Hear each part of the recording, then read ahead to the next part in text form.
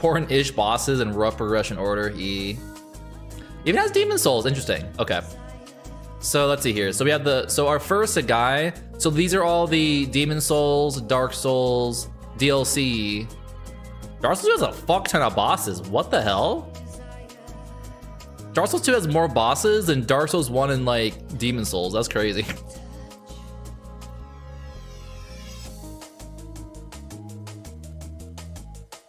About to be a moment. Wait, watch what?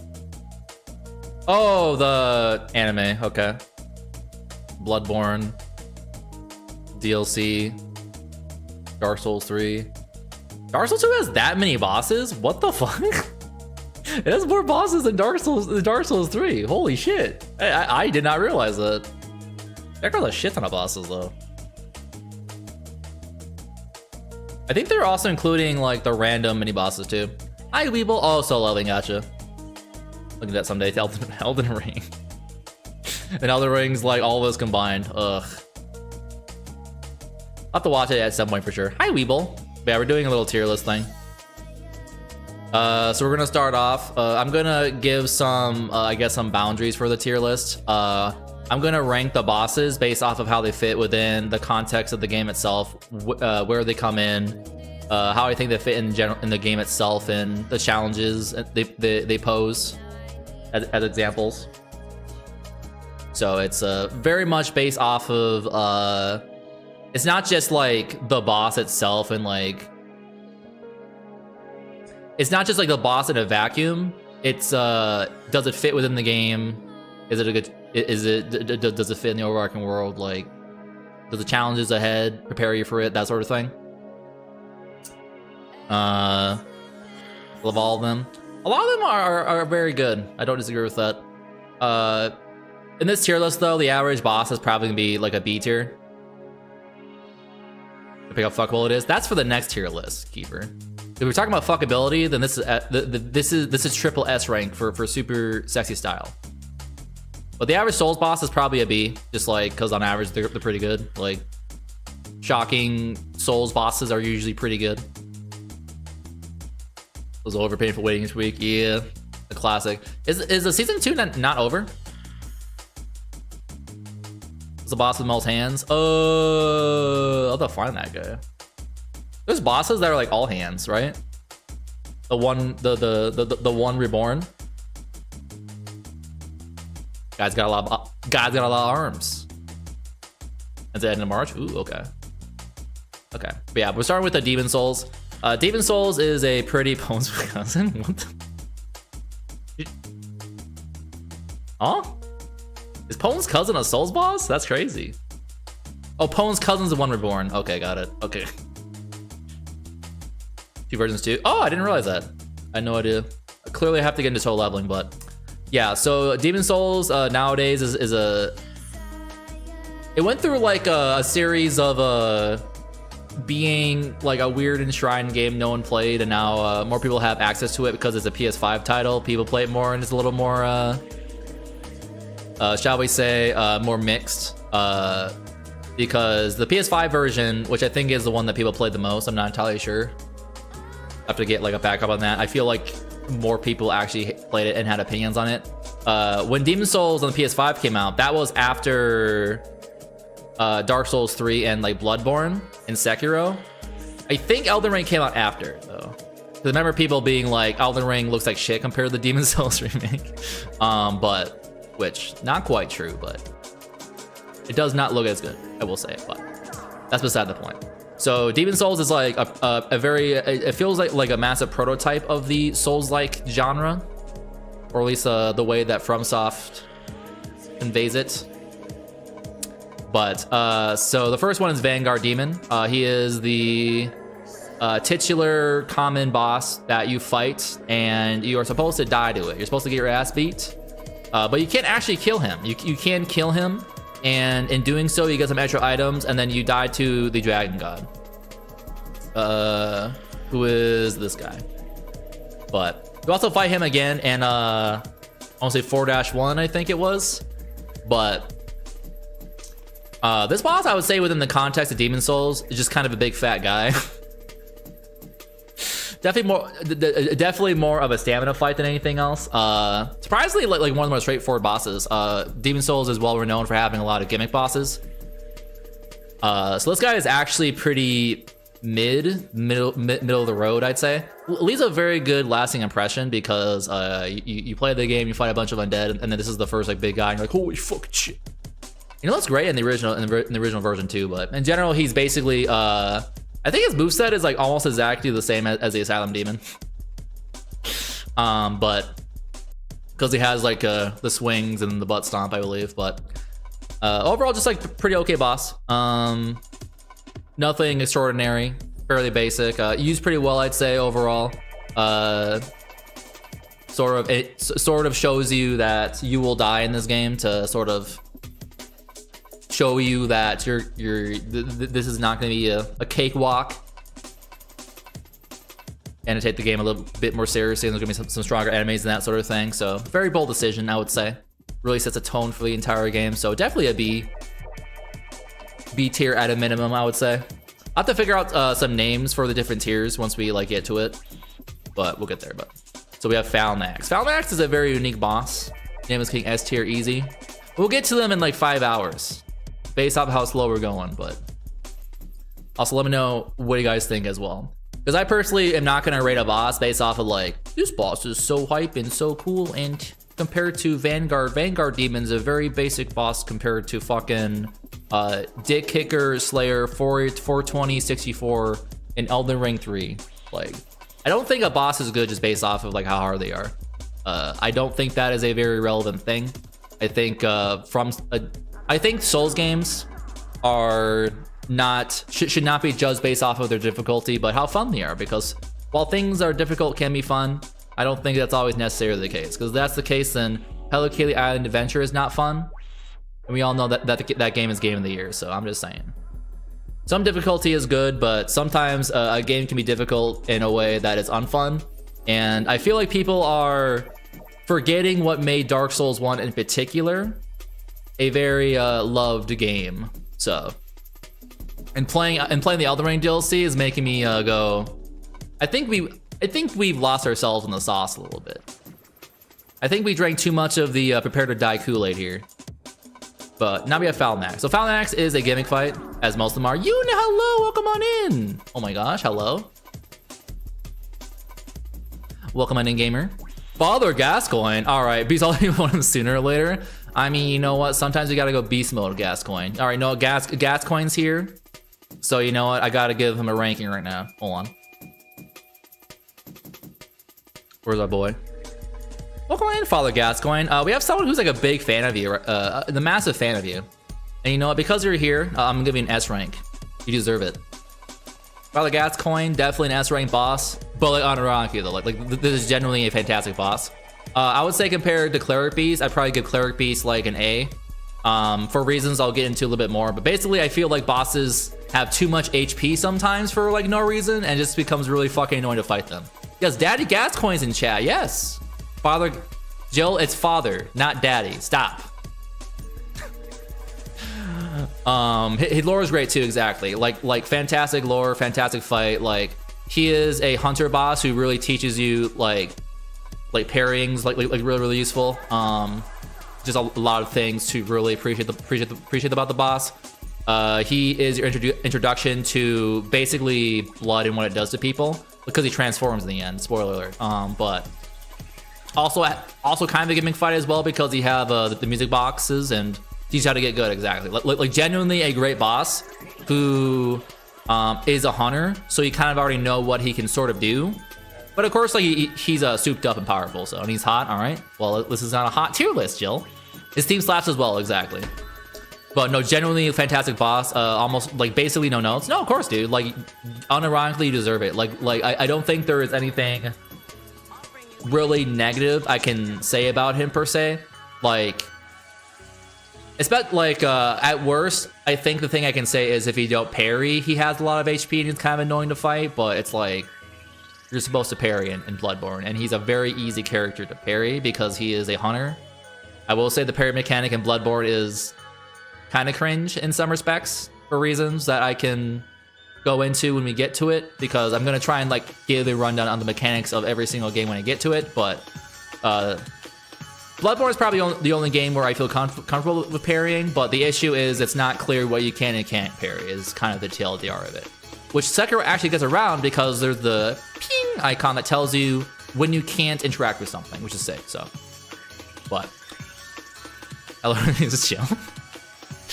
Jill, how many crushes do you have on random creatures? But, yeah, so. Probably Guys Coin definitely deserves an S for sure. But back to Demon Souls. The game where if you die, you lose half your health, and that's just who you are for the rest of the game, more or less. But it's not being for allegations. They're not allegations anymore. They're pointed truths. Monster Man's My Heart Wilds. Goro Magala is peak. Goro Magala is my goth monster GF. Please do not make fun of her. Jordan 2 Werewolf, exactly. He is a man by day and furry by night.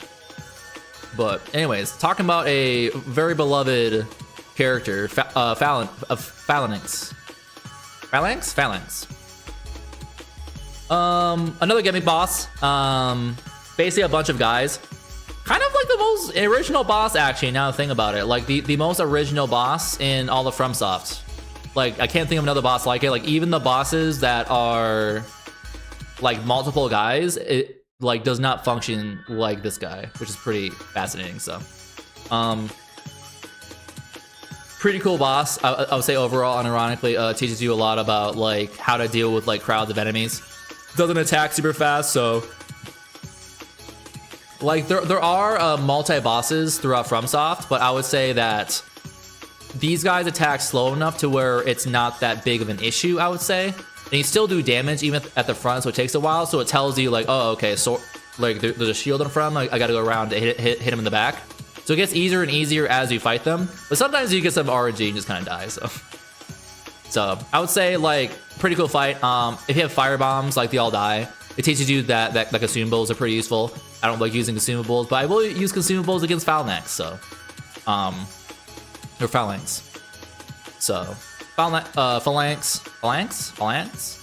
One of the better and cooler multiple bosses, I would say. Pretty unique. I don't know. Can't really complain about him too much. So yeah, moving on. Vanguard Demon, BB. We'll probably have a bunch of B tiers before I'm like, okay, there ain't no way fucking Tower Knight is gonna be in the same tier as you guys, but whereas the Horus has cool attack. Ludwig SS tier. We'll see about that actually. But definitely like up there for sure. Tower Knight. So Tower Knight's a goofy fucking boss. You enter the arena and you have a bunch of guys on the sides who shoot projectiles at you. So you're incentivized to kill the guys on the outside. And then while that's happening, Tower Knight's shooting magic at you. So you have to be careful of that as well. But basically, you're trying to like kill all the knights on the outer rim, and then you go down to fight the Tower Knight. It's a pretty long fight, though, I will say, because every single time you die, you have to go back and kill all the guys again. And then, yeah, Manny is a fucking asshole. I'll get to that guy later, though. But as you say, though, most Demon Souls bosses are pretty easy. I don't think that's a bad thing, though. Like, they're cool fights. Like, they're memorable.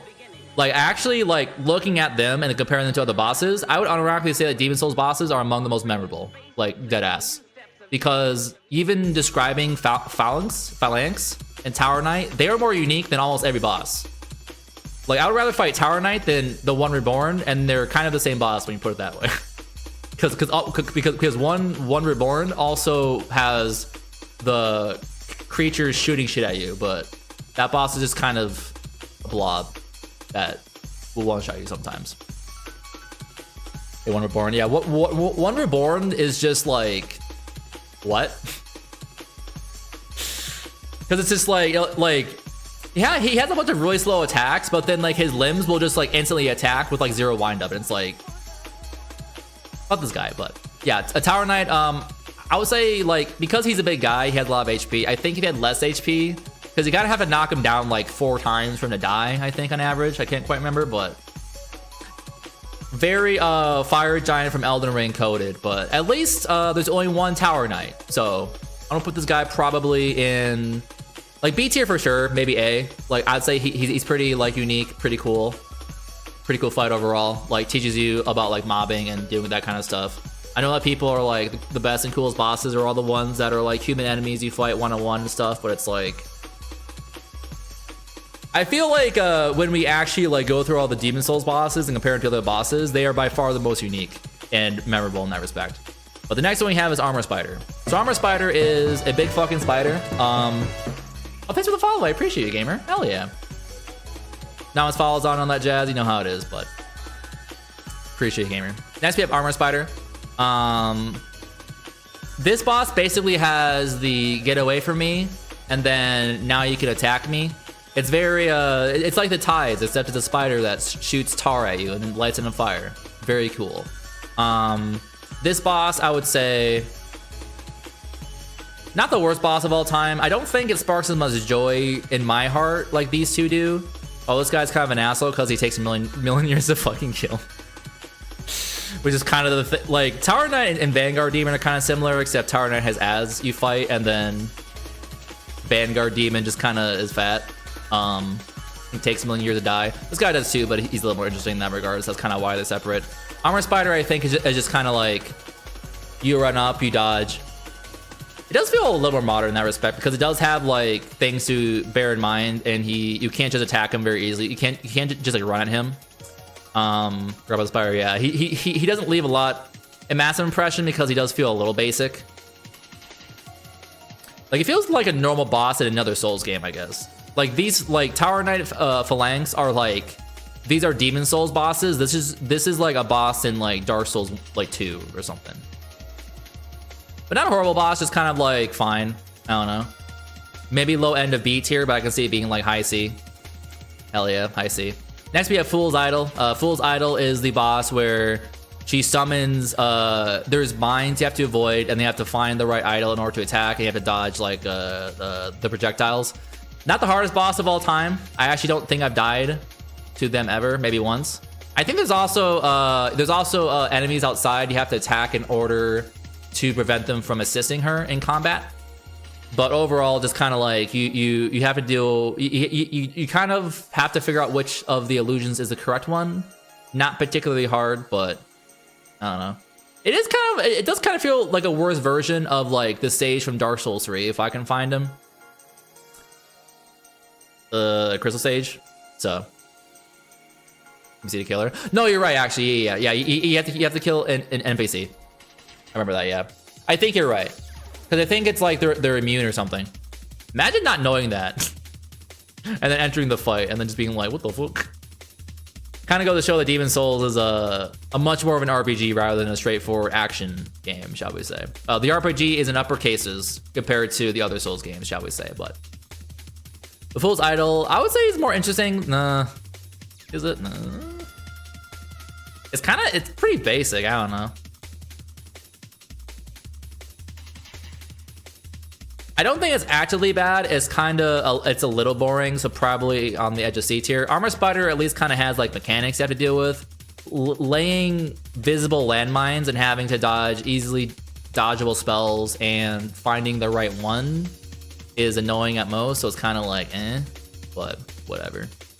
Next we have the Agitator. I can't remember what the fuck this guy's about. Oh, is he the guy with the bird on his head? Yeah, bird guy. Where's that man-eater? No. Yeah, bird guy, right? Bird guy. Yeah, bird guy.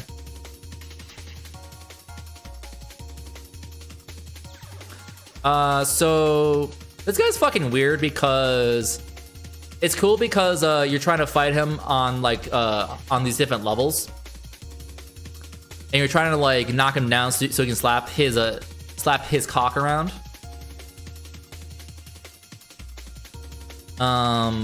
But a lot of it is definitely like figuring out what the mechanic actually is, because it's like you don't do a lot of damage to him. You're trying to stagger him so he falls over and you attack him. So a lot of it is like is trying to dodge like a couple of his moves and then trying to hit his weak point. It's a pretty basic like JRPG boss kind of. It's like that's something you do in Dragon Quest or Final Fantasy, right? But I do actually kind of think it's cool that when you fight him and you're like on the upper like areas. If you're a ranged build, you're gonna try and fight him there, but he'll like slowly destroy the upper levels if you try and do so. That's pretty cool, actually. I think he's a little more interesting. Like, I'd rather fight him over Armor Spider, I think, but definitely more interesting than Fool's Idol, I think, in that regard. So definitely some cool concepts in regards to the environmental hazards and stuff, but not as like interesting as Phalanx, and not as, you know, based as Vanguard Demon. Next we got Leechmonger. This guy's interesting because he's kind of just a boss, and then but he also does like dot damage. Like, he does damage over time because if you get hit by his moves, like leeches will leech you. Otherwise, he kind of just has like 3 moves. He'll swing at you, and he's the second boss after. Is he after Maneater?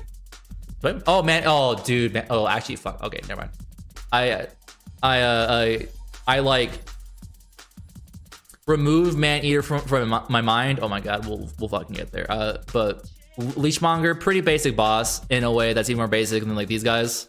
Probably go like very low C, if not D tier. Probably. I don't know. This guy's just kind of.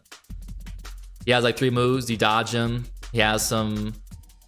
He is even harder than the big guys outside. You know what I mean? Like the big the big weasel guys. Yeah, he was very boring. I don't disagree with that. Like, at least these guys have like gimmicks that are like kind of interesting and aren't like weird and cringe. But thank you, dude. If it's true, I'll be clear to resume shit posting here on the regular. Thank you, Ryan. I appreciate you, Ryan. You can always shit post here if you want to. We're kind of going in order, and there's gonna be a fuck ton of bosses I have to get through, so there we go. But I definitely do agree that Leechmonger is definitely boring. I can't really even redeem him either. Like, I automatically think he's easier than the giant fetid guys who I can't remember the names of. The unclean ones, I think they're called. The guys that look like the Twinkies from Rayman. I think they're called Twinkies. The guys with the long faces. Whatever. But so that's D tier. Flame Lurker. This guy pisses me off because he's like a pretty cool active boss, but his hitboxes are like weird. Yeah, Flame Lurker is the only boss I genuinely struggle with. Well, Dragon God too, but we'll talk. Well, Flame Lurker is the only boss I struggle with who actually like fights you and is engaging in some capacity. He's pretty fun. He's just weird because I feel like his math is off if you're running like a strength build, and like he attacks very fast and his range is pretty fucking good, but he has like really weird weak spots. So definitely like a memorable fight though. So maybe like B tier, like high B tier though. He's a dick, I agree. But the thing is that like he's strength build exactly. The thing is that so like he's basically my thing is that he's basically Leechmonger but like harder, if that makes sense. He also has fire spells, but that's kind of like where I'm at. He's Leechmonger but like harder, so I don't know if I can like put him that high up because I kind of don't like fighting him that much. Because he's like hard in a way where it's like I don't know how to fight you because you're faster than I am. So Grant's always strength. Grant will take the strongest weapon of all time and just beat you to death with it. Yeah, next we have the biggest gimmick boss of all time, Dragon God. This guy pisses me off. D tier, if not E tier. So his issue is you're supposed to stealth around him, but the problem is that the way you stealth around him makes no sense at all. Like he'll look away and he'll try and like move and he'll still see you, and it's because he's not looking the right way away from you. So kind of dog shit. Like I get where they were going, but it's like okay, so like if you're here and he looks away like this, he still sees you if you try and move. He has to be looking away at you like that in that like very specific in that initial phase. I didn't realize that because I'm thinking it's like well I'm he's not looking at me, but he's still seeing me. Like, what the fuck? But no, it's a very... I get what they're going for, but I don't think they implemented the stealth aspect correctly. And it's not obvious, because there's no like actual stealth mechanic. This isn't Sekiro. So, I like the idea if they just kind of didn't do it. I've only ever had issues with the first portion as well. Is the other thing as well. So, probably a D tier for sure. I can appreciate what they're going for because it's... Basically, you can't fight him head on, so you have to like chain him to the ground for... Why is he in front of these massive, like, pinning launchers that chain him to the ground? I don't know why he's there. I don't have to know. It's Demon Souls. Like, I don't know. He's built different. I don't know. But he's not built different enough to be immune to me stabbing the shit out of him when he's pinned to the ground. But very ambitious boss. Unfortunately, is the bed of chaos of Demon Souls. So definitely a D tier. Man-Eater. Worst boss of all time. Probably... This boss is probably the... This is absolute Bed of Chaos. I don't know if Bed of Chaos or this boss was implemented worse. Genuinely horrible. So if you're unaware, a Man-Eater is not one but two bosses, and it's two mana cores that fly around. So not only do you have to wait for the mana cores to fly and land, but you're also fighting on this very narrow like hallway, and they do a lot of like big sweeping attacks that knock you off. And there's two guys.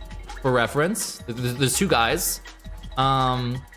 The optimal way to fight them is to take a bow and shoot them, because they have actually some pretty low poise, especially with like certain bow combinations. So you can actually like almost permanently stun lock them in the air, and that's just how you do it. That's the optimal way of doing so. If you fight them without doing that, they are probably among the worst bosses I've ever fought in this fucking franchise. So the enemy blocking the staircase is also very annoying too. I also don't like the Cthulhu guys. The hitboxes of their stun move is ridiculous. Like, I've never seen it before in my life. It's kind of... What? It just doesn't make any sense. So that's also that. But,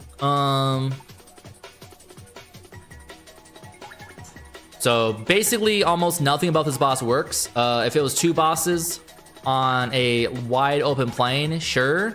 But the fact you make them, you have two bosses and they knock you off, and they can stun you too, I believe. No, horrible boss. Next we have Old Hero. Fucking cool ass boss. He's blind, and if he hears you, he'll beat your ass. Very cool boss. Has actual mechanics as well that are interesting, and if you make noise, again, he'll beat your ass. But you can also kind of like fight him normally too. But he isn't like Flame Lurker, where I feel like he maths you, where he like maths you out. So he has a little extra spice compared to Flame Lurker, who's just kind of like a guy who you fight. So definitely one of the cool bosses for sure. Next we have Penetrator. Yippee! Penetrator is actually a really fun boss too. Pretty basic, and you always fight like a guy, but he actually has some pretty cool moves. Like, I don't know, I think it's fun to fight, especially within the context of Demon Souls, because you're storming the castle. You went through like this entire army, and you have this friend who you're fighting with, and he will beat your ass if you're not careful. So pretty cool fight. So your mom, so true, dip sauce. Welcome on Indeed. So real. Got him. Oh my god, I can't believe this. Last streaming piss. What a cool game. Please elaborate on that.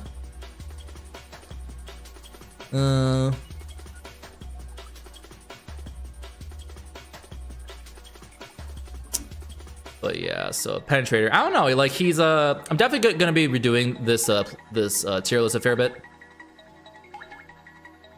I don't know about the piss streams. I'm sorry. You're gonna have to elaborate on what those look like, because I'm very intrigued.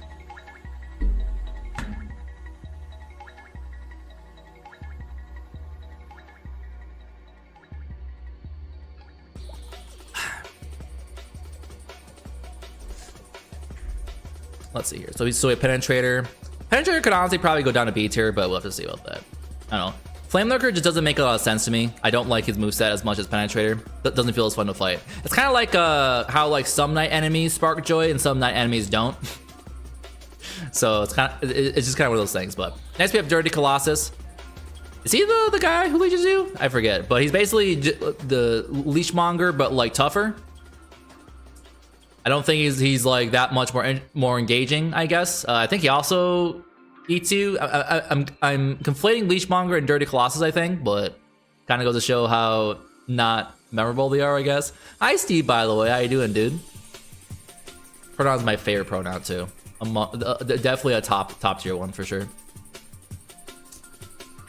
Next we got Old Monk. This is a goofy fucking boss. This is the goofy ass boss where basically it's a old dude who sits by and you have to fight either an invader or an NPC invader he summons. And the invader is like actually a pretty fun fight. So I actually don't hate this boss at all. Pretty cool and unique idea, very memorable. I wouldn't say it's like an all-time incredible boss, I guess, because it is you fighting like an NPC invader a lot of the time.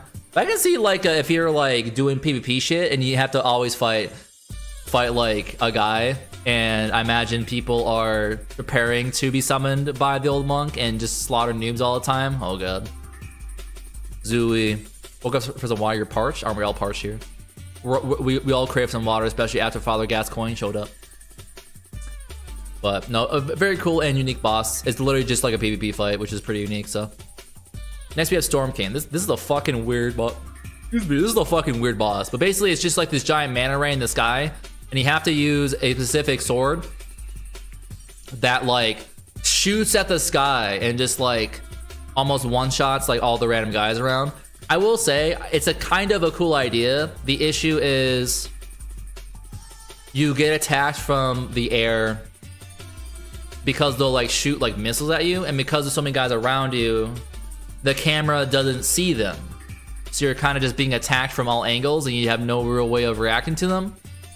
But it's also Demon Souls, so you kind of like aren't any actual threat. And you have to, and the Storm King kind of flies around, will like fly out of range, so you kind of you'll periodically hit him with a sword. It's definitely a very memorable fight, I'd say. I wouldn't call it hard, and it's also it also unlocks the easiest way to gain souls in the entire game, so I can't argue against that. Pretty cool. Big fan of having easy to farm souls to level up. But yeah, so that's a pretty memorable fight, I'd say. We'll see how this all goes when compared to all these things. Maybe I'll do like this is like how everything in Demon Souls feels, and then compare that to everything else. This is gonna be really interesting. I can feel some pretty big shifts. Next we got Maiden Astria. She is a very interesting fight. Basically, there are two paths forward. Well, three paths technically speaking. Three paths. If you go down into the pit, there's a bunch of like demon babies that will attack you and poison you, and it's very difficult to get through them because they do a lot of damage, and you still have to fight her knight. Her knight, by the way, covers the left side, and it's a very narrow hallway, and he has this massive fucking shield and this big weapon, so it's very hard to actually dodge this weapon. I was using a strength build, so the entire time I was just like kind of like swinging, like almost out of his range and knocking him backwards. It took a very long time, but I killed him. But I can see other builds struggling to do that. And the other path is on the if you go on the right side, there's an alcove that nothing can hit you in. You can shoot Astria with like ranged weapons, bow, magic, whatever. It's very difficult to kill her because her healing is ridiculous, but you can't out DPS it, so it's also a possibility. So very, very cool boss.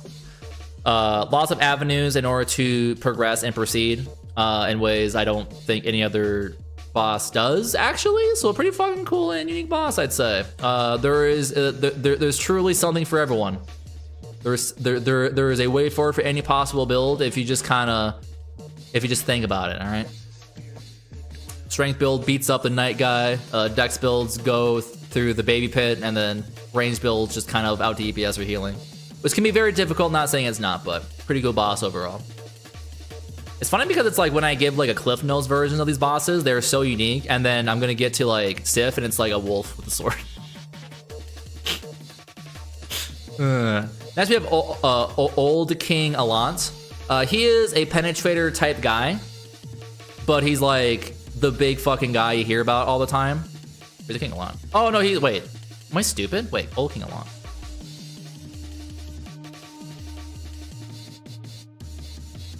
What's the difference between King Allant and Old King Allant? Oh no, he's the guy you fight. Okay, never mind. Yeah. Old King Allant though has a pretty fun mechanic where if he grabs you, with his specific spell, he will drain your level. He will absorb a level from you, which is pretty cool. Very fun and also engaging and very colorful. But overall, just like a pretty cool fight. I don't know. Like he has like a pretty diverse moveset. He has like a get away from your option. He has like a sword combo. He has a dash. I don't know. Like pretty cool fight overall. Fights in a really cool arena. Even if his run back gives me a hernia. It's definitely a very gorgeous vista. Fighting this guy from his throne room, looking across the kingdom. Pretty cool. So next we have King Allant. It's basically just like an NPC fight you have to like unlock. I don't think I'd put him very high though. It's literally just like an NPC fight who will like two-shot you. So I don't know, like Hereish maybe. I don't know, it's kind of boring. Like it's kind of cool from a lore perspective, but he's very like leechmonger coded. I don't know, maybe like Hereish. Red Dragon. These guys are goofy. These guys are very goofy because, hi Auntie, what's going on, bro? We're doing a FromSoft Souls tier list. We just started. This is gonna take like 5 hours. Holy shit. How you doing though, Auntie? But yeah, so red and blue dragons, they take 1,000,000 years to kill, and they will always fight outside your range, which is kind of cool. They fight like how you would imagine dragons would fight. They just won't attack you because they can just fly away, and they'll breathe fire at you and stuff. So pretty cool. Red dragon and blue dragon. So red dragon is the one that flies. You can only hit him from like a specific like tower, and you have to shoot him like 400 times with a bow, and you have absolutely no danger of dying because they'll just keep flying at you. Alright, Pone, welcome on in, dude. Pone, I beat the Elden Ring final boss. We'll get to him later, but it pisses me off. I'm just doing a Demon Souls tier list based off of how cool and fun they are to fight. Yes, I beat cancer officially. It's truly wonderful. Very happy to have defeated it. But blue dragon, on the other hand, is the dragon you fight outside of the throne room of old King Allant, and you have to fight at a very specific angle, just outside his range, to the point where you don't even have lock on, and you just kind of shoot it 500 times. So these are hard because it's kind of cool. I will say it's kind of cool killing your first dragon because you feel like you discovered a hack. Because, oh wow guys, I found a way to kill a dragon and it's not gonna fight me. It feels like you're cheesing the game in a way, but it's like that old kind of old school cheese where you feel like a fucking massive brain genius for figuring it out. It's less fun when you do it to the second one because it's like, oh, I have to fucking shoot this fucking dragon 199 times, huh? It takes a while. So I'd almost say it's like the red dragon is probably a B tier boss where it's like, I'm gonna kill this dragon for 3 minutes and then I'll get a cool weapon because I figured out how to fight it. The second one's like, oh, this again. So, which is also coincidentally gonna be how the Elden Ring dragons are gonna be, except even worse. But I rather train a dragon, wouldn't we all? Wouldn't we all rather train a dragon? And then next you have Primeval Demon. This is a goofy ass fight because it's not even a boss fight, you're fighting a slug, but it's meant to represent how it's like, I can't actually remember what the lore is. I'll have to watch the body video, but I'm pretty sure it's like the Primeval Demon is a creature who is like trying to like transform the world or whatever, I don't know, but it's more of a lore boss than an actual boss. It's objectively the shittiest boss. Like even Covetous Demon does not compare to the might of Primeval Demon, but it's basically just like a slug. It can attack you, if you can call it that, but I can understand if you're like very RPG brained fighting this boss and then being like, oh, being disappointed. But it's kind of cool because it's like you go to this really alien looking place and then you see like the remnants of this kingdom and like what their greed and everything's. I don't know, like I think it's cool from like a lore perspective, but because it's like the game doesn't like do lore in a very straightforward way, it probably goes over people's heads. So I don't know, it's different, but it's definitely memorable, shall we say. I remember I think higher of his boss than the Dark Souls 2 one. We'll put it that way. So I don't know. So these are all of the Demon Souls bosses. I don't know if any actually belong in S tier. Like Old King Allant probably might. Unfortunately, I can't. Oh, I can't order these actually. Right? Okay, might have to order these. Old King Allant is pretty fucking cool. Cool ass boss. Love him. Peak.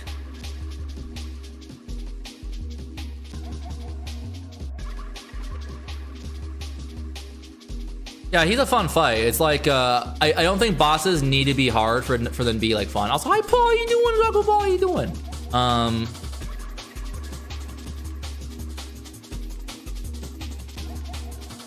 They tried. Cool. Conceptually. Poorly executed. Oh. Getting spicy.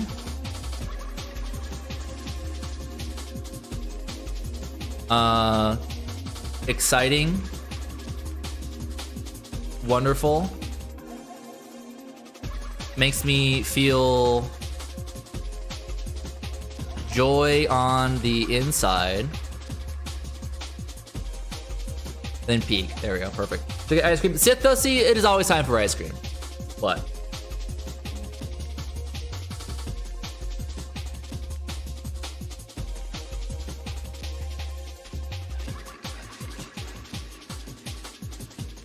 Okay.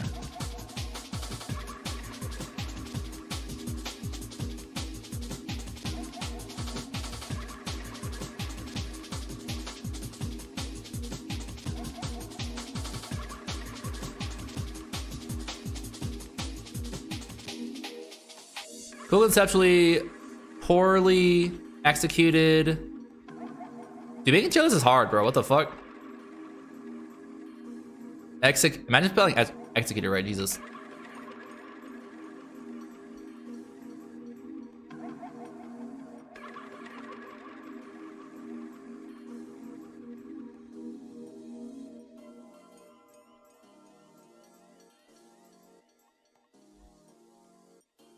I don't want to say they tried because sometimes it does not feel like they did try.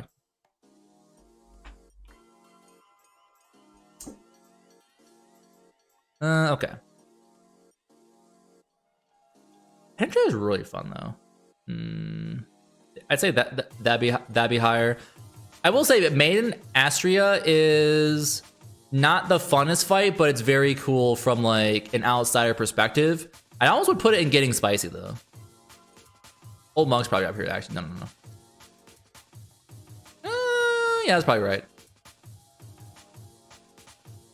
I do enjoy fighting Agitator actually.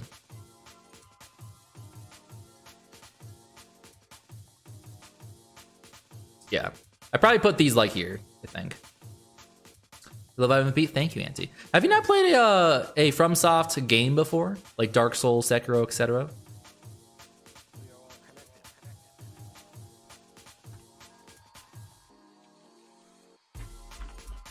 On failure. Honest, dude, I might do that. I'm considering it because a lot of those bosses just kind of piss me off.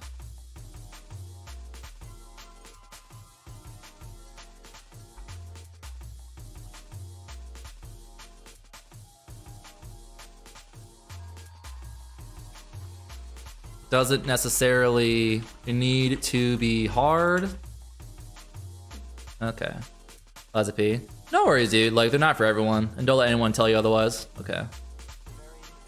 So this is like where my Demon Souls tier list would probably be. How do people feel about this? How do the people feel about this?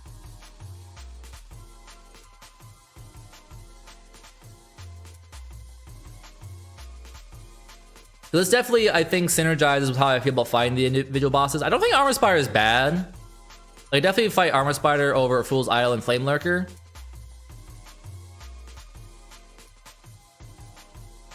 But I at least remember Flame Lurker over like Leechmonger and Dirty Colossus. Like I barely fucking remember these two. Like they're basically the same boss. Like they just kind of like swing their arms at you. And they're just like big fucking guys. And they're stupid. Fool's Idol, I think, is just a little bit too basic. It's probably more interesting than... Nah, I can't justify that, actually. They kind of just like throw spells at you, just kind of like roll and go behind the pillars and stuff. It is kind of a cool fight, though, I will say, actually. When you're like in it, though, I think. Like, it is kind of a worse version compared to the Crystal Sage, but it's like not bad. It's a good like spellcaster fight. It's probably one of the better spellcaster fights that feels like you're fighting a spellcaster instead of a spellcaster that like is a knight that shoots spells at you, which I think a lot of the spellcaster fights tend to be. So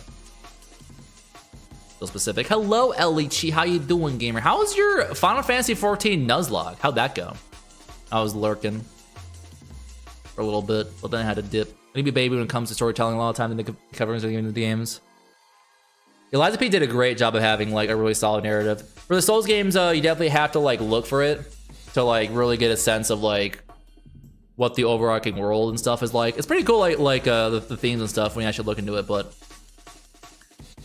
yeah, so Demon Souls I think would probably be like here. Unfortunately, this is when all of the creativity of the franchise has gone, and after this, it's a lot more straightforward, shall we say. And every single gimmick fight is reviled by this point. Like Moonlight Butterfly, I would argue, is a gimmick fight, but it's not particularly greatly implemented because a very common build type is melee weapons, and it kind of just flies away and doesn't let you hit it. So, which I think is fair. I don't know. I think that's fair. There was certainly a level of, well, just get a bow and shoot it, but it's like.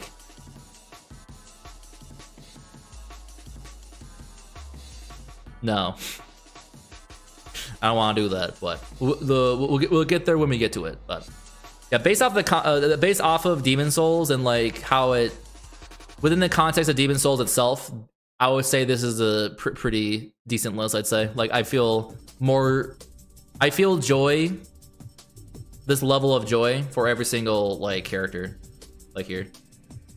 So, all right, now we're on to Demon Souls. Sorry, Dark Souls 1, yippee. Can I get some yippies in chat? Dark Souls 1 is my favorite of all the Souls games. I think it is probably one of the most important games released in the last decade. Well, it technically came out in 2011, so they're 14 years ago, Jesus. And I think after beating the Elden Ring DLC, I think people forgot. 14 years is a very long time.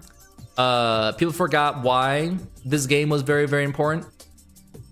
And that's because in order for a game to be fun, it needs to feel fair. Dark Souls 1 is very fair, except for a couple of bosses, but we'll get to it. There's very little instant deaths unless you are not paying attention and die like a fool. I remember my friend saying, well, I got hit by a boulder going upstairs, but if you look up the stairs, you'll see the boulder before it hits you, and you can dodge. So there is a lot of aspects of Dark Souls 1 that is good level design that I feel like Elden Ring, especially in regards to the bosses, we'll get to that. Elden Ring does have some good like dungeoning design. I think it's very on par with Dark Souls 1 or slightly worse, but the bosses for sure, I think, are a stark contrast to one another. But let's start off with the Silent Demon. Probably one of the best bosses, I would say, in like Souls history, just on the basis of it being the first boss you fight, and it does a fantastic job of teaching you different Souls mechanics. When you first fight it, you don't really fight it because they have a shitty ass weapon. So you kind of like look around a little bit because you're probably freaking out having this dog shit weapon. You're just like, oh no, this demon, a demon. So you leave, and then you deal with the tutorial because there's an open gate, and then you just kind of go through it, and you go through the tutorial and everything like that. And then you fight the Asylum Demon after doing a plunging attack, and for a bit of vengeance. And its moveset is literally like swipe, or swipe, slam, and he'll do a butt smash. Or is that the later ones? I can't remember, but. So overall, like a really good introductory fight, very memorable. Really teaches you the ropes of Dark Souls 1 and really gets you immersed in the universe in a way that other tutorial... It's just a really fucking good tutorial boss in a way that I don't think any of the other bosses do. Because I would argue that tutorial bosses should actually not be that hard. So this one within the context of Dark Souls 1 is perfect. Literally no notes. I wouldn't put it in peak just because it's not allowed to be peak, really. It's not supposed to be the greatest boss of all time. It's just kind of supposed to exist in its little realm of being a boss that teaches newbies how to get into the game. So there we go. Next boss is Taurus Demon, another A+ boss, I would say. You enter the boss room and you see this big fucking demon. You're like, ooh, a demon. Oh, I have to fight another one of these silent demon guys, but he's different. How scary. And then you get shot in the back by fucking guys. How horrible. You deal with some more archers behind you. Which, you know what? Guess what? That is something that you deal with the entire game. So perhaps looking behind you is a very valid strategy that only is relevant in Dark Souls 1 from now on. And then I think exactly the one Reborn. I don't think there's any other boss from FromSoft history other than Taurus Demon and the sewer dragon, whose name I forget, Gaping Dragon, that do that. Yeah, backshots are always tough for sure, but nah, Taurus Demon, like pretty basic moveset, like has a jump attack, has 1 and 2 swipe, and then I think like another move. I don't know, pretty basic fight overall, but definitely very memorable, I'd say. You go through the entire Undead Parish, and then you have to have the awareness to kill the guys behind you, so pretty unique in that regard. I would actually argue that that is more interesting than fighting yet another guy who has a sword and does bullshit attacks at you. I'm only a little bit salty about Elden Ring, just a little bit, but I'd rather fight 100 Taurus demons than half the shit in Elden Ring, so here we are. Next we have Bell Gargoyles, another peak fight. Definitely can be very overwhelming, but does a great job of teaching new players about summons and pushing them towards doing the summon mechanic. But does reward you being very good at the game. If you beat the shit out of the gargoyles fast enough, they kind of just don't get to gang up on you. So it teaches you a lot about like not playing too defensively. You still have to fight and kill them.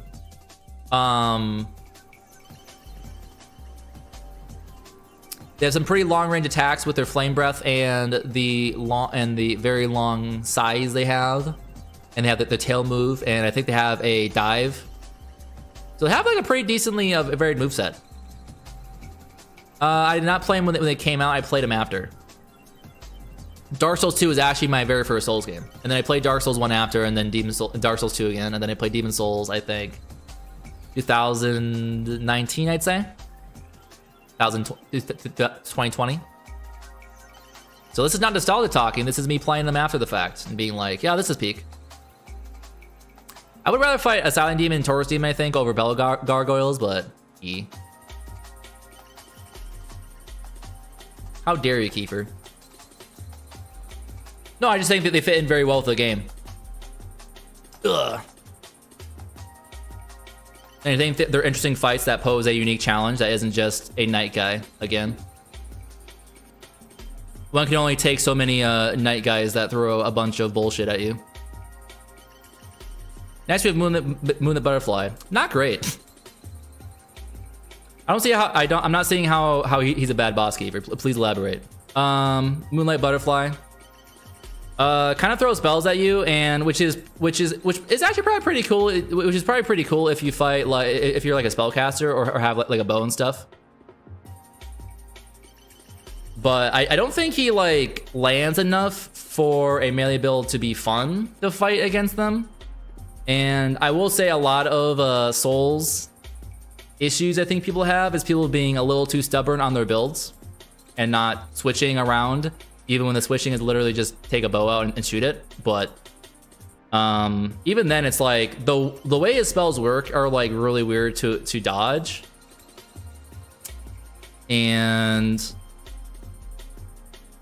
I remember what else. It's been a hot minute. Because sometimes the way like his spells come at you, it's like borderline impossible to actually dodge the missile. So it's kind of like, I like the idea, but You're talking about the Capra demon, not the Taurus demon, dude.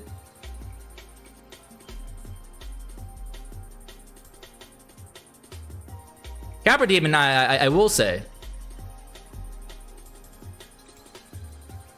Yeah, you're talking about the Capra demon. I haven't rated the on the wall. Yeah, it's the one on the wall. Yeah, it's just like a guy. Yeah, I think he's a cool boss based off of when you fight him. The Capra demon, I wouldn't say he's a bad boss. He's not great. He's definitely like, would he be danger actually? No, he's probably pretty poorly executed. I do understand. I think I get what they're going with.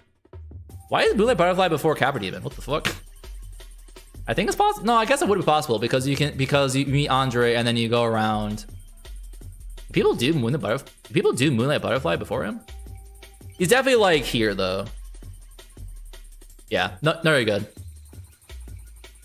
So his issue is, so you're in this like really like cramped room, which I think isn't a horrible idea because it means you have to like get up and close in person with the boss. Like it kind of teaches people to be more aware of their surroundings. The problem is that he has 2 fucking dogs, and dogs are very fast, annoying enemies, like notoriously annoying. So if you're like running a strength build, it's like, I want to say borderline impossible. well, not that of course, but it's like it's very, very tough. And the boss itself is Taurus Demon E in the sense that he's like pretty basic, like he has like 3 moves. But it's the fact that he has like really quick dogs and you don't have the gear or the stats really to be able to like comfortably tank all of them. Because if he had like the poise, I don't think it'd be that bad. By that point, it's just at that point, it's like if you, because like I think my build was like a spear and shield, so it wasn't that bad because I can have my block up and stab things and dogs die in like 2 hits. Yeah, exactly. Like they give you stairs. Like they basically are asking you to use the environment. The problem is the dogs make it very, very tough. And by the time it's like you kill the dogs, it's like you still have to deal with him, and you're probably in like a really weird spot. So, like it's definitely like a pure pro executed boss. I think if they even had like one, like even if it wasn't 2 dogs, it was 1 dog, I think it'd be fine. I think it'd be fine if it was 1 dog, but because it's 2, yeah. But I miss out. Next we have Gaping Dragon. So this is probably the coolest fucking looking boss in the entire game. Hold on a second. Whoa, bud.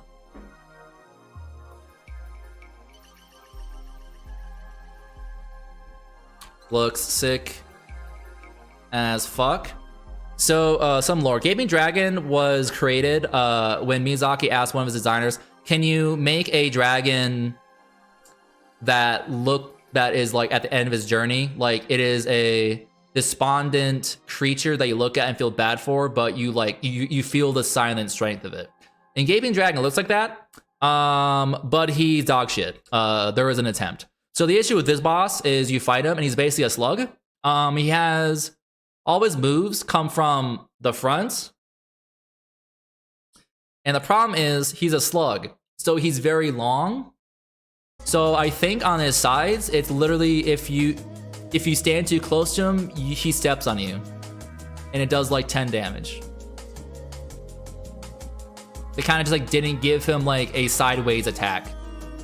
And one of the core things with the boss is there's actually a guy like outside of the arena that shoots spells at you. So there is the possibility of you having spells being shot at you while trying to fight this dragon. The problem is that by this point, you fought the Taurus Demon, who's done this already. They said Taurus Demon is actually a threat to you. Gaping Dragon is not a threat to you. You stand on his sides and he dies. And he's a very tanky boy. He takes 1,000 hits to die, and he just isn't. He's just a big meatball. He's a big sausage. You slap him enough, and he falls over. Very sad boss. They certainly tried with this guy. Looks sick as fuck though. His design is very akin to how it feels fighting him. Our next box is Chaos Wish Quelaag. Looks sick as fuck, true. Honestly, like genuinely one of the better bosses in Dark Souls 1. Like looking back at this, like the Dark Souls 1 has some fucking sick ass bosses that are like really good, and they have some that are like this. Even Dragon makes me so sad, bro. If it had like one move on the side you had to give a shit about. Tail weapon, true. Quelaag is easy peasy. Yeah, Quelaag isn't hard. She has a cool moveset. I think it's just like when you fight her. Or when to win, yeah. Well, that's every single boss in Dark Souls 1, to be fair. I think she has a good moveset. It's just Dark Souls 1 mathematically is pretty easy. Like she has like the lava move. She has like a combo. Like she has moves. It's like I think when you fight her, like you're probably on average like you're very strong and kind of just roll over. But honestly, it's kind of Dark Souls 1 in general. But I do think I enjoy fighting her more than like these guys though. Copper Demon wants a word, true. Well, Copper Demon has issues that. So Copper Demon's issue isn't he hit him a bunch of time and he falls over. The issue is he has dogs, and it's like, oh fuck, he has dogs. Like the dogs die in 2 hits and he dies in 6 hits, but it's like you have to deal with that at the same time is the issue. So it's not a math issue. It's just like it's just like a mechanics issue. Quelaag is just like a cool fight. Like I don't know. Yeah, small space for sure. Exactly. Yeah, the small space is a big issue. Honestly, I actually go as far as to argue it's like kind of an issue, but not really because at no point have I ever really felt the small space was the problem. It was the fact there were multiple dogs. Like if it was just like him in the room, like whatever. Like he has 2 moves. I'm not particularly afraid of him. You can, but I'm pretty sure that's like not an actual thing you should be doing. But yeah, Quelaag definitely up there. I'll probably like reorganize it at some point, but whatever. Old Monk should not be up here. Rather fight Adjudicator than that guy. Next we have Pinwheel.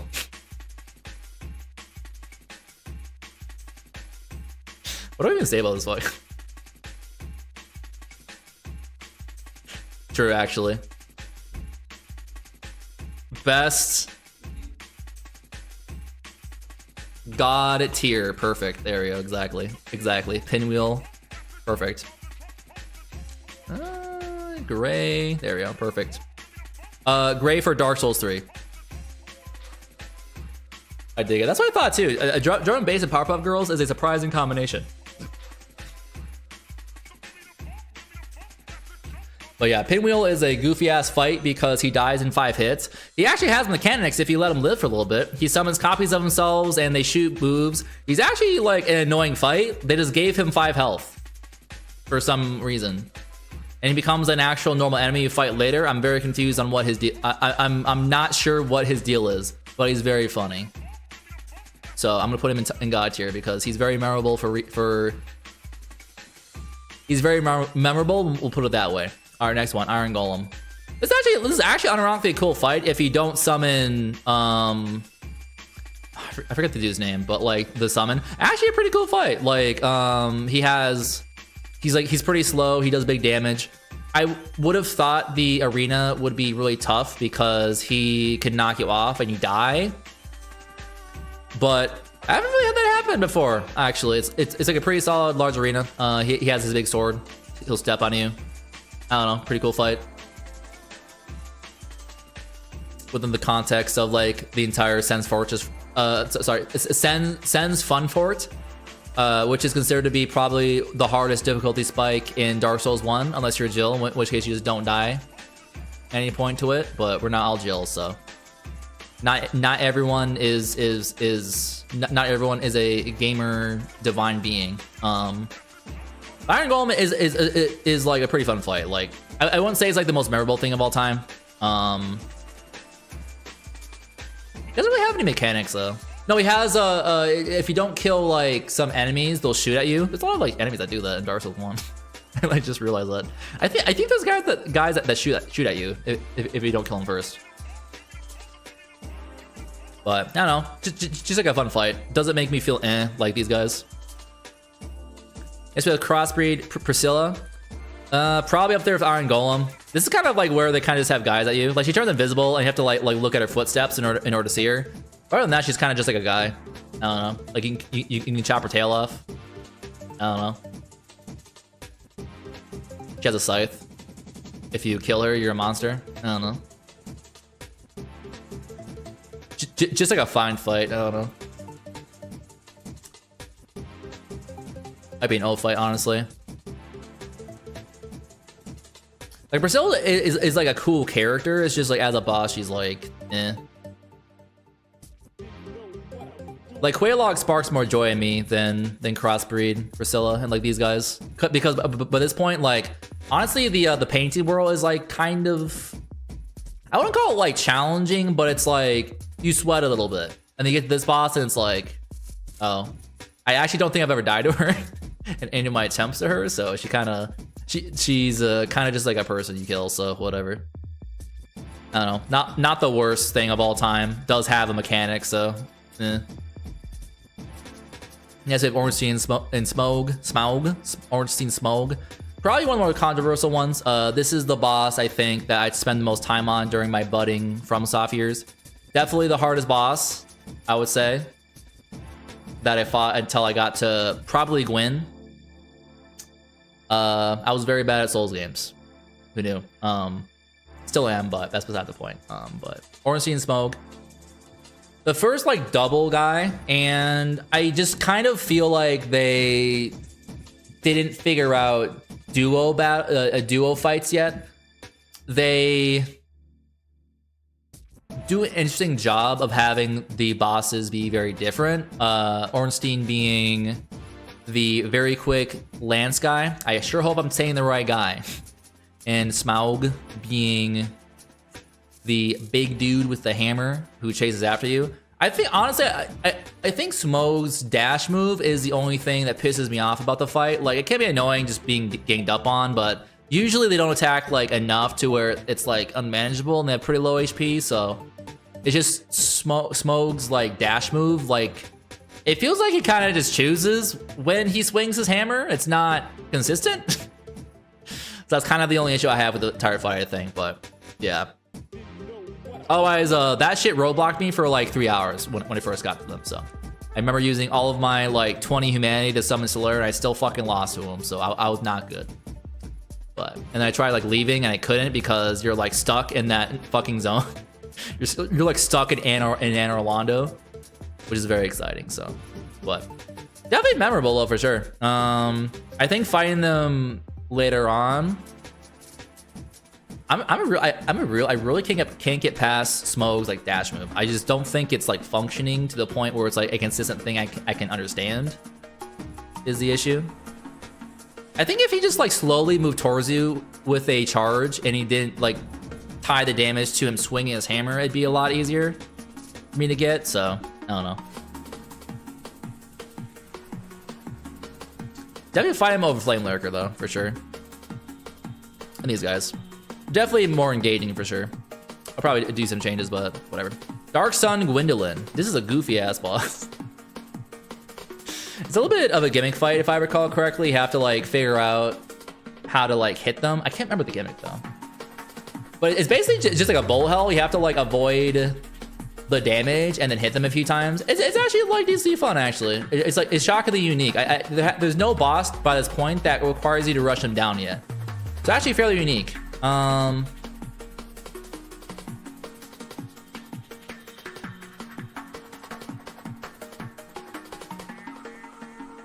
put up here actually.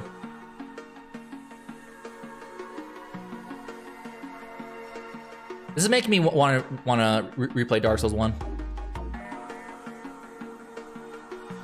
I'll have to like reorganize these later, but yeah, this Dark Sun Gwendolyn is just kind of just like a rush on boss, which is pretty unique though, I will say. Like it doesn't feel like as flashy as fucking like old hero being deaf or Phalanx having takes incredible amounts of fire damage, but is basically immune to damage and has like 50 guys you have to kill. So yeah. Guess we got Stray Demon. This boss is pretty cool, like, in the context of the game itself. The boss is literally a silent demon, but I think he has another move. I think he, like, explodes or something. I can't remember. Oh, yeah, he puts his mace down and he explodes. But it's cool going back because when you first start the game, you see the Stray Demon, in like the jail cell, and then you leave, and then you come back, and then you're like, whoa, I can kill the street demon now. It's pretty cool. Pretty cool idea. Kind of whatever though. It's like, oh boy, this guy again. So I do think it's cool from like a gameplay perspective. I will say, like, I'm gonna do something a little bit controversial and put him in like the. I did enjoy seeing this boss and killing him because it was like it loops back, you know. I have a different opinion on a future boss that we'll be getting to though, but definitely a pretty cool idea for sure though. Did not hate it at all, and they did at least give him another move, so it's not literally a silent demon, but again, and you do get to this guy like 15 hours later, so it's not like you're being spammed with a silent demon, guys. So next we got Great Grey Wolf Sif. God tier. Do I even have to elaborate why? It's a big wolf with a big sword. 10 out of 10 design. The wolf is Artorias' wolf and is guarding his grave and takes his sword and beats it to fucking death with it. 10 out of 10. The actual boss itself, it's pretty much just, I will say it's pretty much just a guy, but you can get under the guy and slap him around. I don't think it has any real mechanics beyond hitting 15% HP and it starts limping and whining, and you feel like, and you wanna homeward bone out. But has some pretty interesting, but like, the lore itself and the boss is more interesting than the moveset itself. Like, it does have some pretty cool looking moves. Like, it has spin moves. It's fun to watch Sif fight, but it is just kind of a night guy. But I think we all agree that the Sif belongs next to Pinwheel. I don't know if I can agree that Pinwheel is worse than Sif. I think Sif has a little less juice than Pinwheel. That's my opinion, so. Level style Totino's. Ooh. Got some pizza rolls out here. Sheesh. Love to hear it. All right, next we have Four Kings. This is a fucking weird boss. I remember my first time fighting these guys, I got Havel's set, and then I had all the poison in the universe, and I just kind of ignored their attacks and beat them to death. Good times. Weird fucking fight. Very similar to Bell Gargoyles, now that I think about it.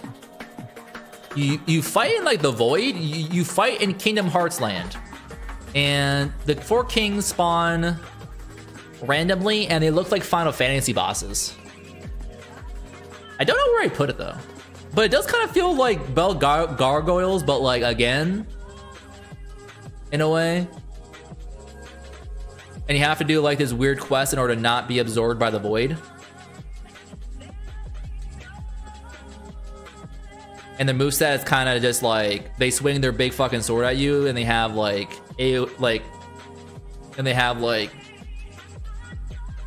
range spells. I don't know.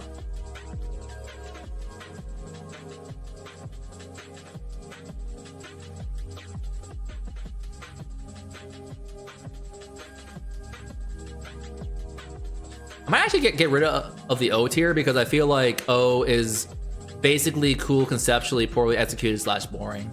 Or interesting and fun, doesn't necessarily need to be hard.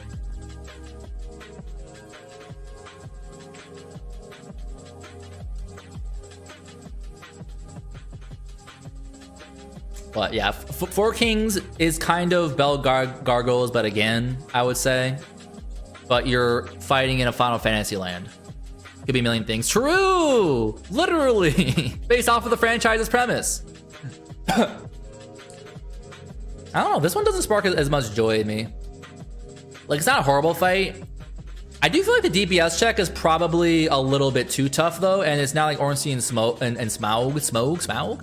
Because they have long fucking bullshit fucking sword moves. And they aren't like slow, they do attack you pretty quickly, so it feels like you gotta cheese them a little bit.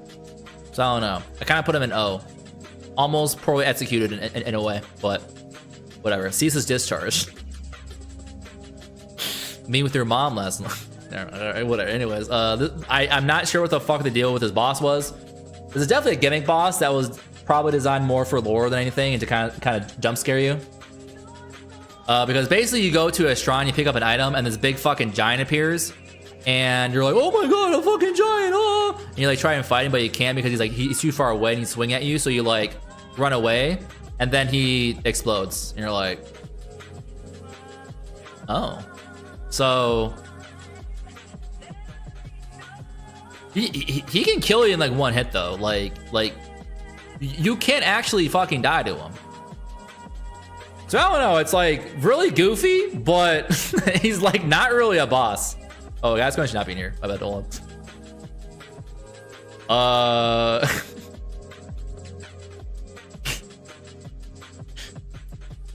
He might honestly have his own row. He's like not a boss.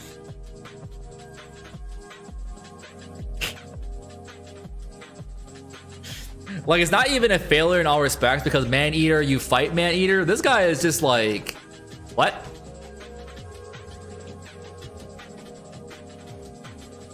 So I'm not really sure what the fuck his deal. All right, Demon Fire Sage. So Demon Fire Sage, I can appreciate Stray Demon. Demon Fire Sage comes in like 3 bosses later, and it's literally Stray Demon, but Hot Spice. Stray Demon is mild. Demon Fire Sage is Buffalo. Like,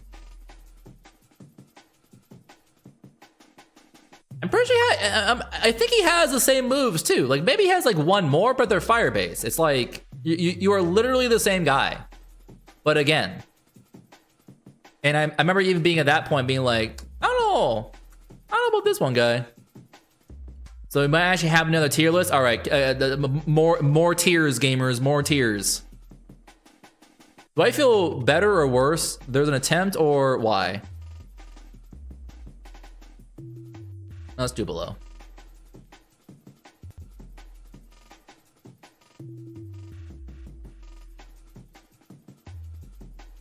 No, this should be that color. There we go. We're kind of blitzing through Dark Souls right now, though.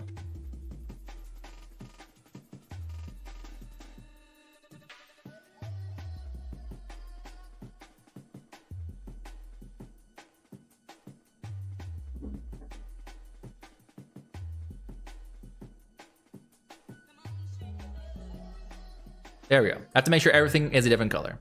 All right, so we're adding more and more tiers. Next we have Centipede Demon. This is a fucking weird guy, and actually this boss is actually very hindered by the camera because it's a big fucking centipede.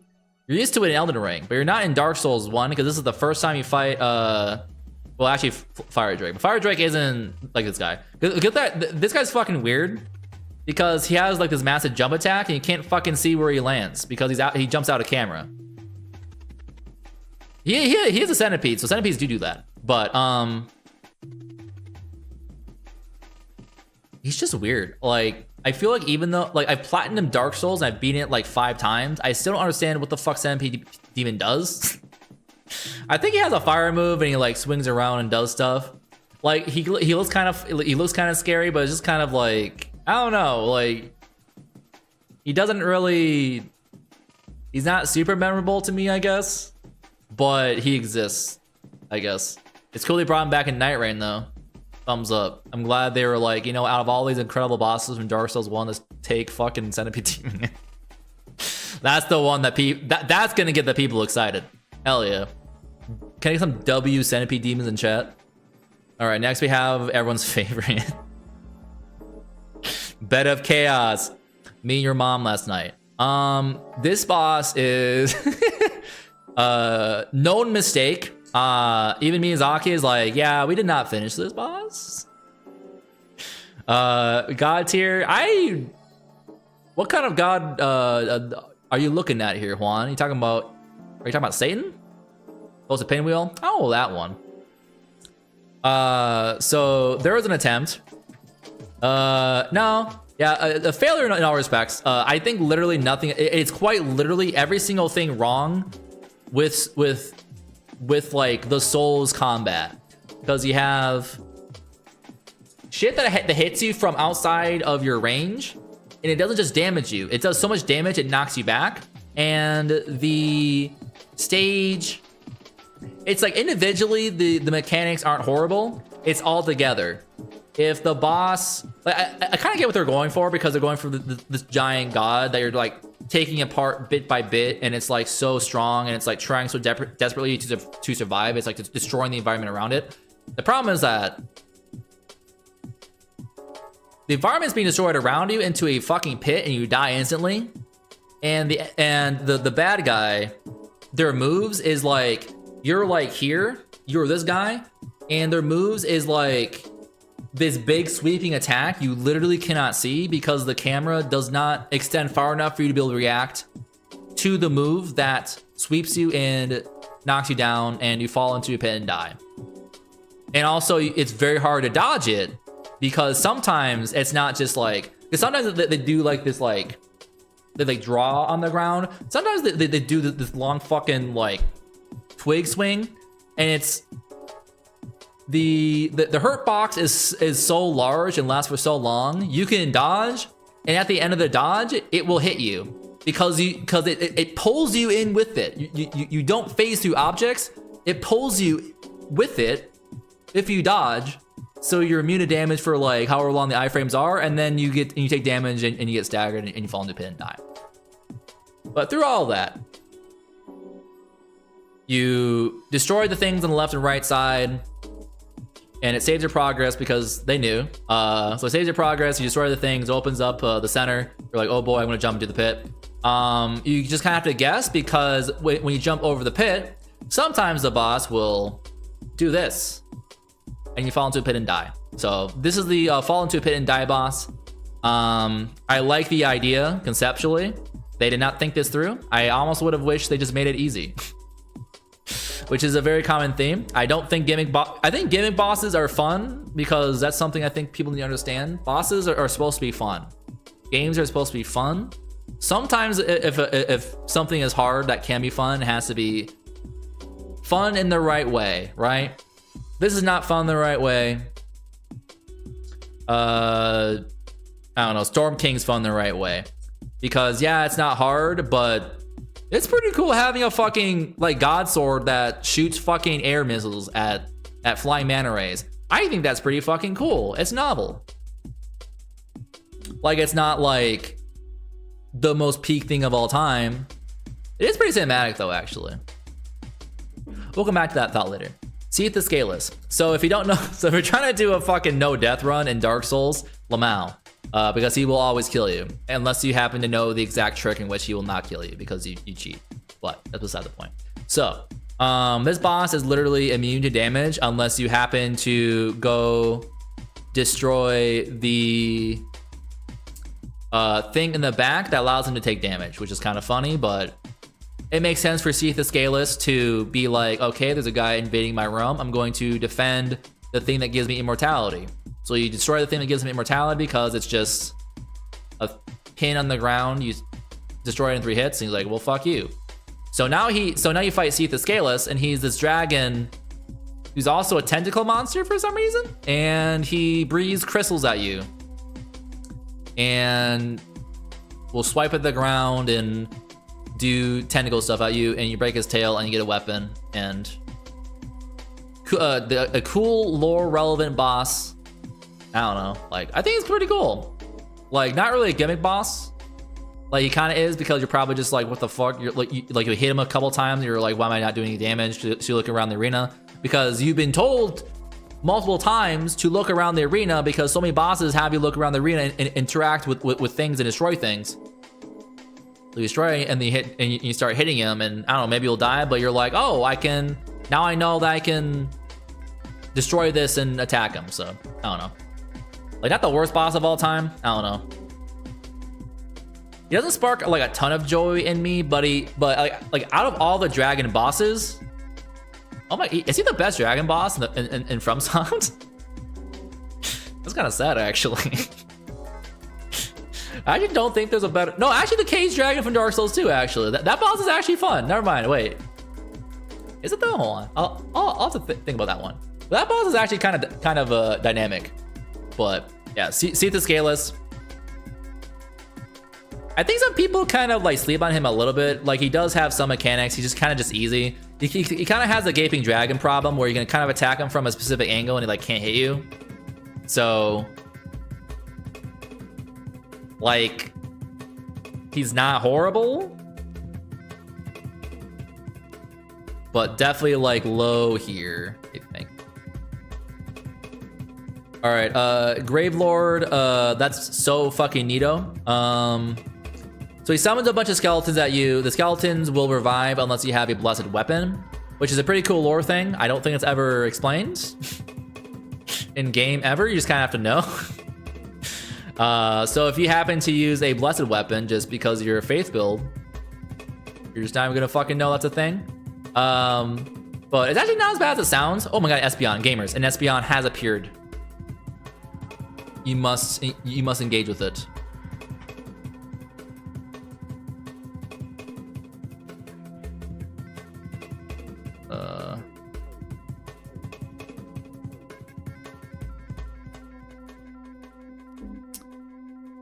What's it going with? Oh yeah, neato. But what's actually kind of cool is that he will damage his own skeletons. So it's like you don't actually have to always attack the skeletons. Jerry, hello! Welcome on in, gamer. How was your stream? I hope it was going good.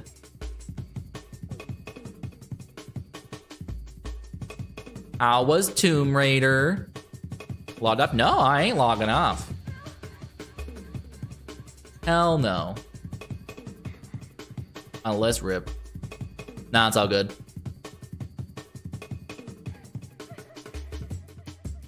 Twitch do be twitching. Twitch do be twitching. Now you're all good, gamer. How was Tomb Raider? Hopefully it was good.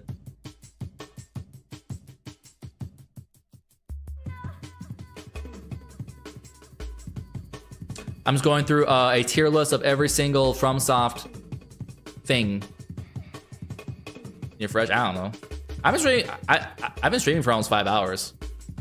I don't know. That's kind of weird. But fun. Yeah, Tomb Raider 4 is a very tough one, but it is my favorite until you get to the last third, and then it's not my favorite.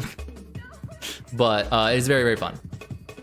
No, you missed. I'm sorry, Weevil. That sucks. But we have Gravelord Nito. He isn't that bad, I think, if you don't have a blessed weapon, because he does damage his own skeletons, and they like die in like one hit. He does this fucking massive like AoE move, so I actually don't think he's that bad. Like he actually has like he has moves. I actually think I like him a fair bit. I don't know. I'll have to fight him again. I think for like some of these, I definitely would have to fight them again in order like kind of, especially for like the bosses that aren't just gimmicks, they have actual like moves. Nito isn't that bad, so because he has like a cone move and like an AoE move. He looks sick as fuck too. What's kind of cool is that you can actually join his covenants and become like a Gravelord. That's pretty cool. He's a cool boss. I don't know. I might have to like fight him again to figure that out, but he's cool. Yeah, these are all the bosses and all of FromSoft. It's very funny because you have like so these are all of Dark Souls and Demon Souls. You have, oh my god, excuse me, Dark Souls 2. You have Bloodborne, Dark Souls 3, Sekiro, and they have fucking Elden Ring. It's like half the list. It's so funny. How are you doing, Cherry? Hope you're doing good. Hello, Cherry Blossom Shinobi in the house. Sorry, Cherry Blossom Shinboy. Yeah, Elden Ring is just half. Next we have Gwyn, Lord of Cinder. Definitely a peak fight. Some would argue this boss isn't very hard. I would argue that's because they are operating off of current year notions. This boss was considered to be very hard, borderline impossible back in the day. And then Dark Souls 2 and 3 came out, and then like Bloodborne and Sekiro, and suddenly he is disappointingly easy, and that's because people parry now. People did not parry back in the day. I'm not, like, you think I'm not joking. Like people like this was the hardest boss of all time. There were guides on how to beat him. People did not try to parry him. Fortunately, he is parryable, and he dies in like 4 parries, so that's pretty unfortunate. But when Elden Ring bosses, have you played the DLC before, Cherry? I would recommend against that. Do not play the DLC.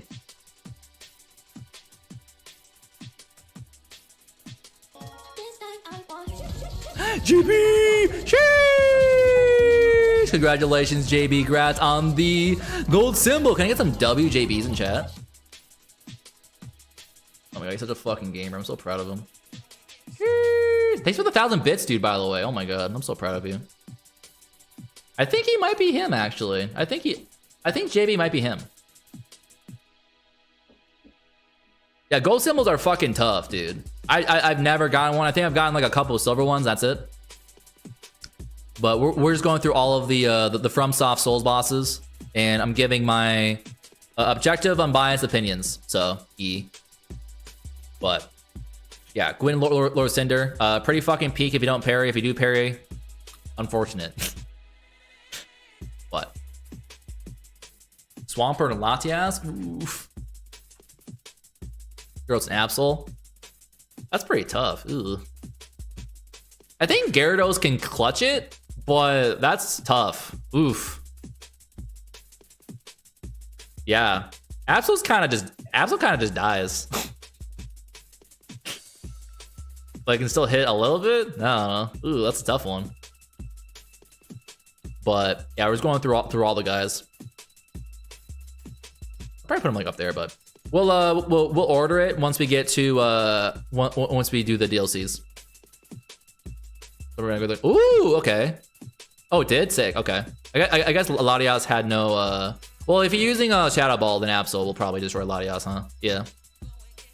Oh yeah, dude, congrats.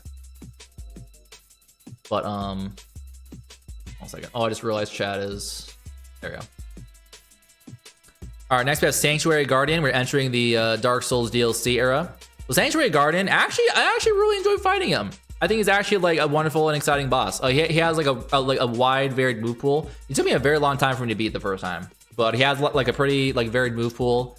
He has like the Thunder Blast. He has like the Wind move. He has like he has combos, but he'll like switch between the combos, and he has like some pretty good windups that allow you to actually react to it.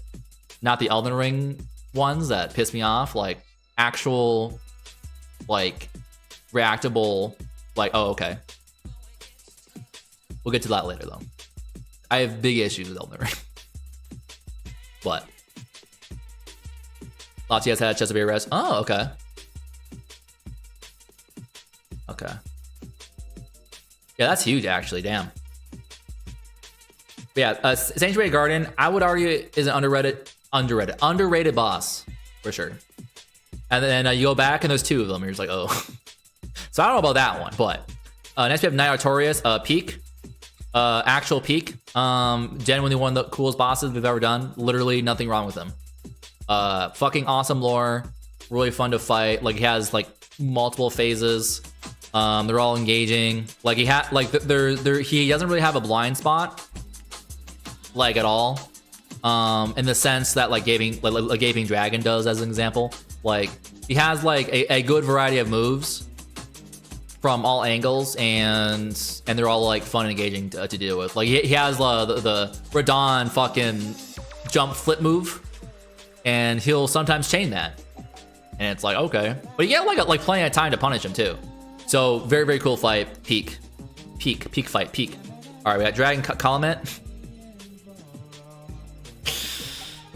Ooh, this fucking boss. So I think as a dragon boss, he's not that bad. Actually, like, so a lot of dragons, I'd argue, have issues where they have a fuck ton of health for no reason. This guy has like a fine amount of health. Like he's fine. Has decent mechanics. Like, I think this dragon in Midir, I totally forgot about Midir. I feel like Midir has too much health though. I don't know.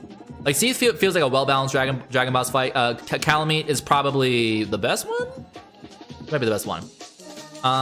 So like pretty cool, exceptional fight. Love fighting Calumet, except for one instance that puts him in failure in all respects. If you try and cut his tail,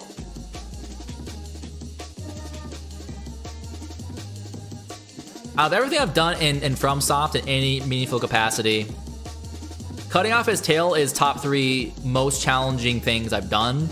I cannot tell you how fucking hard it is to cut off his tail. It's actually like insane. He gives you so little breathing room in order to do that, and trying to cut off his tail.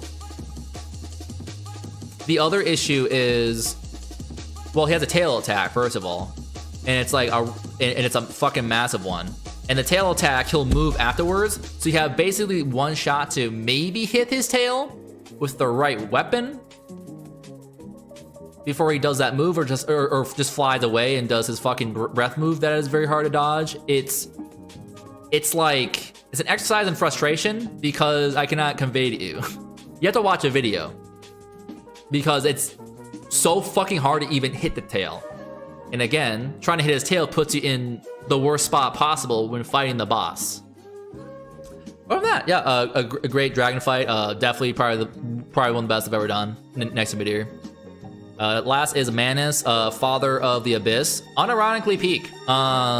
People I think sleep on this boss a lot. He had a lot of really cool mechanics I deeply enjoy. Actually feels like a modern boss. If he was in Elden Ring, people would be like, this boss fucks. Straight up, I think this boss fucks. I think if he was in Elden Ring, people would be singing his praises. Has like a wide variety of moves. Very eclectic. Has a move where he shits out shadows from Kingdom Hearts at you, but it's like not a pain in the ass to dodge or anything like that. And you have plenty of like ways to hit him, and he has like a varied moveset. And he changes up his combos here and there. Pretty engaging fight. Hell yeah, love him. So these are all the bosses from Demon Souls and Dark Souls 1. We'll try organizing this a little bit. I don't think I'd put Gascoigne above these guys, personally. I put a lot behind them though. Is Gwyn before Manus? It's hard. Gwyn if you don't parry goes here. Gwyn if you parry goes here. Dragon Silent Demon. A Silent Demon I don't think can go very high, but Sanctuary Guardian's very fun. I would rather fight Sanctuary Guardian than probably all these guys. I don't know why, but Penetrator is very fun. I think Tower Knight is ultimately a very long boss, but I like the idea of it a lot. Like I do enjoy fighting him. Honestly, if anything, he might go down like interesting fun, but like top tier that. Dragon Column, very fun. I feel like old hero's issue is even if he beats the shit out of you, he still has a pretty limited moveset. Pretty cool idea though overall. Like definitely like here. Bell Gargoyles probably belong right here. Chaos Quelaag, very fun as well, but I wouldn't put him over like these guys. Taurus Demon's pretty fun too. Would you rather fight Elira? Probably. Yeah. Main Asteria, probably on the lower end because she just has some really fucking annoying mechanics I don't like that much. Red Dragon is bottom tier because it's more so just like it's the idea of the dragon is cool than fighting them, because fighting the dragon is 600 arrows and shooting him when he flies in a path that does not harm you. It's more of an environmental hazard than a boss.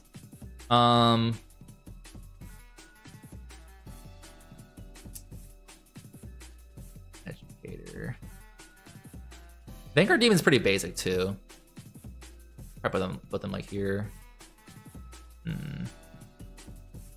I should probably order these now because when it gets to like here, it's gonna be like impossible to actually order them. Maybe I shouldn't order them actually. Maybe ordering them is a fool's errand, actually. Definitely top tier. If Smaug's like charge wasn't bullshit, he'd be like this boss would be like here. What? Yeah. No, we'll go for this way, and then I'll do like an actual like order tier list later. But okay. So overall, Dark Souls 1 has a fuck ton of really good bosses and some mid ones and some stinkers. Some of the most notorious. Pretty equivalent overall to Demon Souls, surprisingly, but definitely like a cut above. If Demon Souls is like a B, Dark Souls is like an A. So but now we're getting, but no. Have a good night, Kiefer. We love you. Everyone wish Kiefer a good night now. All right, now we're banned. All right. And JB, what are you thinking about doing next, bud? What's on your agenda next? Did you get all the gold badges or just that one? All right, so now we are on Dark Souls 2. What's my most in my life? My beloved friends, who I love with my whole pussy.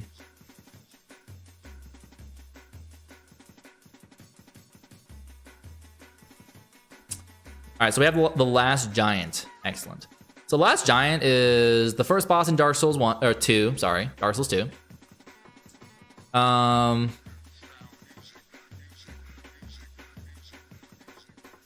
Dark Souls 2 is so weird because it's the only Dark Souls. It's the only FromSoft game that doesn't really have like a tutorial boss. They kind of just throw into the game. If anything, the troll outside of the hut is like the tutorial boss. It's really weird. Man, it's so weird. How do I rate this? Because this is like basically you go through an entire area and then you go through like a second area and then you fight this guy. It's like after like a lot of stuff. He's like, I don't think it's optional, but like there's a very realistic chance you don't even, he's not even the first boss you like fight. That's a boss. Like he is fairly basic, I will say. And he is a giant boss. But unlike a lot of the giant bosses, I don't think this one is bullshit because he has a pretty like slim model. So you can see like his arms going up. And you can see like him trying to stomp on you. And then when you get to his second phase, he fucking rips off his arm and then starts beating you to death with it, which is fucking sick. So actually, unironically exciting boss. I like him a lot. Really cool boss, especially when you first start the game. Probably over Tower Knight for sure. Definitely not better than Asylum Demon. No. But definitely like a pretty cool boss. Like a good. Like I like him. Big fan. Hey Ro, what's going on, gamer? Hopefully you're doing good. Playing some Monster Hunter Wilds. Ooh. What weapon do you use in Monster Hunter Wilds? Tell me now. Tell me, Fuchi below. We're just going through every single FromSoft guy. How to rank bosses for a game that doesn't exist? True! No one's ever played Dark Souls 2 except for me. I'm the only guy, so you just have to believe me. But next we have Pursuer. Actually, like a pretty fucking cool boss, actually. Is Dark Souls 2 gonna be peak? Yeah, that's funny. But Pursuer is actually like a pretty fucking cool boss. Has like a wide variety of moves. I'd actually say it's pretty interesting because it's like you get from Demon Souls. They feel pretty basic. Dark Souls. The base game is pretty basic-ish. And then the DLC comes out and it's like, oh, these are actual like enemies. And then the complexity for the DLC in Dark Souls 1 is like the average for Demon Souls, for Dark Souls 2. Running and oh, okay, cool. It's cool that you're trying new things. Very poggers. But now we got Pursuer. Pursuer is a pretty interesting boss. Shows up multiple times as an invading shadow spirit. Pretty cool moveset. Like not super tanky or anything like that. Like has a good amount. It's just a really well balanced boss, and if you're good, you can kill it. But I guess so. No, yeah, this is technically the first boss you fight potentially. No, you're good. Oh, good. It's been a very long time, and I can't remember like all the weapons, unfortunately. Oh, heavy bowgun and what the fuck is HH? I forget. Hunting horn. There we go. Hunting horn. Thank you. Heavy bowgun and hunting horn. Pog. But Pursuer is fucking cool. I actually put him like here. Just used in a really cool way. I'd actually put him like up here probably. One of the best things about Dark Souls 2 for sure. It's got Old Dragon Slayer. Pretty fucking basic boss. His stage goes down. He has like 3 moves. Ooh, he's probably like here, isn't he? So like, the issue is that like these guys are like annoying and they're like not executed very well. He's just kind of boring. He's kind of just like a guy. You go left and he misses you. If you move left, he just doesn't hit you because his right arm swing is like this. And if you just go right, he just, or if you circle straight left, he doesn't hit you. So I don't know, pretty boring overall. Old Dragon Slayer, whatever. Oh no, this is fucking the Ornstein guy. Never mind. Dragon Rider goes here. My bad. I'm sorry. Old Dragon Slayer, which is Ornstein solo. I mean, controversially, I might put him like above. Like he is like pretty like out of context. If you've never played Dark Souls 1 in your life and you're fighting for the first time, I don't know. He's pretty fucking cool. He has this charge move. He has like a dive. He has combos. I don't know. He is kind of basic though. I'm not gonna say he's not. He's in like the Priscilla tier, where he's a character. He doesn't have gimmicks though. I don't know. He's kind of basic. But he's cool though. Like I do enjoy seeing and fighting him. Yeah, he's old Dragon Slayer. It's like the same moveset, I think. Almost exactly the same 1-to-1. He's in the dragon area. So you go to the dragon area, and then when you go right, you fight the Dragon Slayer. If you go left, and there's like there's a Drake you have to like race and kill, and then if you kill the Drake and you go past him, that's where Dragon Slayer is. Just along the fight in DS1. Yeah. I think the only issue with that fight is that Ornstein or Smoke's dash just doesn't. Yeah. That's Pursuer? Oh, bullshit. Well, technically speaking, this boss is on it's on a different path. You don't have to fight the Pursuer to fight them. They're on a different path. The alternative route, which I did the first time when I first played when I played Dark Souls 2. But next we got Flex Out Sentry. I mean, not bad. I don't know.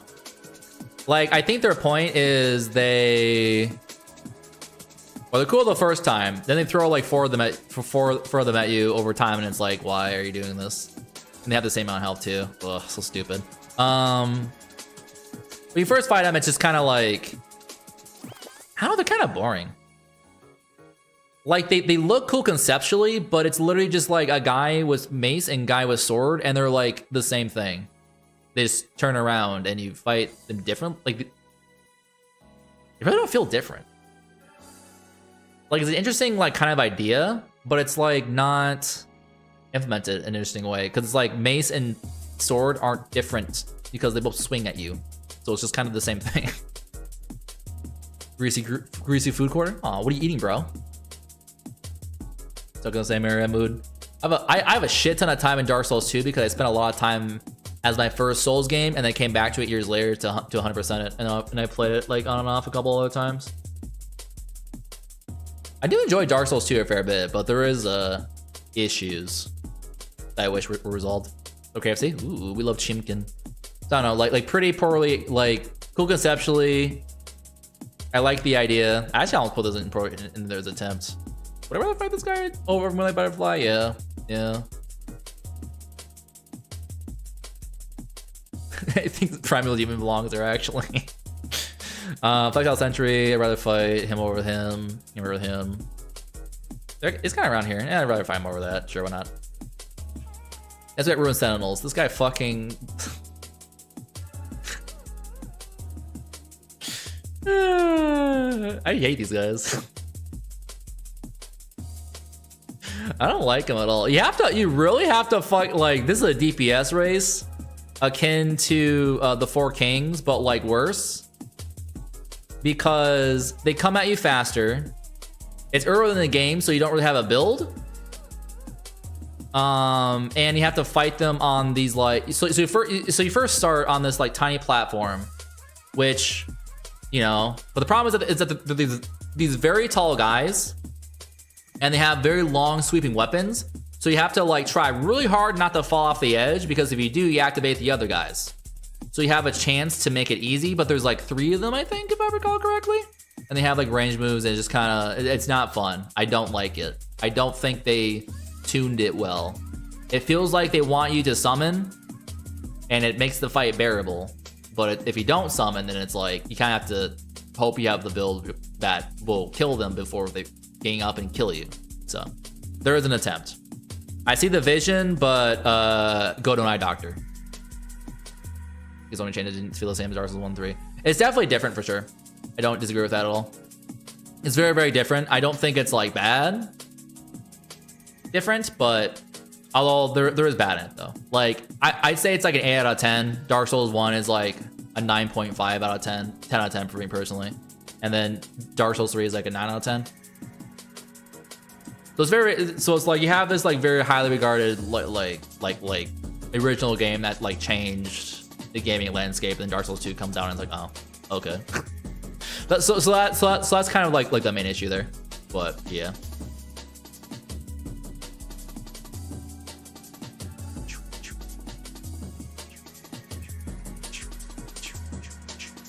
Alright, next we have Belfied Gargoyles. They just copy pasted the fucking Oh, thanks for the watch streak, Cherry. Thank you. Sheesh. I'm not sure how, but your watch streak seems to not. I don't know what it is. My watch streak resets all the fucking time. It's so annoying. But you kind of just ruined it for me. It's funny because Demon Souls had that, but it was like you lost half your health instead of like progressively. It felt more fair though, because instead of it feeling like you get punished for every single death, it's like you get punished once. It's like, oh, okay. Like it feels like Demon Souls is balanced around you having half health, if anything. But I see what you mean. And there is a ring that you get like almost immediately that caps it at like 75%, and you have plenty of ring slots to make it like not bad. But I see what you mean, for sure. Aristacia, hello gamer, what's going on? We're currently doing a tier list on all the bosses and all the FromSoft Souls likes. How you doing, game? Hopefully doing good. Playing some Elden Ring. Sheesh. I just beat the Elden Ring DLC. Don't play it. I'm only kind of joking. The Elden Ring DLC really frustrated me in a wide variety of ways. There's a lot of like fun, genuinely fun content, and I was very like addicted to it for portions of it, but like there are things where I'm just like, dude, we can't do this anymore. Not gonna play Demon Souls yet. Yeah, it's hard to play for sure because it's locked to the PS3 and the fucking PS5. So if you don't have Iron, then rip. And even then, it's like Demon Souls is very old, and there's stuff in it where it's like I can see people not loving it, I guess. It is very crusty, but like I do enjoy the atmosphere and the vibe of it, and I do like a lot of the mechanics. Like if it was up to me, I'd like find a patch that fixes some of the issues I have with it, but neither here nor there. We're on Dark Souls 2. Civilization, I'm abandoning him. Oh no! If your husband's playing Civilization, you're not gonna be able to pull him off that for a couple of hours. I'm sorry. My boss are in the DLC. I'm not sure if that's like a spoiler if people are wanting to play it. It's not as much as the base game because it's more of an expansion. There are many bosses and stuff though, but it's like not as much as you think, but yeah. But it is good, yeah. It's frustrating. It's kind of funny because of the PS5 graphics. It's like it's one of the most gorgeous looking games I've ever played. And you play it and it's like, this is a PS3 game with like super future graphics. It feels weird. Like I almost accept the bullshit that's happening to me if it's the PS3 graphics instead of the PS5. It's kind of funny how that works, but Civ Era, oh yep. Era, I totally get what you mean. I haven't really played Civ much at all, but I've played similar games like Warhammer. The Warhammer Total War games, oh my god, those suck so much time. Right? Yeah. Sure. And well, one of the issues too is they added some quality of life. By some, I mean they added like 2. Nerves. No, yeah, exactly. Like there's some really cool like history stuff in there. Like of course there's alternate history, and you do some weird shit that's not reality, but it's like it's pretty cool seeing all the different nations and seeing like the leaders and seeing like, oh, they were really good at this at that time or whatever. So it's just cool. But yeah, sorry, the Belfry gargoyles. What do we even say about this? They just fucking took the gargoyles from fucking Dark Souls 1. I don't think it's even different. They just fucking slapped him in there. It's like, huh? And it like feels worse somehow. I don't know why it feels worse, but it feels worse. I think it's because they're later on in the game or something. I don't know. I don't know how to explain it, but these feel so much worse. Oh, that's why. Oh, I totally fucking forgot. Yeah, the Bell Gargoyles are 2 or 3, I think. I think there's 3, but you can like if you kill 2 fast enough, it ends the fight, I think, or something like that. But Belfry Gargoyles, there's like 5. It's like, stop. Which is very funny to Impulsion because that summarizes the issues with Dark Souls 2. Stop throwing fucking guys at me. Stop. So yeah, I don't know. This is such like a cringe fight. I want to put it in like failure in all respects, but it's more of a why. This feels like more of a why. then like there is no attempt here. They literally took the gargoyles from Dark Souls 1 and put in Dark Souls 2, and they added more guys. It wasn't like a failure in the sense that in the way that these two were, but this was horse. Like it made me feel sad. It made me feel sad. I've never died to him, I'm pretty sure, but like I felt sad. You can't? Oh, cringe. Who's even worse? Wait, what the fuck? Ooh. I totally forgot you cut them off. And they gave you the gargoyle axe too, which is like good, right? Isn't way too long. Oh my god, that's so loud. the fucking PS2 jump scare. All right, next we have Lost Sinner. Is Lost Sinner really that? Oh yeah. I'm thinking of a different guy. Pizza Hotline. Oh my god. Pizza Hotline. Oh. All right, next we have Lost Sinner. This fight's so weird because so you fight them in the dark, so it's hard to see them, so it's hard to like lock onto them, which sounds annoying, but it's not that bad actually, because it's like they fight usually pretty close and they're not like super threatening, and like they jump around to break lock on, but it's like not that bad, I guess, because you can still like see them. But I don't know, it's like the fight just feels very tank and spank. I don't think I've ever died to him before. It's just like a guy, and you fight them. They have like the darkness mechanic, but the darkness mechanic isn't interesting. I guess it just kind of breaks lock on. I don't know. It's like I do use a shield, I guess, but it's just weird. I just don't think this fight is like interesting. I don't know. Like it's not horrible. It just doesn't spark joy. Would I rather fight the more Flexile Sentry? No, it's not like here though. Oh, Dragon God goes here. I bet. Thank you for gold, bud. Thanks for the gold bussy. Cherry, when are you gonna play Dark Souls 1? When are you gonna play the greatest game of all time? Lost Sinner.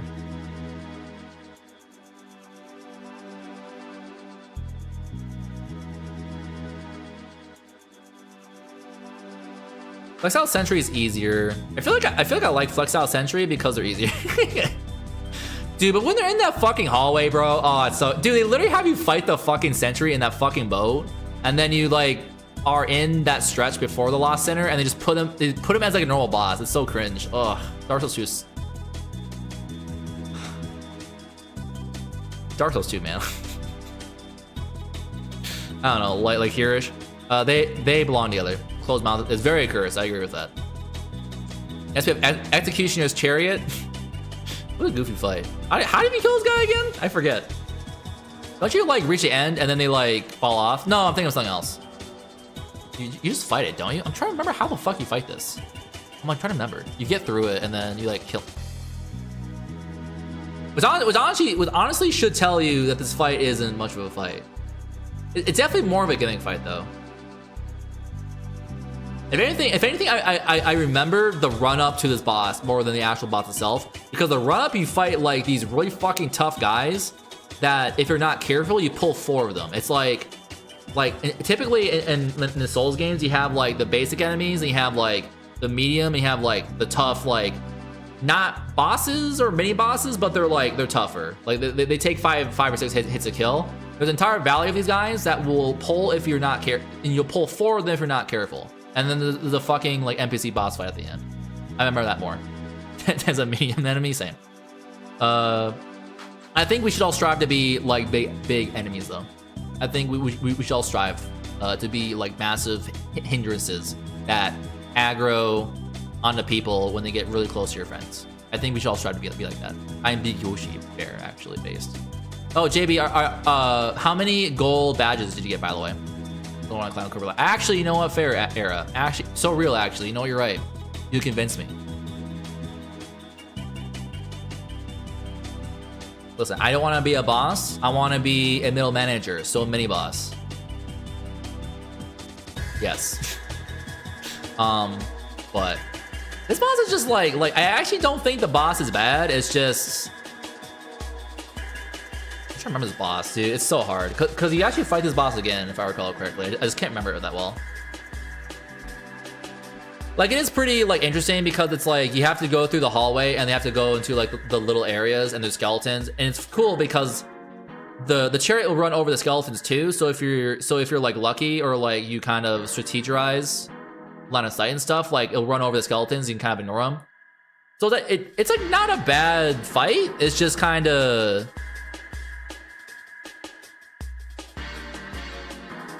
my brain is so locked on to like the run up there. Like, actually probably the only boss where the run up actually probably reduces it. The boss fight itself is like pretty like fine. I don't know. It's technically more engaging than just a guy, so we'll take it. I'll have to think about this one. Skeleton Lords. There's so many fucking meme bosses in Dark Souls too. Skeleton Lords is a bunch of guys. Dude, it's so hard for me to remember like all the bosses in Dark Souls 2 because it's been a while, and B, a lot of them are just like meme bosses. This one is like there's like 4 guys or however many skeletons I believe, and they summon more skeletons. So the boss is killing skeletons that reduces like a big like skeleton health bar if I recall correctly. There's a couple of like tough skeletons actually, so it's like it is like a mob fight, but it's like actually not that bad. Like, it's actually kind of engaging. It's just not that hard, so I don't know. I'll put it in like interesting and fun, not necessarily hard, but it's like, I don't know, I like it. Whatever. Doesn't annoy me at all. Doesn't disappoint me in any respect. But it also isn't just like a guy. Silver everywhere but tower, okay.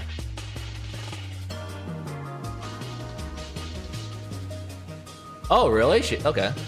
I have 1 so far and 5 silver. I haven't done the tower yet. Highest streak there. Fucks with the enemies. AI, IV. Ugh. Don't see this. Every is a bug. Where every Pokemon 3 AVs aside from the rain. Oh, okay. I had no idea. That's very interesting. Okay, so Dome's easiest. Got it. I'm gaming. Covetous Demon, my boy. Look at that smile. Oh, I love Covetous Demon. Do we have any Covetous Demon fans in chat? Oh, I love him so much. Covetous Demons. Sorry, I'm checking something. All right, there we go. All right, so Covetous Demon definitely belongs in God tier. You look at him, you look at his sweet little puppy smile, and you just feel joy in your heart. Like, you cannot tell me that the Covetous Demon does not bring happiness and joy to your life. All right. Oh, really? Oh, some big W's for the Frontier gamers here. I had no idea. Wait, you can bring Latios and Latias into the Battle Frontier? I actually did not know that. I thought they were banned. Shit. But no, Covetous Demon is kind of a meme. He has like 3 moves, and they're like really easy to dodge. He's basically just like a big slug guy. Like, lore-wise, he's basically like a prince who was, I think he was a prince or something like that. Like he was betrothed to like a princess or something, and he got transformed into this at some point because he's such like an asshole. He's basically like a God is just desserts sort of character. Like, he's more of a lore boss than an actual boss, but he's very funny, and he becomes an actual enemy later on, and they're actually like hard. Like, becomes an actual respectable boss because they give him some moves than Breach, where he just kind of does this. Duh. He does roll around, which does actually do some big damage. I think he actually eats the prisoners in his cell. Actually, like, he has other mechanics that no one's ever seen because he dies so fast. But next we got Mythia, the Baneful Queen. She is a Medusa type character. She is borderline impossible if you don't do a specific thing where you go up to a windmill and burn it. So spoilers for all of you, but it's not. It is actually quite literally almost impossible because you get poisoned almost immediately and you take a fuck ton of damage just from being in the room. So, but the boss itself though is kind of just like she has like a tail move. She can petrify you. She has like spells. It's actually like not a bad boss. Like, she's actually fairly engaging. Kotaku will say, "Thank you for beating Elden Ring DLC. You're him. I no longer want to think about Elden Ring ever again in my life." That's what my body would say, but I don't know. Overall, this boss isn't too bad. I actually enjoyed her a fair bit, but she does feel like she lacks that spice, and the spice does come from the poison you have to get rid of. So it's like, it's kind of cool from a lore perspective, but it also doesn't make a lot of sense because it's like, why does burning the windmill cause it to not flood the room? So it's kind of stupid, actually. So I think the gimmick gets there as an attempt, but the boss itself is like not. Because she does poison, like she has like some mechanics, like she's still a boss, like she has the poison pools and stuff, I think, but like she's not horrible even without the poison windmill. But anyways, Royal Rat Vanguard. It's just so so the gimmick of this boss is there is a king rat and there's like normal rats, and the normal rats protect the king rat. But the king rat is this tiny shitty rat, and the problem is the tiny shitty rat has like 5 health, so you just kind of stab it 5 times and it dies, and the fight ends. So it's a mob fight, but it's like the king rat will like go into, will like kind of like move from hidey hole to hidey hole just periodically. So it's like in the rooms like really small, and there's like graves everywhere that kind of prevent you from running around wherever you want. So it's kind of like, well, I'm learning DS. Ooh, we love learning out here. So I'm not sure if this is a Y or there is an attempt. It doesn't even feel like there was an attempt. So let's goes into Y. Like what? Huh? Next we got the Rotten. Oh, this boss is fuck. Oh, this boss is like weird. There's a mechanic to this guy, right? I forget. Like the outside, I can't remember. The boss itself though is like, is he just the fucking leashes again? That's crazy. But the Rod's actually not bad, I think. He's more interesting than the Rotten, if I recall correctly. He has like some AoE moves. He has an axe, like an axe swing move. His arena is, so actually what I like about his arena is that there's like hazards in the arena, but it actually solves a major issue with a lot of the environmental hazards that a lot of the arenas have, and that is you don't fall to your fucking death. This is not a fall to your death pit boss. This is there is burning like pits that are actually not that hard to dodge, but you have to bear in mind because the boss has like big arcing swings, but it's not, it's like kind of like holes in the ground. So you actually have to be mindful of your positioning, and you don't instantly fucking die if you go into the pits. You get lit on fire and take a lot of damage. So it's like actually like a pretty interesting boss. I'll probably put him like here. The Baneful Queen has, I think, like a poison ring around her, even with the windmill being burned, but yeah. All right, we have Scorpioness, Nika. I think she's pretty interesting too. She's kind of worse Quelaag though. She's kind of worse Quelaag, and she burrows into the ground and kind of just wastes your time. Do you feel so like she's kind of crossbreed Priscilla, but she has like a little bit more oomph to her, so I'll put them probably here. I love you so much, Cherry. Oh my god. Hearts to you. Hearts to you. Falling asleep, go eat. Go sleep, Cherry. You're up for like 20 hours. What the fuck is wrong with you? Holy shit. What the fuck is wrong with you? No, you're fine, Cherry. Please have a great night. We're gonna be here for, oh dude. Oh my fucking god. Oh no. Oh no. Oh, why did I do this now? Alright, it's fine. I'm locking in. I'm gonna take a big old sip. I believe. Ugh.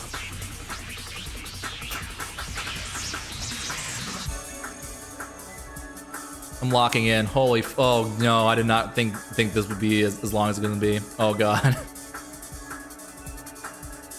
All right, so Scorpioness, Nika, like sparks more joy than average, but I don't know, kind of whatever, just kind of worse Quelaag. Next we have Royal Rat Authority. I remember this boss. He's just a big fucking rat, right?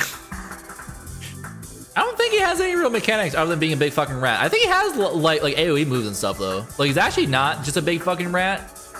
He's kind of fun in like a big fucking rat kind of way though. I don't know.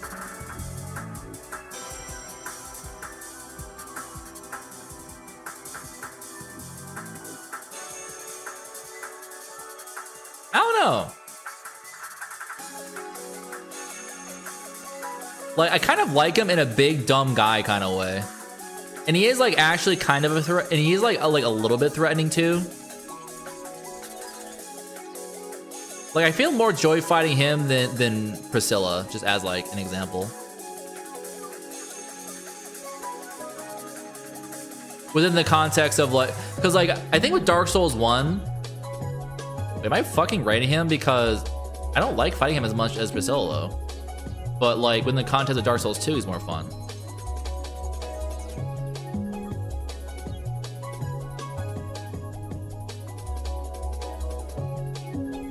Is my tier list flawed? Oh my god.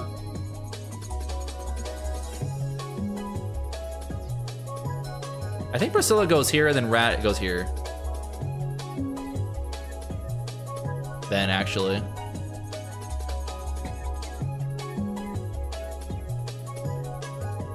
I can't believe Royal Rat Authority is like one of the more fun bosses in Dark Souls 2. That's kind of crazy, actually. Oh my god. Oh no. Oh no. He's just a big fucking rat, actually. You know, I love him, actually. No, he belongs in Peak, actually. I love Big Rat. Prowling Maggots and Congregation. This is a goofy. So this is a this is a mob fight. You fight a big guy who swings his candle at you, or where the fuck it is, and then sometimes other guys attack you like one at a time. But you're encouraged to kill the guys first before they attack you. It's kind of just like whatever. I don't know. O. I think O is a pretty good thing for that. You still have to like try. This one's kind of weird because it's like there's a concept, but the concept is just there's guys instead of just like one guy, and it's boring. No, this is boring actually. Fuck it. You go down here. All right, the Duke's Dear Freya. Oh, the spider boss. Well, this boss is weird. How do you feel about this boss? This boss is weird. I'm trying to remember why this boss is weird. Because this boss has like, it is kind of cool because this boss, I think, depending on the face you fight it on, it has a different moveset, which is pretty cool. It has spider ads that are pretty fucking annoying. But it's a spider, so of course it does. Of course, a spider boss is gonna have spider ads. But this boss is weird. Because otherwise it has like 3 moves. I feel like it's like a little more, it's kind of annoying though, I feel. Like, I don't feel good fighting it. It's more of an O boss, but like on the lower end of O. Crazy tier list. You're a crazy tier list, Mirror. How you doing, Mirror?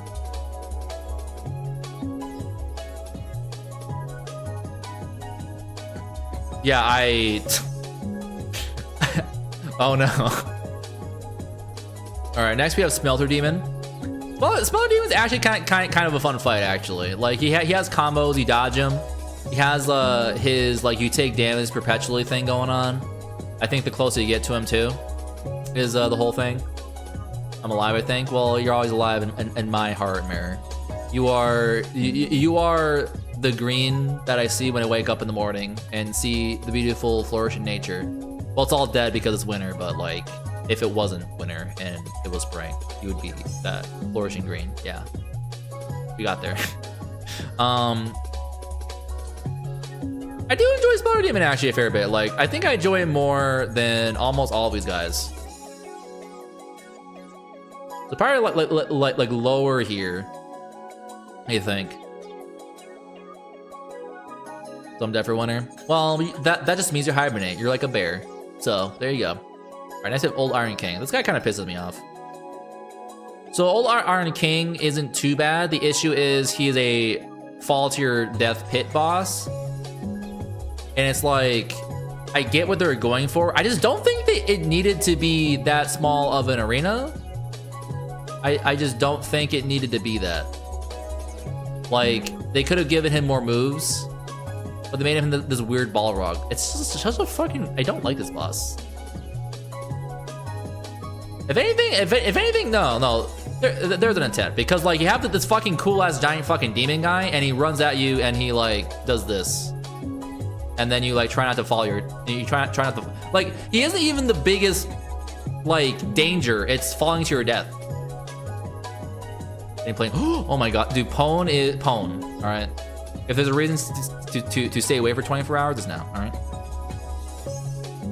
What's that POS boss? Oh, like, Capra Demon is so, yeah. So Capra Demon is where is he? I think he's down here. Oh, Capra Demon's here. Cool, conceptually poorly executed / boring. So my issue with, so like literally the issue with the Capra Demon is just, I think if they had one dog, he would have been fine. I don't think that the tiny room is actually the problem. I think he's very fightable in it. It's just, they have these fucking dogs, and the dogs are consistently the most annoying enemies in any FromSoft game because they're so fast, and they bite. And if you're like, if you're a strength build, you just don't get, you basically don't get to hit them. So he's also true.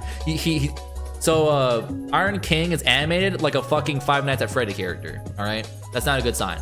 I can't believe Dark Souls 2 spawned Five Nights at Freddy. That's crazy. Oh, like a pigeon base actually. The Capra Demon teaches ranged people to cheese the shit out of bosses. Wonderful. But yeah, old Iron King, you have a giant demon guy, and falling to your death is the #1 thing that kills people. Cringe. Cringe boss. Twin Dragon Riders. Is this Ornstein Smoke but like better? That's so funny because literally Ornstein is in this is in here. That's kind of funny. Some are bow guys though. This actually is not a bad mob fight. I actually like it a fair bit. Because the guys die pretty quickly, but like not quickly enough to where it like, it's not Royal Rat Authority. It's like you still have to pay attention to the other guys around you. It's actually not a bad fight. I'm not sure where to put it, but it feels interesting and fun. I don't know if it's like the greatest like fight of all time, which is kind of the issue I think with Dark Souls 2. I didn't realize Dark Souls 2 has so many bosses. I think what kind of happened is they have a shit ton of bosses, but they're not like, they're spread too thin, so they're not allowed to be like super fucking cool and engaging. And there's too many just like guy bosses. Like Demon Souls, it's like Demon Souls bosses are more unique than all those bosses too. I don't know. Yeah, Twin Dragon Riders, actually not a bad boss. Actually, now that I like look back on it, actually fairly fun. All right, next one. Looking Glass Knight, fucking sick boss actually. Pretty cool boss like overall. Like he has a shield that's basically invulnerable to damage, so you have to like get around him and stuff, which actually isn't as hard as it sounds, and it really supports like proper dodging and stuff. Like that already, like he would be interesting and fun as it stands, which is that. But he summons a guy through his fucking shield, which is a mechanic throughout the entire like castle, and so it's like a double duo boss. But like it's not annoying because he will shoot like range attacks at you, but it's like it's easy enough to dodge, and the guy you fight is basically just like an NPC, like invader. And I believe you can be one of the invaders too. Like you can be an invader for that, I think, if I recall correctly. So pretty fucking cool boss actually. I actually look forward to fighting him whenever I see him, or I'm like getting to him. Next we have Demon of Song.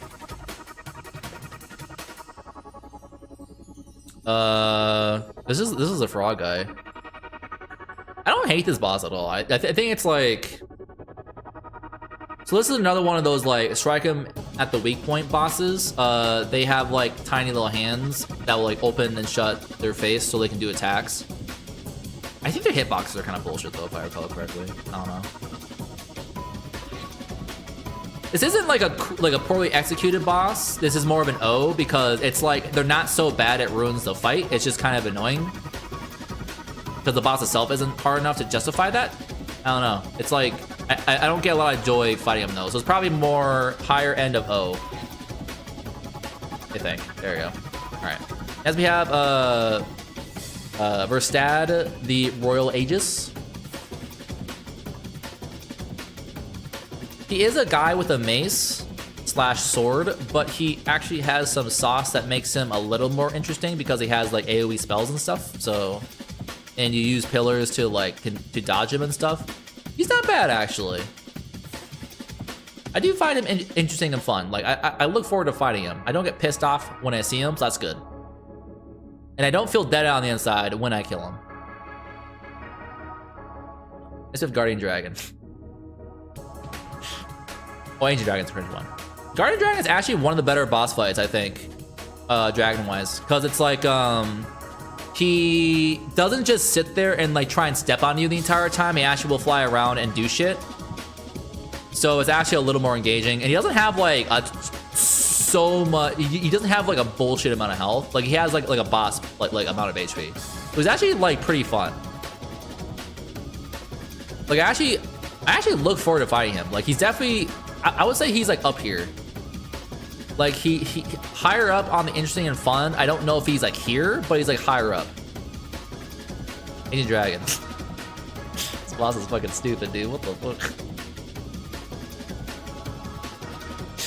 He has like the most health of any fucking boss in any FromSoft game, and he has 2 moves. Like, this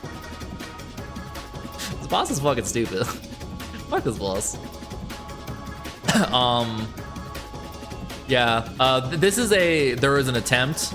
I don't think there was though, to be honest. This is more of a why, I think. Why? Giant Lord. He's basically a giant, but like more. It's actually fun though, because I believe he has a sword or an axe or something like that, so it's a little more engaging in that respect. He is pretty much the same though. You also have a time limit to kill him, which you're not really made aware of. Which can be kind of annoying, to be honest. He is interesting and fun. Oh, there is like the whole like mechanic of like shipping thrown at you. I don't think it actually affects you like beyond a certain point though. So I'd say he's actually like fun, but he isn't like a mind-bendingly like good boss. I don't know. I guess we have Dark Lurker. All right, so this fucking like metal album looking motherfucker. Is he fun? I'm trying to remember the fight. I think he just like throws a bunch of bullshit at you, right? Is that the boss? Hold on. I should look up some of these bosses so I can like confirm.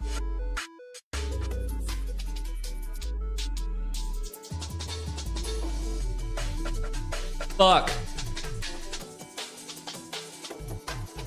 Does he summon like a second version of himself or something? He does look sick. How over the top and goofy, but he looks sick. All right, Great Soul Spear. He has more moves than I thought, actually. Shit.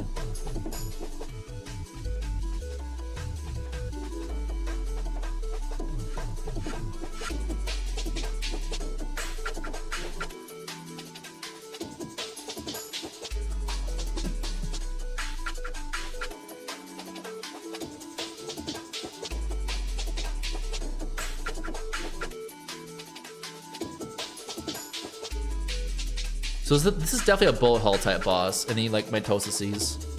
I actually don't think he's that bad. Is there was there a pit in his boss arena? I can't remember. I don't think so.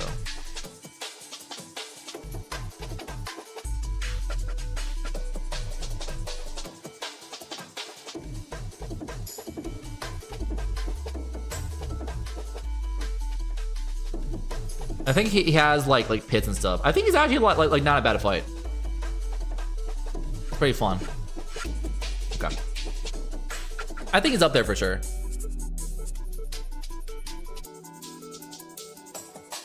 I don't know how high he is up. Some of these bosses I definitely like wish I fought more. Vendrick is more interesting as like a lore guy, but he's pretty fucking boring. He literally will wander around, and he has like 2 moves, I think. He has like a big swing that like one-shots you, and an overhead swing that one-shots you. Even with like all the souls.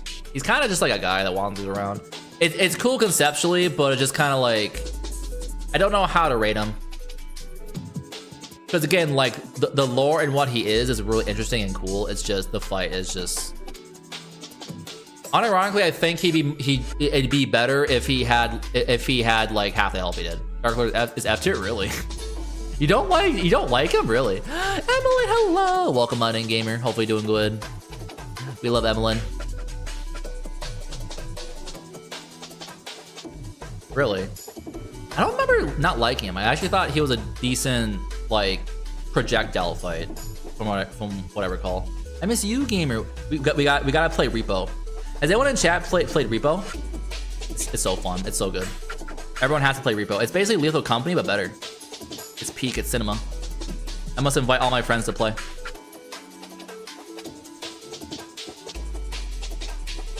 Sorry, I'm doing a thing on my phone really quick. Been dreaming about it? Sheesh. That's how you know it's real. Oh, daylight saving times happen. Cringe. Cringe.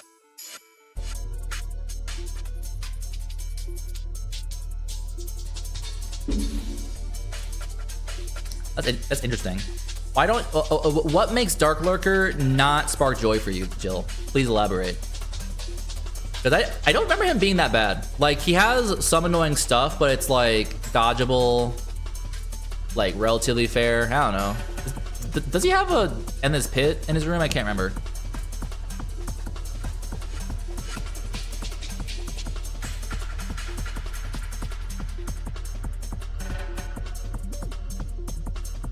Oh yeah, the run back is pretty fucking bullshit, right? That's right.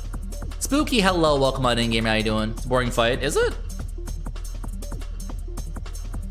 He splits into two and he shoots a bunch of shit at you. So I guess if it's like you want to hit him, it's annoying. He does have like more health than I think he should have. Yeah, his run back is ass though. I do agree. And I'm trying to factor that stuff in as well. I've not been factoring in run backs at all. I do enjoy how Elden Ring took those away, but I also kind of think they like feel like because they took away the run backs, they like have to make the bosses harder, which I think is kind of like annoying to compensate. So I'm like, I just kill the bosses and move on with my life, please, thank you. But I'm having a great scene, Spooky, thank you. You're at work right now? Oh my god, you work that late? Shit, dude. Goddamn. Hopefully having a good work day and everything. We love Spooky here, all right? I'm back. Welcome back, Father Gascoigne. How you doing, bro? You are in peak where you belong.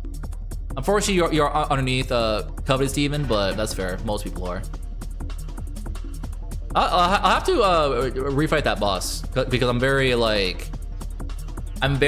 intrigued on the hatred towards him. I do agree the run back is basically the entire level. I actually kind of think the Iron Fortress one in Dark Souls 2 has the worst run backs in the series, bro. Dude, they're so bad. Why are they all shit? Like, people complain about the one for Bed of Chaos. Bed of Chaos, you spawn and then you run through the lava for like 2 seconds, and then you run through like a pack, like 2 guys, and you get back to it. It's like unironically one of the easiest run backs in the entire franchise. But like, for some reason, Bed of Chaos gets that reputation. It's like, it's not even the bad one. What's that smell? Oh, bad dog. Sweet blood. Oh, I thought you were doing a Warcraft reference. My bad. The sweet blood. The blood. It sings to me, the blood. Oh my god, I'm trying to fucking do this shit with my friends.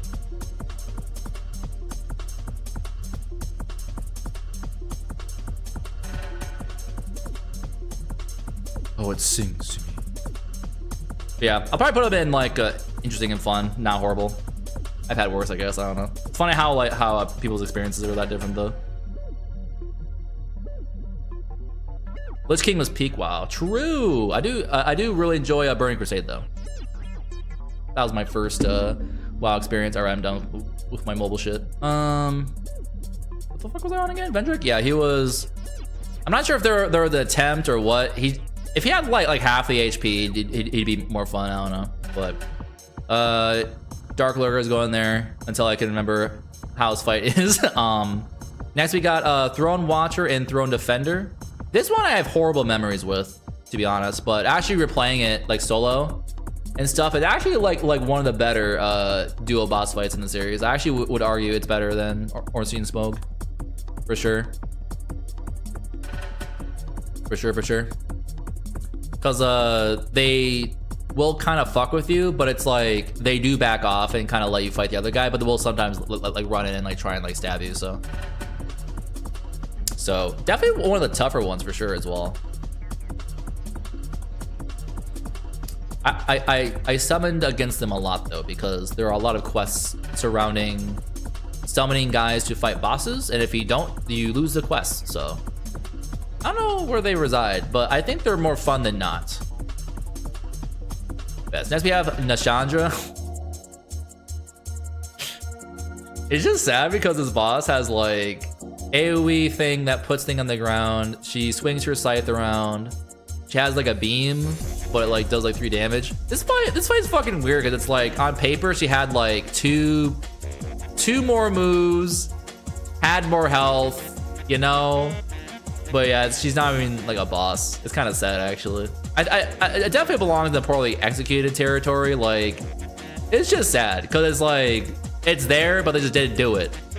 Like, what the fuck? This is the final boss in the fucking base game. What's wrong with you? So I don't know. It's hard to give too much about him because I genuinely think I've died to her like maybe like once ever. I don't know. Can't remember. It's such a snooze fest. Next we got Aldia, Scholar of the First Sin. I don't even remember this fight, to be honest. I think he kind of just exists.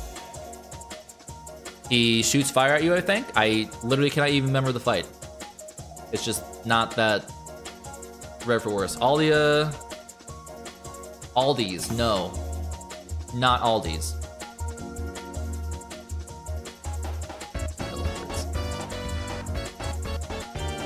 Oh my god, hello? Raiders? Sheesh. Hi everyone, Hockey, hi Nest, hello. Oh my gosh, sheesh. Thanks for the follow, I appreciate it. Yes, the Nest may always rest here. Hi everyone, welcome on in. Hello, hello, hello. Be sure to lose your brain cells, gamers. How are we doing today, everyone? Hi, Hockey, please tell me everything about your stream right fucking now, alright? Thanks for the followers, I appreciate it. Oh my god, that's crazy, oh my god. I love my friends. I love my Nesties, but let me quickly read everyone. Hello, Zach. Hello, Spud Penis. Hello, Mugatra. Hello, Thalazor. Hello, Project. Hello, welcome on in, Tan. Hello, Death Clown. Hello, Garm. Flying Hawk, but I love you so much, Jeeber. How was your stream? Let me know how it went. Azure, hello, Shaq. Cilantro tastes soap. It does not taste like soap to me. I'm not like that. Shaq, I adore you. How you doing, bro? We love hockey.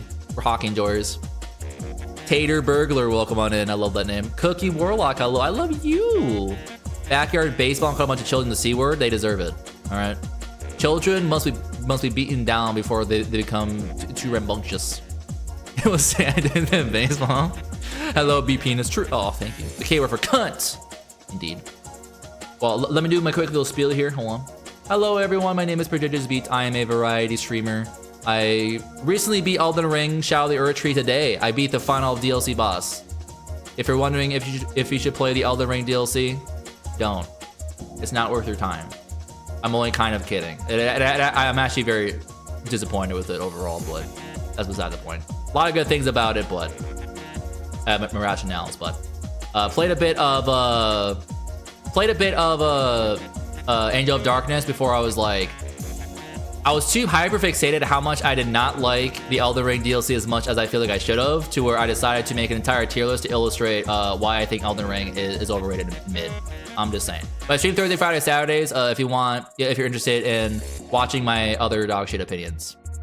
Yes. All right. But thank you all for being here today. I love you all. Thanks for Springles Long. Can I get some Springles Longs in chat? They say thank you, Jill. Thank you. Thank you, historian Jill. Thank you. When it comes to America, can I play baseball? Yeah, absolutely fucking can hockey. We can do whatever the fuck you want hockey, all right? It's a national holiday. It's hockey goes to America, all right? You are the main character. Like, not like that shit. Did you beat the DLC hockey? I don't recall if you did. It's only 17 because we are cool here, all right? We only use the best emotes, and the best emote is one singular emote. Dude, I played Bloodborne Sekiro. Yeah, yours not hitting. Dude, thank you, Hockey, for getting me, bro. When you play like Bloodborne, Sekiro, fucking Lies of P, fucking like Neo 2, you play fucking like Elden Ring, you feel like you're playing a dinosaur game for dinosaurs, but it's like cringe. A cringe dinosaur game. Like, as you can tell by this tier list, I fucking love Dark Souls 1 and Demon Souls. They're dinosaur games, but they're fun because the bosses are like really basic. So I don't want to punch a hole in the wall when I die to them, all right? because they're pretty easy to beat overall. Elden Ring, I'm suffering, and they're like not fun bosses because they're bullshit, and I hate them. Oh, I do not care. No, it's actually Hockey. You're real flat. Please continue being that way. I'm proud of you. I actually think you're better than me, Hockey. Like I beat the Elden Ring DLC. I wish I could take that time back. Go taking 2 hits and Dino Man is more fun than ER, dude. It is. I actually hated Demon Hatred a lot, but that's beside the point. My least favorite boss, but that's beside the point. Got my Bloodborne. I love Bloodborne a lot. I think, well, we'll get to that. I'm doing a tier list of every single Bloodborne boss, or what the fuck? Every single FromSoft boss, and I realized I made a horrible mistake because, wow.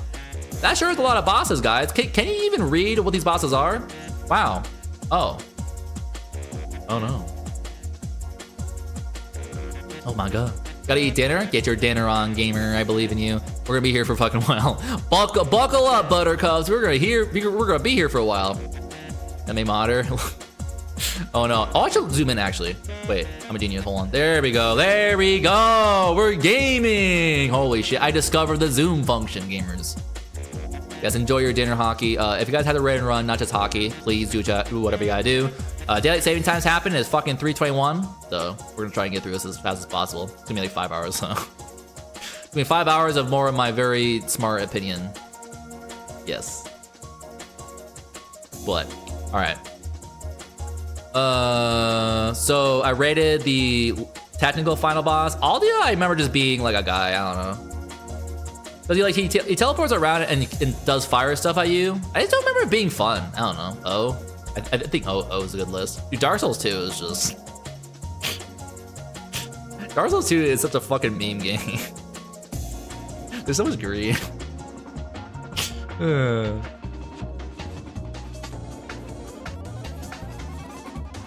Alright, next we have Sarah Varg and Grave Robber. Oh, this is a fucking gang fight? Dude. Oh my god. Dude. I remember this fight when I first tried it without summoning. It took me an hour because I was kiting them for that long. Why? Alana Squilla Queen. This is they literally reskinned the Chandra and called her a new boss. What the fuck? There was an attempt. Sin. Okay, so Sin the Slumbering Dragon, actually a good dragon fight. I totally forgot he existed. I think he's a reskin of Malakath or where the fuck his name is. No, oh my god, help me. Calamite, there you go, Calamite. Someone's Volstat. True.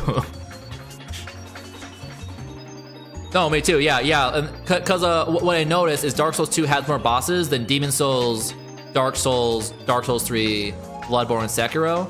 So I think what they did was they have more bosses, but they're like more medium and like not as memorable, so like easier, that sort of thing. So it's kind of like, from a boss fight perspective, it's kind of like not great, but I don't know. I think they just like didn't pace a boss as well or something, I don't know. Because like Dark Souls 1 has like guys that just kind of swing their weapons at you, but it didn't feel as bad, I don't know. Sin the Slumbering Dragon. I'm gonna be real, I don't remember this boss very well. He was like mid-tier before mid-tier though. I do like fighting him though. He's not bad, if I recall correctly. Let me double check. I think he's Calamite if he poisons you though.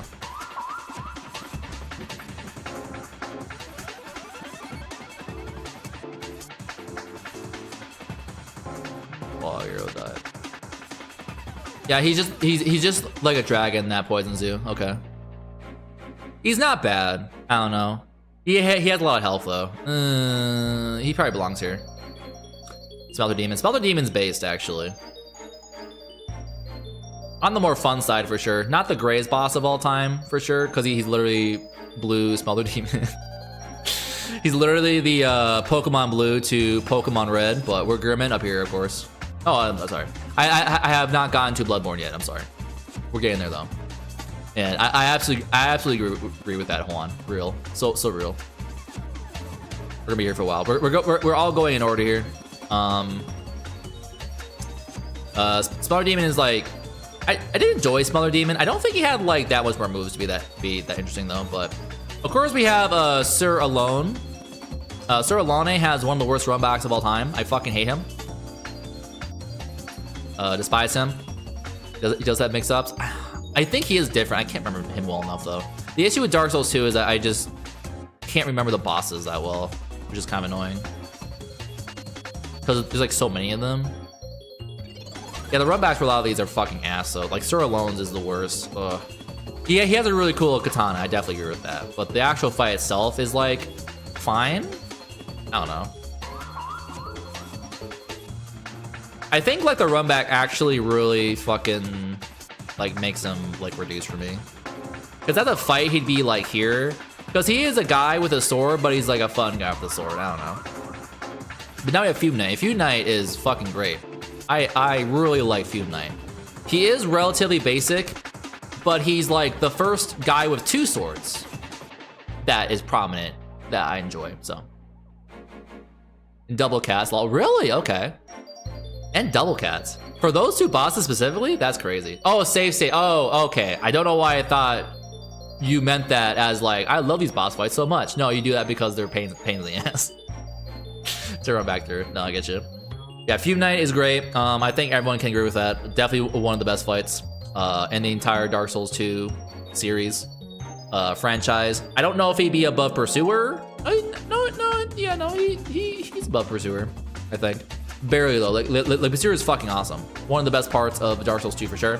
Unfortunately, he's not better than Royal Rat Authority because Big Rat. I love Big Rat.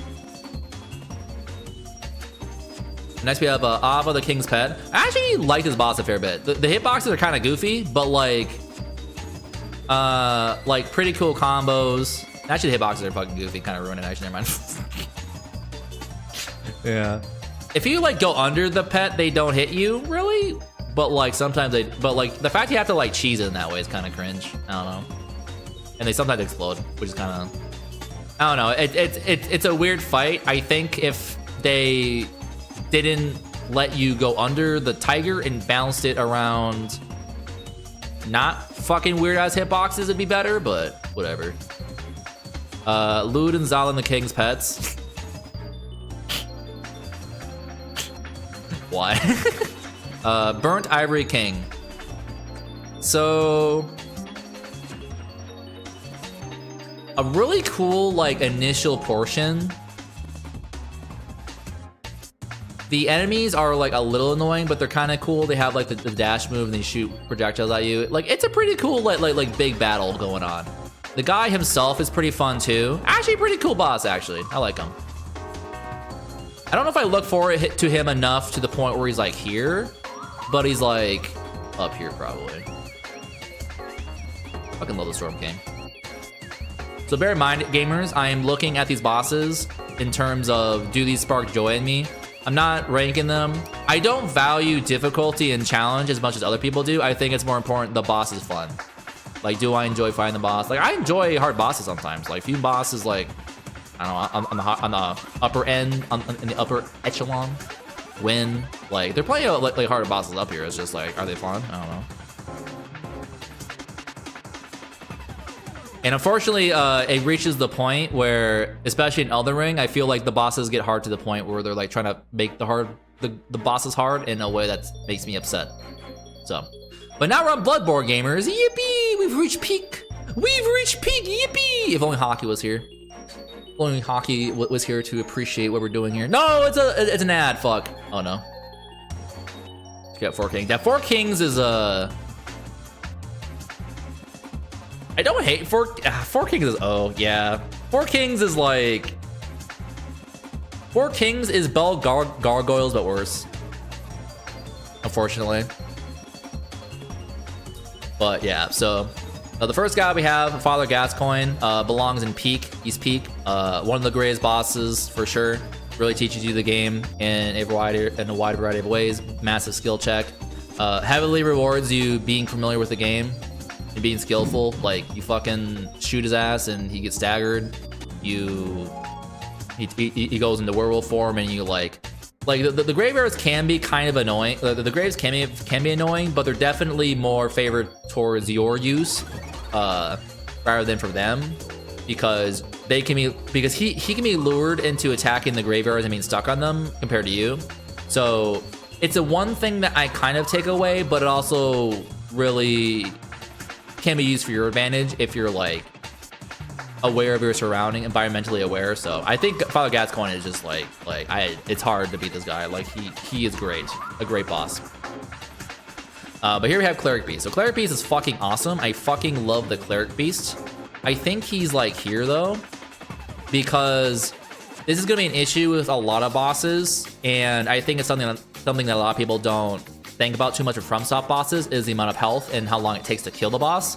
I think Cleric Beast has too much health by like a little bit, to the point where it feels like a slog, especially when I'm fighting fucking Lawrence. Lawrence takes 20 million years to die, and it pisses me off. Like, why is he... Like, I get he's a big guy, but like, I killed a big squid guy, and he took like 5 hits. Why are you taking a million? Just die already, you fucking weirdo. Jesus. That's kind of like where I am with Cleric Beast. I feel like he just takes like 20% longer to die than he should. But other than that, like, fucking awesome fight. Like, fantastic introduction. Well, he's not even really fantastic optional introduction to the game. When they appear, they scream at you. You're like, holy shit! Oh my god! And guess what? Like, you hear a big, horrifying, blood-curdling screech, and you hear him screech. You're like, oh, that's that guy. Oh my god, he's gonna beat my ass. But like, cool moveset. Like, one of the better like big bosses. I don't know. Like, he doesn't have like annoying moves that I can't see outside of my camera, really. He does have the sideways, like if you're kind of like to his side and back, he'll like move backwards, and you can't really see that too well. But it's like he does it. It's like his only move, so you can kind of predict when he's gonna do it. But I definitely enjoy like fighting him when I can. I don't like fighting him that much though, which is good. It's good. It's good that you only fight the Cleric Beast once, because if you fought him multiple times, like the dragons in Elden Ring, he would not be in A rank. He would not be in Makes Me Feel Joy on the inside. He would be in like Y, because he can be very annoying and tanky to fight, which is also annoying. Whereas Gascoigne is perfect. Mwah. Bravissimo. No notes. Next we got Bloodstarved Beast. This is a very goofy guy. I'm gonna show you guys a video in just 1 second here.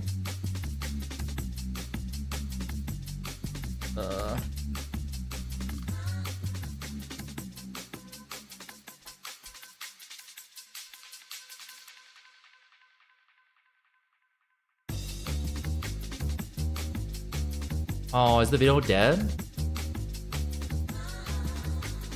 Oh, that's so sad. I can't find the video. No.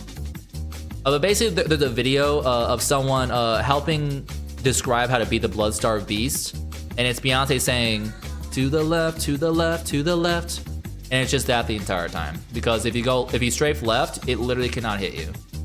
I'm not exaggerating. It literally cannot hit you. It's actually fucking sad. So it's one of the things where I think they kind of I think FromSoft paid more attention to that, where you can't really circle strafe as much. But for this boss, you can circle strafe left and it cannot hit you. But if that was resolved and I wasn't horrifically aware, if I didn't have the insight required to know that, definitely a pretty cool boss though. Like he goes apeshit. He goes sicko mode. He's like a pretty cool boss overall. I think I like him more than Cleric Beast too. He's also parryable, which is fucking sick. So definitely like up there for sure. I think I like him more than Cleric Beast. If he didn't trivialize himself by just refusing to strike on his left side, or right side technically speaking, then it would be a much more exciting fight. But alas, he stays here. Next we got the Witch of Hemwick. What a goofy fucking boss. Is that really after those 3 guys? That's crazy. I guess it will be, huh? Yeah. Witch of Hemwick, basically, if you have 0 insight, you just kill her. But if you have 1 insight, then she summons guys and they attack you, which is pretty cool. So, I mean, it's just a mob fight. You try and find her, you hit her, you kill her. Like, I don't know. Like, I enjoy fighting her at times. She's not annoying. You just kind of like kill guys and try to find her. It's a fun little scouting mission. Oh, pretty good. Vicar Amelia. Oof. Definitely belongs up there for sure. Great fight. Fantastic fight. I think most people's instincts will be to try and like attack her from behind, but that kind of fucks you over because the camera is actually an issue here because she has a lot of fur, like a big old fur cloak, so it's very, very difficult to actually see and like detect where she's gonna hit and strike. That's kind of an issue. Like the camera is actually an issue, like not really for Clarice in my opinion, but for her absolutely. But if you attack her from like the front, pretty fun. Like has a good amount of moves, but they're not like one-shot moves really. Just a big brute. I don't know. Cool fight. Relatively basic, but in a way that I think really that is engaging. So next we got Dark Beast Parl. This guy's pretty cool. I like him. He has some weird hitboxes, I think, if I recall, and he goes sicko mode, which is kind of cool. You can cheese his ass by going underneath him, and when he does his like AoE stopping underneath me move, you can perfectly dodge it so he doesn't hit you, and you just keep doing that. But it's very hard to consistently do that, so actually a pretty cool fucking boss. Like definitely belongs like up here for sure. I'm not sure if he's like on like par with the guys up here, but he's definitely like up here. Also might be saying that because I don't want Bloodborne dominating, but you know what? I gotta stick to my truth here. He belongs up here. I love him. Good fight. Shadows of Yharnam. Oh my god, they're so fucking... Dude, they're so when you parry them fucking asses, they're so fucking peak. Until they go snake mode, and then you just die. For like no reason, so... I would put them up here. If you're a parrying gamer. If you're not. And if you're not, they're probably here. Their snake mode gets like probably like down here, but fortunately if you're a gamer you can kill them before that becomes an issue, so probably like here. I do enjoy fighting them a fair bit actually. Like ironically, one of my playthroughs of Bloodborne, I tried playing Bloodborne like 4 times and get through it, but one of my playthroughs died at them because I fought them like 3 times and was like fuck this, but then it came back as a parry god, and now they're one of my favorite fights. Because you have to be so careful about positioning and all that sort of thing. So and they do a good job like balancing them out. Like one guy shoots slow moving fireballs, so you know like there's a projectile coming towards you. One guy has a sword and he's like pretty slow and like not like slow in the sense that like you know what he's gonna do. And another guy who just kind of sits around, does nothing. But like actually pretty well balanced. Like one of the best like mob fights for sure.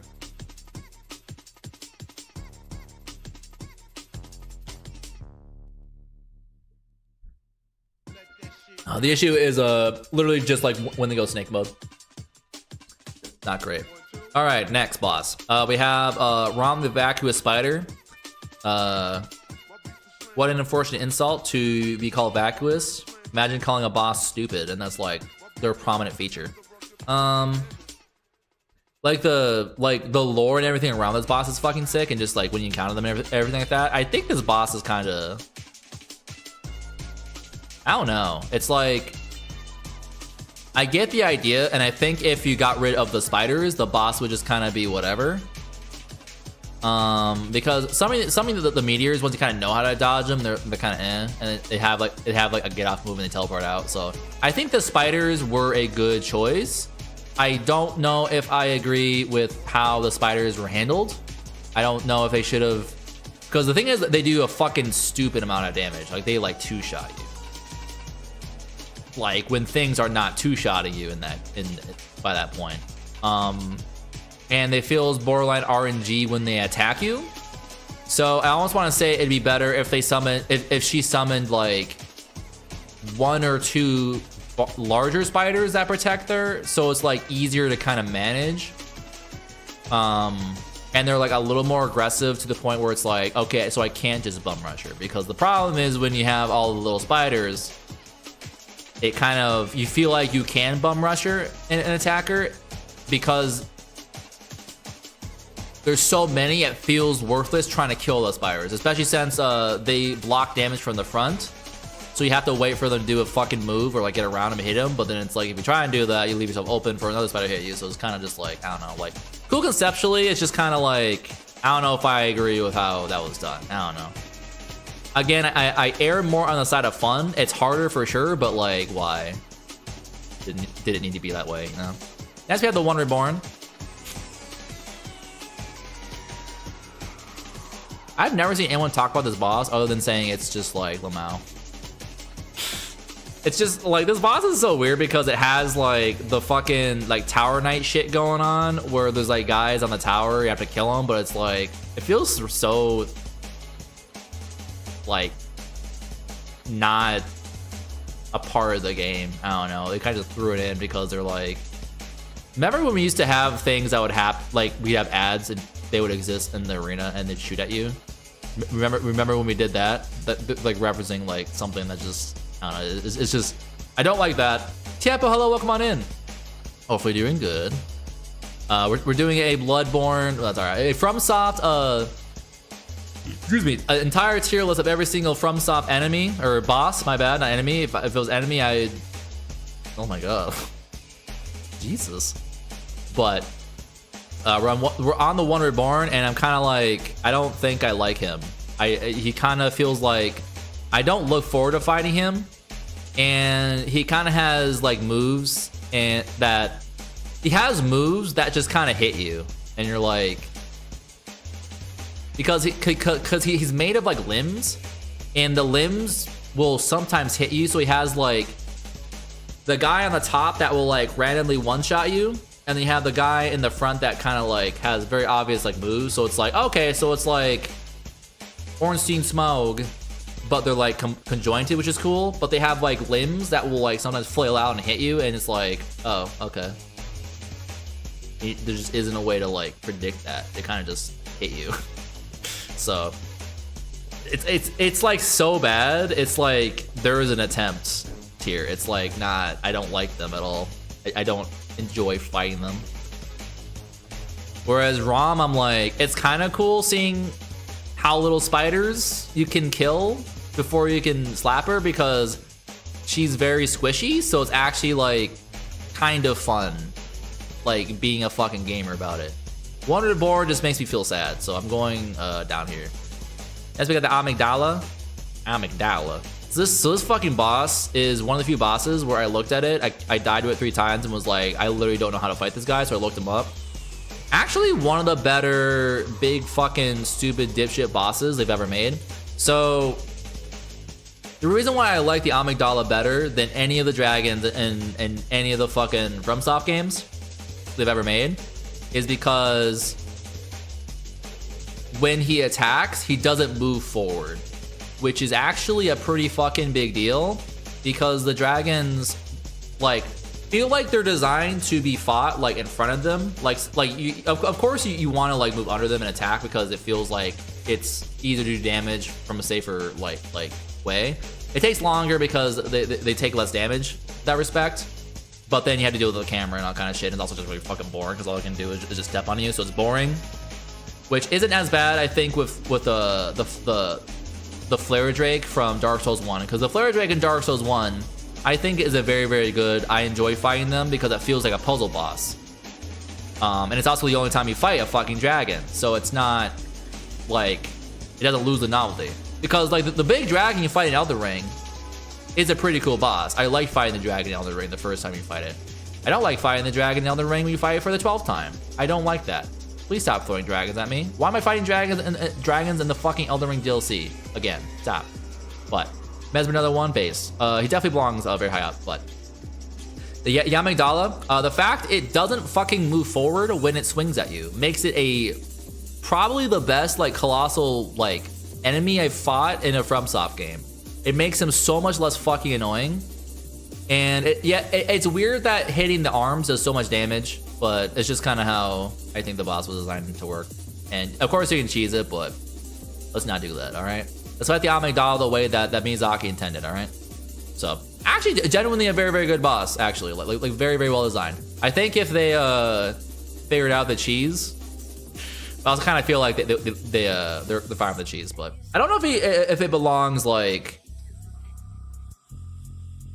up here though. The disco ball move is very funny though. I like the disco ball move. You know, it belongs up here actually. Sure, fuck it. Martyr Lagarius. I actually really like this guy a lot. I like, so I like him because I fucking hate his fucking like skull move. But when you like kind of, but like you start getting a sixth sense for it, and now it's like you know when he uses it, and you can like dodge forward and like keep hitting him. It's pretty sick actually. Like one of the few bosses that do that. Other than that, like you can parry him and kind of just like do whatever you gotta do. I don't think I like his sword, his Unlimited Blade Works sword move. I don't think I like that. I think it's kind of horse cock. I wish he didn't do that. Which you can actually cancel. When he's like sitting down channeling the move at 50%, you can backstab him, which cancels him for using the move, and he won't use it the entire fight, which is pretty cool. And I did that, and I fought him, and he still had his second phase stuff, just not that. It was pretty fun, I thought. I fought him and killed him without doing that, and I'm like, this is just not, no. So without the Unlimited Blade Works, priorly here, maybe a little bit like interesting, fun, but like basic. With the Unlimited Blade Works shit going on, fuck that guy, pain in the ass, very annoying. So probably just average out to like here, fun, interesting, not necessarily hard if you do what I'm saying. Celestial Emissary. This is just Roller Rat Authority, but again, huh? They really just did that again, huh? But it like one shots you if you like guess wrong. It's so goofy. It's like such like a not fight. I don't know. I think this belongs in Y tier because like why? You know, like what? I mean, thanks, I guess. Cool, thumbs up, whatever. What a goofy ass fight. Next we got Abriatis, Daughter of the Cosmos. This fight is cool until she reaches her second phase and she does her fucking dash move at you, and to this day, I platinum Bloodborne. To this day, I don't know how you're supposed to avoid the charge. I genuinely could not tell you. I don't actually think it is possible. I think I've done it like once in my life. And I think she has like a big like laser move. I can dodge some of it, but not all of it. So I'm not sure how you dodge that either. But the charge move is fucking bullshit. So, but other than that, it's like really cool fight. Really like how she has like a good variety of options at different ranges.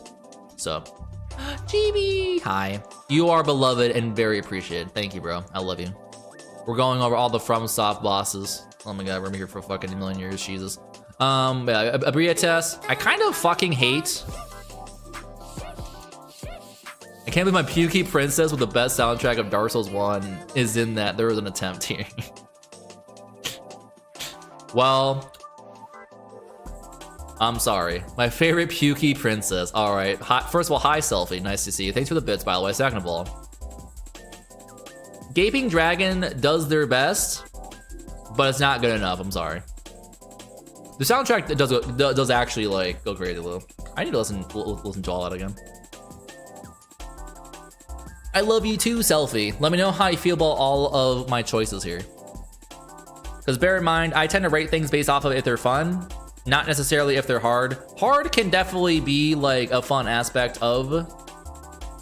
Oh, Demon Souls? Wait, which one? Blue Dragon, Dragon God. Wait, which one? Wait, Demon Souls? Wait, which one? Oh, no, for sure. Like FromSoft soundtracks always go crazy, but yeah. Abriatis kind of goes here. I just think the charge move is fucking bullshit. I might be bad though. I'm probably bad, but whatever. Still killed her, easy. Miko Lash is a fucking okay. This boss is so goofy.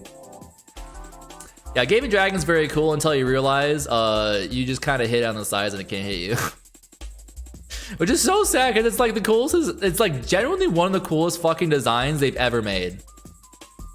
I've not actually heard like the remake Dark Souls soundtrack or Demon Souls soundtrack and like really compared them, because I usually like don't pay a lot of attention to it. I do like kind of vaguely recall a couple things, and I do like the original one because it sounds, it's like so hard to describe. It's just like the vibe of it was so different. Like it was so PlayStation 3 RPG game. I don't know, but like cool. Whereas PS5 remake is like a video game that you've played a million times before. I don't know how to describe it. It's just like it's like less unique. I don't know. Yeah, the vibe is weird, and I like the vibe. I like the vibe in the PS3 one. It's great. I like that it's fucking weird. Like, it's a weird game. It was designed to be weird. And it is weird, but it's weird in like a cool way. But speaking of weird and cool way, we got Miko Lash, Host of the Nightmare. They're making fucking choices that are peak, aren't always great. I don't like all of them. The fucking world tendency shit is, but you know, it was certainly a choice. I like the idea. The way it works was just, I like the idea, but the way it's calculated is like not how that should have been done. Dutchy, hello. Oh my god. Thanks for the weird and cool way. Sheesh. I think that's a compliment. Thank you so much, Selfie. Oh my god, yeah, the charge is literally the only issue I have with the boss, and I think the laser move, and that's it. I think the laser move I've like really struggled to dodge a lot, but the charge move is like I don't know what they want from us. Miko Lash though is fucking goofy though. Oh, gotcha. Okay, never mind. Oh, good. Well, you are nothing wrong with weird. Yeah, Travis does too. I think everyone agrees that the charge is fucking bullshit, but Miko Lash, Host of the Nightmare. Ran with her for my first BF one. Well, hey, you fucking won, Selfie. There you go. Doesn't matter. I got that dub. I don't know where to put this guy because I actually don't think he's. I don't think he's he's definitely like a weird puzzle boss. I don't think he's that bad. He's very unique. Like after like going through all of the bosses and going through Demon Souls, I can appreciate a good gimmick boss. All right, I'm sick of fucking guy with sword, especially after playing Elden Ring DLC. Yeah, Travis has some pretty solid opinions, for sure.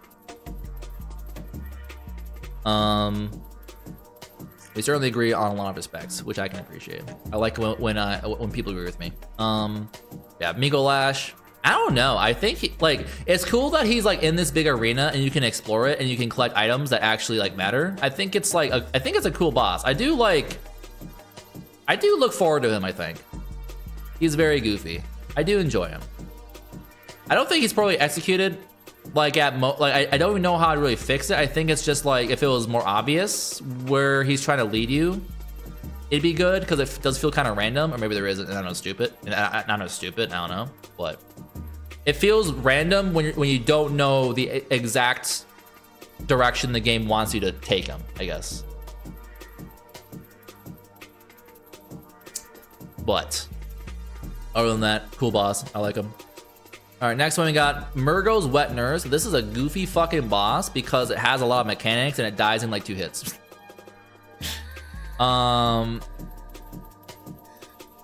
Loop by that's frustrating. Yeah, like if you just chased him and it was through like a Sen's Fortress kind of thing, it wouldn't be as bad. I think.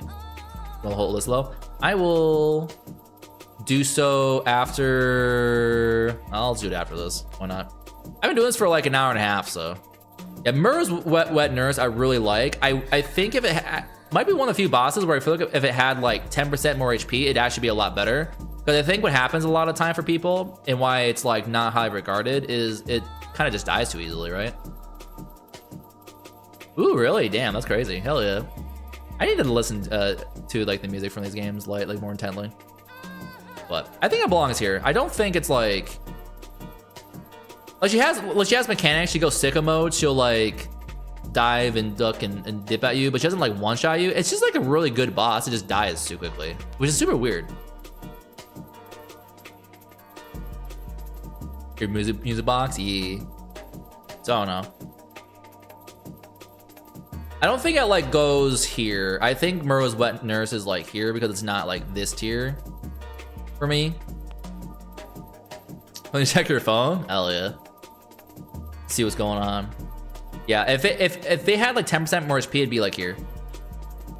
Oh yeah, here's a tier list. God tier, we got Pinwheel, Great Grey Wolf Sith, and Covetous Demon, you know, as one does. Peak, we have Night Artorias. These aren't in like particular order, sort of ish. Like they kind of are, but I'm also like, ugh. Trying to organize all of these is gonna be a pain in the ass. But you have Artorias, Manus, Gwyn, Gascoigne, Old King, and Roll Rat Authority. What's Pinwheel doing up there? What do you mean? He's a great boss. What's wrong with Pinwheel? He's great. I love him. I think he belongs next to Covetous Demon, actually. Look at that big old smile. We love him. But I like Roll Rat Authority because it's just a big fucking rat. It's actually, it is, unironically, it is actually like a fun fight. Like, I do enjoy fighting Royal Rat Authority because it's a big, it's just a big fucking rat. But you know what? I can appreciate that. I can appreciate big fucking rat. And then we have exciting. We got Sanctuary Guardian, Penetrator, Calamite. Unforgettable, absolutely unforgettable. Exactly. Got Quilog. Got all these guys here. Tower Knight. I wish Tower Knight had like less HP. If it had less HP, it'd probably be like here. It is kind of cool that like for melee, like there is a difference. So like melee builds like will trip him, and then like range builds can attack his face, and it like makes him fall down. It does like a fuck ton more damage. It's kind of cool actually. That's something that I really like about Demon Souls is that like there's a lot of like alternate ways of fighting enemies that are meaningful, whereas for a lot of the games it's kind of like if your range is don't get into the sword range. So slower spam, as many do. And it's you shooting your soul arrow, and then the knight trying to use his big fucking energy barrage move at you that like one shots you, and you're just like, ooh. But I mean, it can be fun for sure. Not the most engaging gameplay of all time, but it is gameplay.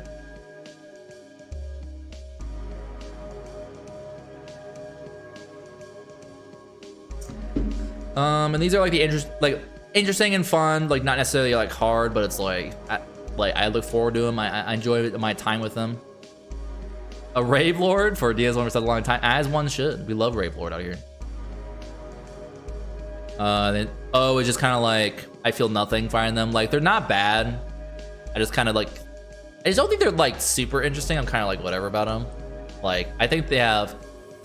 I'm gonna say that, but then Fool's Idol is actually kind of fun.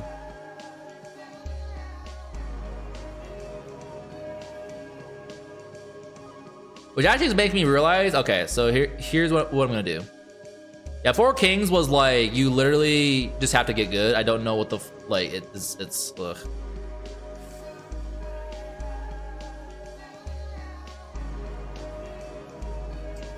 Right, belong down here, actually. I'm gonna get rid of the O tier because I feel like everything in here kind of goes together.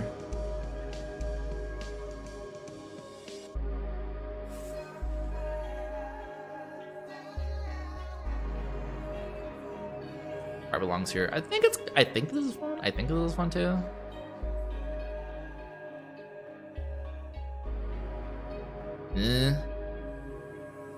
Armor beat him down. Yeah, that's the other thing too.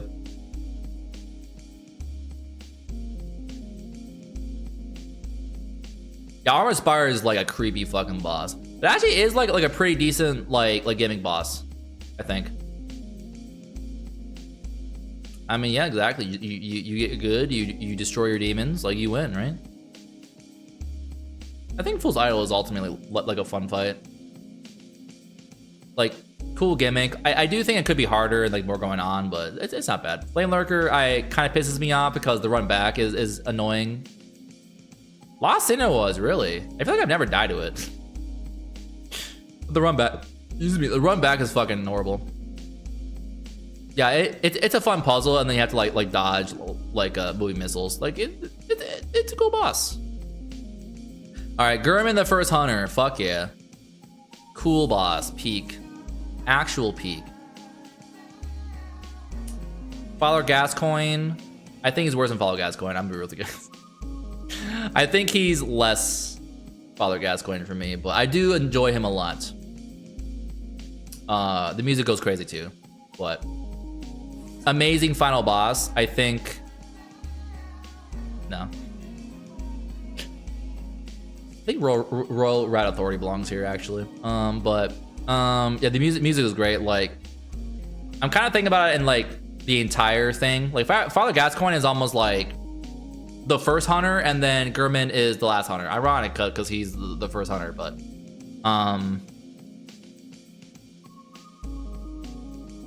I think Gascoigne is just like a marginally better fight over Gurman for me personally, just because I think the fight itself is a little better, but like the actual, it's tough because Gurman is like about there, and it's like more so about like the journey I think. But by that logic, like Gascoigne is also like that important.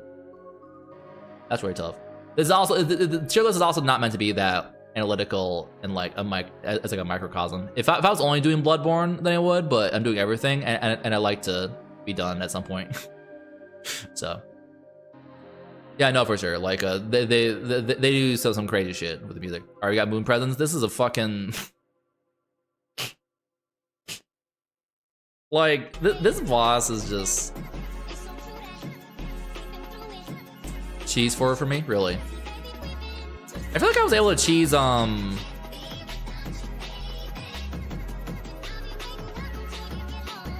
don't know if I want to listen to chiptune when I'm doing FromSoft stuff. And Moon Presence is very disappointing because it has actual mechanics and shit, and it does like 2 damage. And it dies in like 4 hits. Moon Presence, true! Well, that's basically Chinese New Year, right? Moon Presence? I don't hate fighting him though. I think he's like down here. Like it's not there's a temp tier, but it's like not bad. I don't know. But I was able to cheese Gascoigne and Grumman, I think. Just by shooting them in the fucking face. But oh, not the fucking dungeon ones. Oh, this is gonna be really hard actually. I can't remember them that well. Abhorrent Beast. I think Abhorrent Beast was kind of bullshit if I recall correctly. Was he? Or I think of a different guy. He has like some really weird moves if I recall. Abhorrent. I think he has like weird moves. I'm trying to remember. Oh, this is so hard. Fuck. Yeah, he does like storm punches. I don't think he can be parried, right? I feel like I haven't fought him enough to really. He can? Okay. Yeah, they're also the beggar as well. That's right. Face tornadoes, you kind of base actually. Do I like him? I don't know. The thing is that it was so long ago, I can't remember if it was because I sucked or if it was like some weird hitbox shit going on. In the clinic. Ooh, I do too. Yeah, I don't think he's like bad though. I think it's cool too. I'll put him there. This is actually making me want to go through every single fucking game though. Like this is making me want to go through every single FromSoft game again. Not Demon Souls though, because I don't think I could suffer through Maneater again. Maneater is like here for me. Like Maneater is here. Bed of Chaos is here because you can cheese Bed of Chaos. Maneater is the literal worst boss I've ever made. Like I'm being for real. Like people shit on Bed of Chaos. Maneater is worse. I don't care what you think. This guy fucking sucks. All right, Beast Possessed Soul. Oh, I have to look this up more. I don't remember them at all. No. What the fuck is this guy? Who the hell is this bozo? Beast Possessed Soul. Oh, that's the fucking like. Oh, that's the fucking. Oh, this guy's kind of cool actually. Oh, but he's like not like a boss though. He's kind of cool though, because he's like very like Mephistopheles, like coded.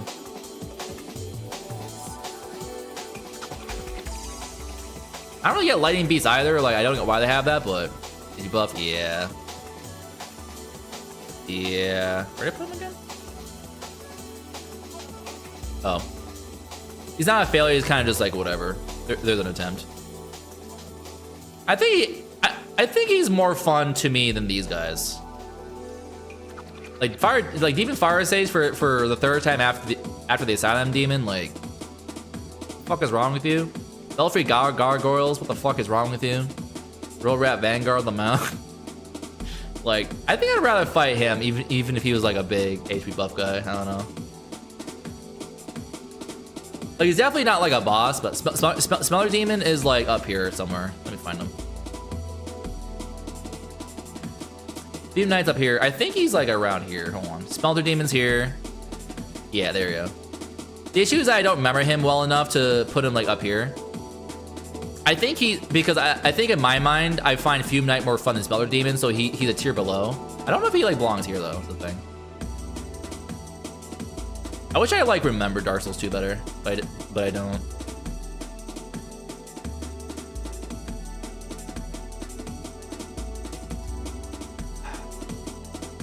I definitely need to replay like all the Dark Souls games again and actually like pay attention to the lore. I'm gonna play them all again like offline and then have like body videos playing so I can get the lore. Because I know people like love Smelter Demon. Conniptions? Does he really? I don't remember him being bad though.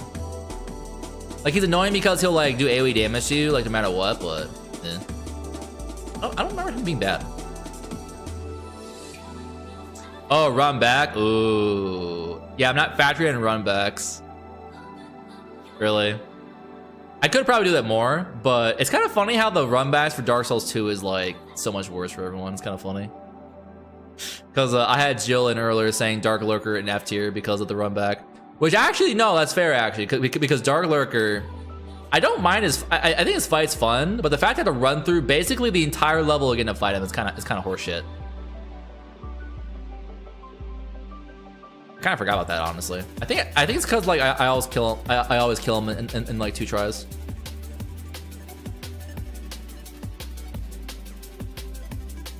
This is hard.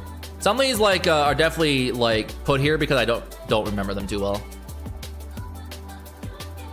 I'll get anything up. Ooh.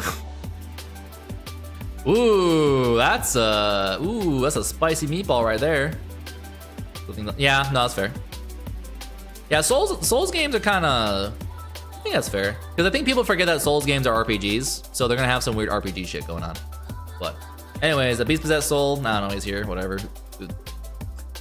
Does anyone like not, there was an attempt. Does anyone disagree with that? No? Okay, cool. Anyways, Bloodletting Beast. Who the fuck is this guy again?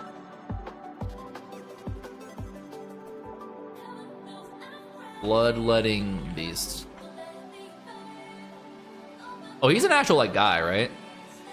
He's headless. Oh. Maybe that's what I'm thinking of.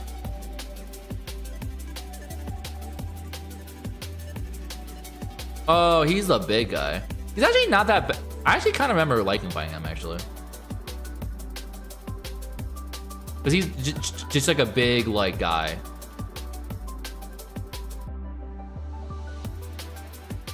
Okay. The boxes. That might be who I'm thinking of for Abhorrent Beast.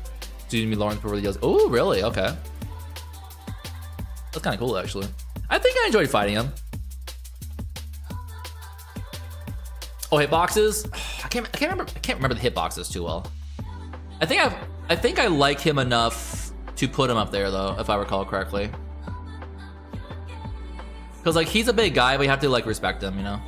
I do look forward to fighting him, but he definitely like if I fought him more like multiple times, I'd probably be like, ugh. So. But Keeper of the Old Farts. Who the fuck is this guy again? All my Bloodborne friends are fucking losing their minds right now because I can't remember their shitty fucking Chalice Dungeon guys. Keeper of the Old Lords. Keeper of the Old Farts. What do you got going on, gamer? Oh, is he just like a guy? Wait.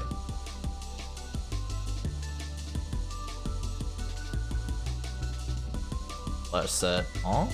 Oh my god, these guys are just cringe. Never mind, no, fuck this. Or after, oh. Chalice bosses, that's fair, thank you. A little bit. The idea there is definitely good. I don't know if I agree with like how they were done entirely. But hi Jam, what's going on, dude? But I can appreciate the experimentation. I think they should have made more bosses, maybe. But I don't know. I'm not sure what to fix it because I actually don't hate them at all, but it does feel like it brings them down a little bit. But it is one of those things where I feel like I would rather it be in the game than not, so I don't know. But yeah, Keeper of the Old Lords, why? I feel like I'm fighting a fucking NPC with this one, dude. Forgotten Madman. Who the oh, is it the guy that goes fucking sicko mode? How you doing though, Jam, by the way? Forgotten Madman. No? Wait, what? Who the fuck is this guy?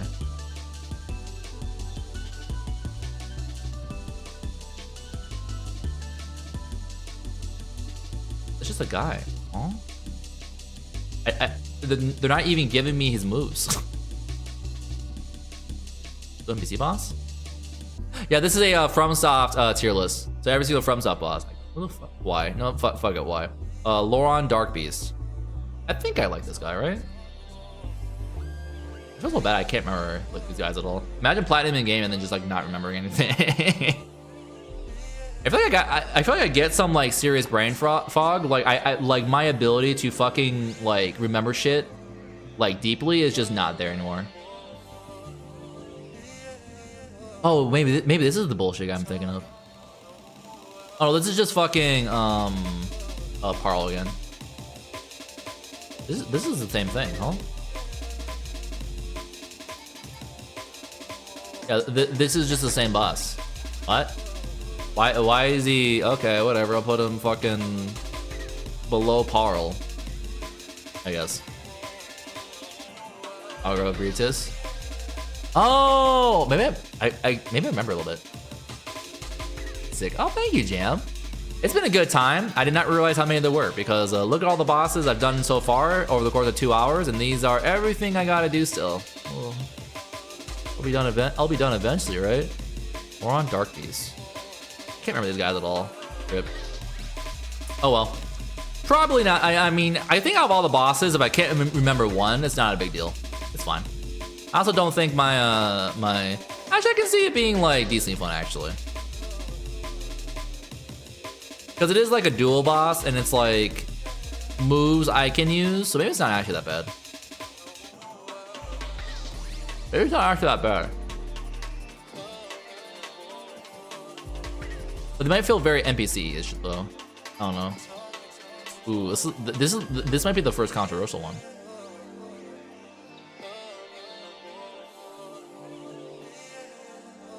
Deciding? Oh, really? Oh, it's kind of cool. You know what? You inspired me.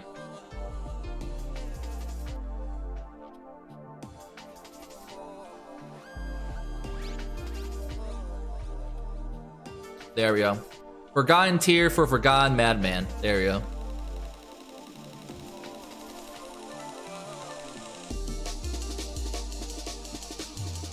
Perfect. Thumbs up, gamers? Alright, thumbs up. Next we have Loron Silverbeast. Dude, these Chalice Ending bosses, man. What the fuck?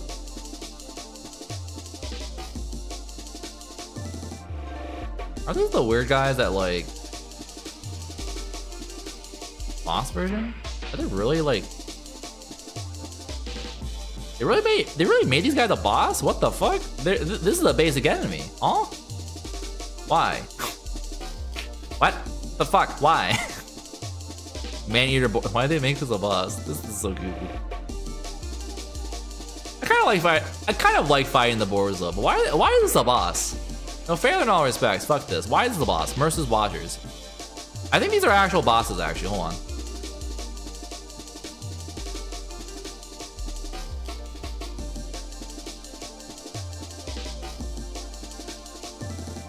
Watcher. I think these guys were actually. I mean, they're typical. No, I mean they're basic enemies. Never mind. Fuck this. No.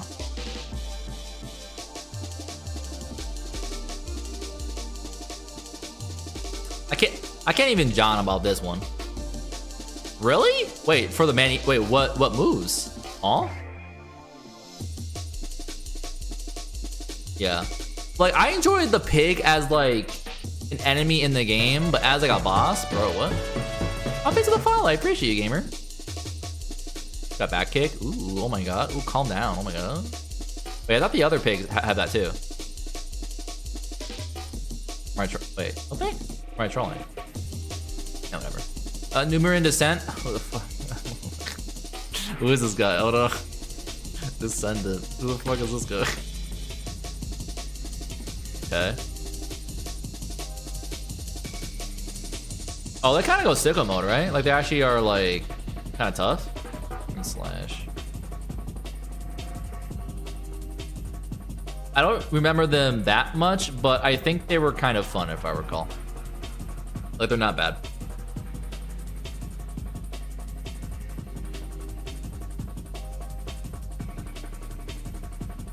like there, like pretty basic.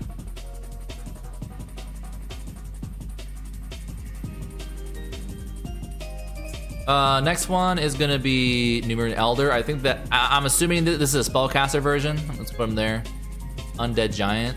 What the fuck? I think I remember fighting one of these.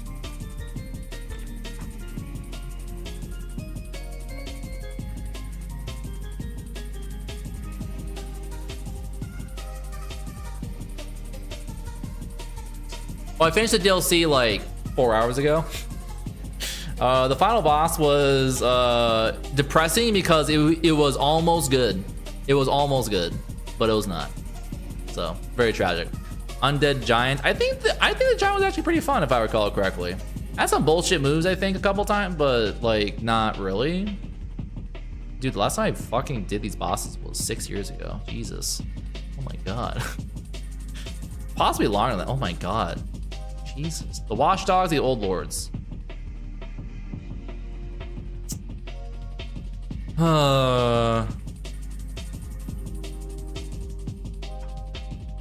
Okay, this is fucking large creature. I don't remember this guy at all. Is a dog here? Huh?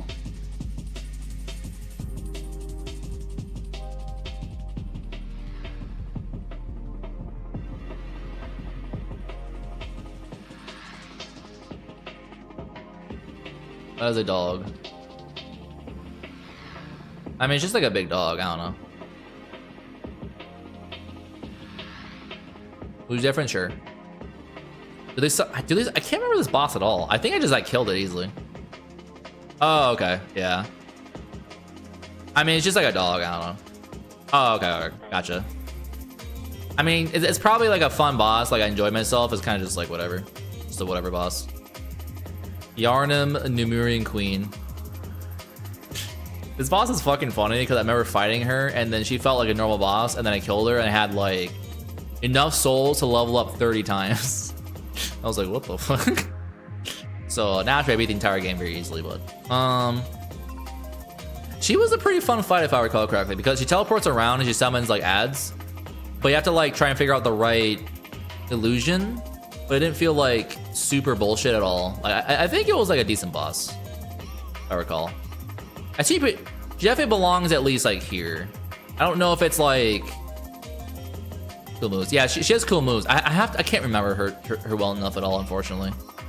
I do remember enjoying her though. I don't know if she belongs like here though is the issue. Particularly within the context of the child, because a lot of this too is within the context of the game itself. And the issue with her is you have to go through chalice dungeons to get here, which is taking her down one notch, unfortunately. Yeah, that's the issue, unfortunately. Like, she would probably be up here, but its problem is that she's a challenge dungeon guy, so. Is it Mercy? Ooh, well, there you go. Ironic, because you went berserk with the Blades of Mercy, which is not showing mercy. But, yeah, so, like, a lot of these is, like, based off of the context of when you fight them and, like, within the context of the game itself. Like, I'm putting, like a Silent Demon like up here because it's just such a good fucking boss within the context of Dark Souls 1, especially like at the time and everything. In Taurus Demon as well, because I think it's a very just a well-designed boss, like for what it is. Yarnum just you have to go through fucking chalice dungeons, which is cringe. So yeah, so that's all. Yeah, I was right. So DLC time, yippee! All right, we have Living Failures. Ironically, not in failure in all respects. I actually enjoy these bosses a fair bit. The trick weapons are so fun, especially when you realize doing the last hit of like your move being the trick like switch does like 20% more damage. Or King's at worse. I don't know. They kind of have some sauce because they're parryable. And like 4 Kings feels like you almost have to do like a full poise heavy build to have fun, whereas they are. I think their issue for me is their attack patterns are so fucking weird. I don't know how to parry them consistently. So I can see them building real. I will do a. I will do a build that's just horseshit selfie just for you the next time I play. But I don't think they're worse than 4 Kings, but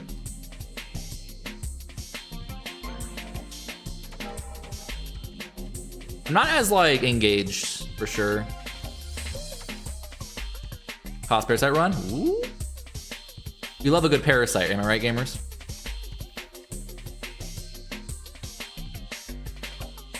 No, it really does, yeah. Like a trick weapons, when you like use them properly, is like sick.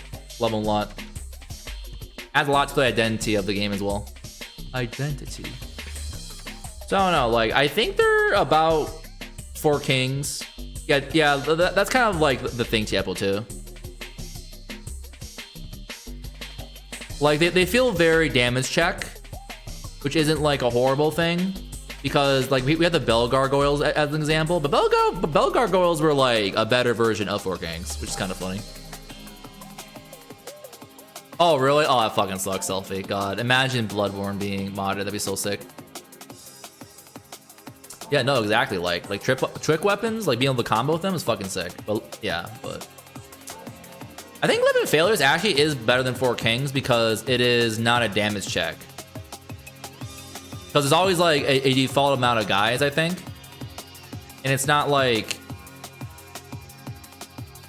But it's not like inherently bad though. So it's like a really unique encounter. But like this is also a pretty unique encounter too. Just based off of like the constantly spawning guys. And they have like ranged moves, but they're not like impossible to avoid. This is hard. Bloodborne, exactly.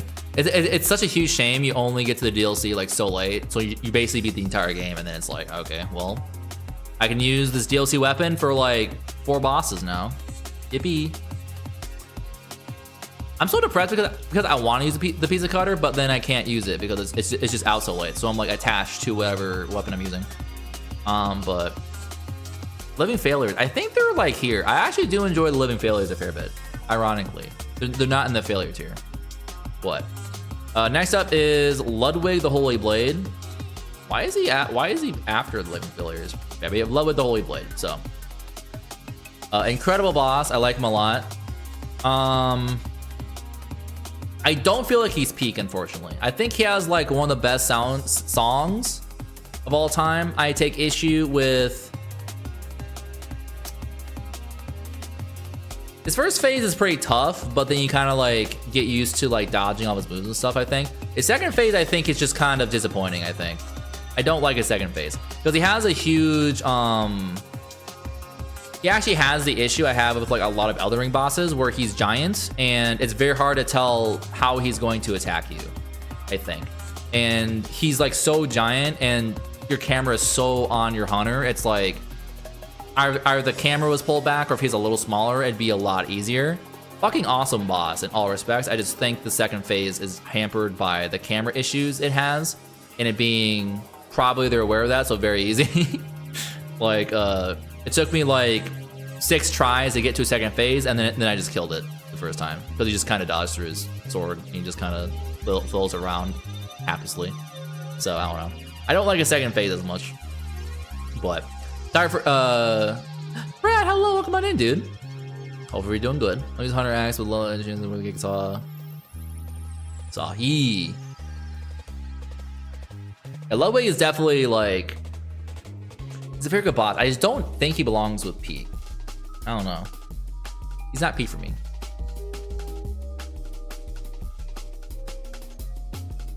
Yeah. His music. I think his music is fantastic. I think even if his music wasn't what it was a merely average Bloodborne song. He would still probably be here. Hard wall for you. Yeah, he's very hard. He's very hard, I think. Like one of the harder bosses, especially for like a newbie. Or like a person who's fighting them for the first time. But and even then, like on repeated playthroughs, you still have to like respect him. Not for sure. But I really do enjoy him. I think his second phase just isn't like as good as it could be. Again, I do think it is very primarily the camera issue. I think he's like the tallest boss like in the entire game. Like he's bigger than the giants. It's kind of crazy. But next we have Lady Maria. I don't know how the fuck to rate her, because if you just parry her, she's a meme. But if you fight her normally, she's like hard. Like if you don't parry her, she beats your fucking ass. Like it's like, oh my god. It's like almost impossible. Oh my god. But I enjoy her lore. She looks fucking awesome. Yeah, the ceiling drop is fucking anus. I don't like that. You have to like perfectly manage to know exactly how to dodge it. I feel like it's like intuitive enough for me after like enough Souls games to kind of just like know, but it is bullshit. I do agree with that. It's very satisfying to parry, absolutely, 100%. So it's just hard for me because I feel like it's like a Gwyn issue where it's like, it'd be great if you didn't parry, it'd actually probably be better. So maybe she had moves that weren't parryable, or more that weren't, it'd be a lot better. But yeah, exactly. Because if you let her do that, then she's like a legitimately like super engaging boss. But I've like never learned her actual like moveset because I just shoot her. So it's sad, but I think she's like here. If you didn't, she'd be like here, and like the only character to challenge Royal Rat Authority. But I think she's like here, unfortunately. It's very, very tragic. Bloodborne's got some fucking banger bosses. I remember someone saying that like I don't like Bloodborne because I don't think the boss is very good. I'm going back through all these. I'm like, actually no, they kind of kick ass actually. Oh, chance goes. Yeah, exactly.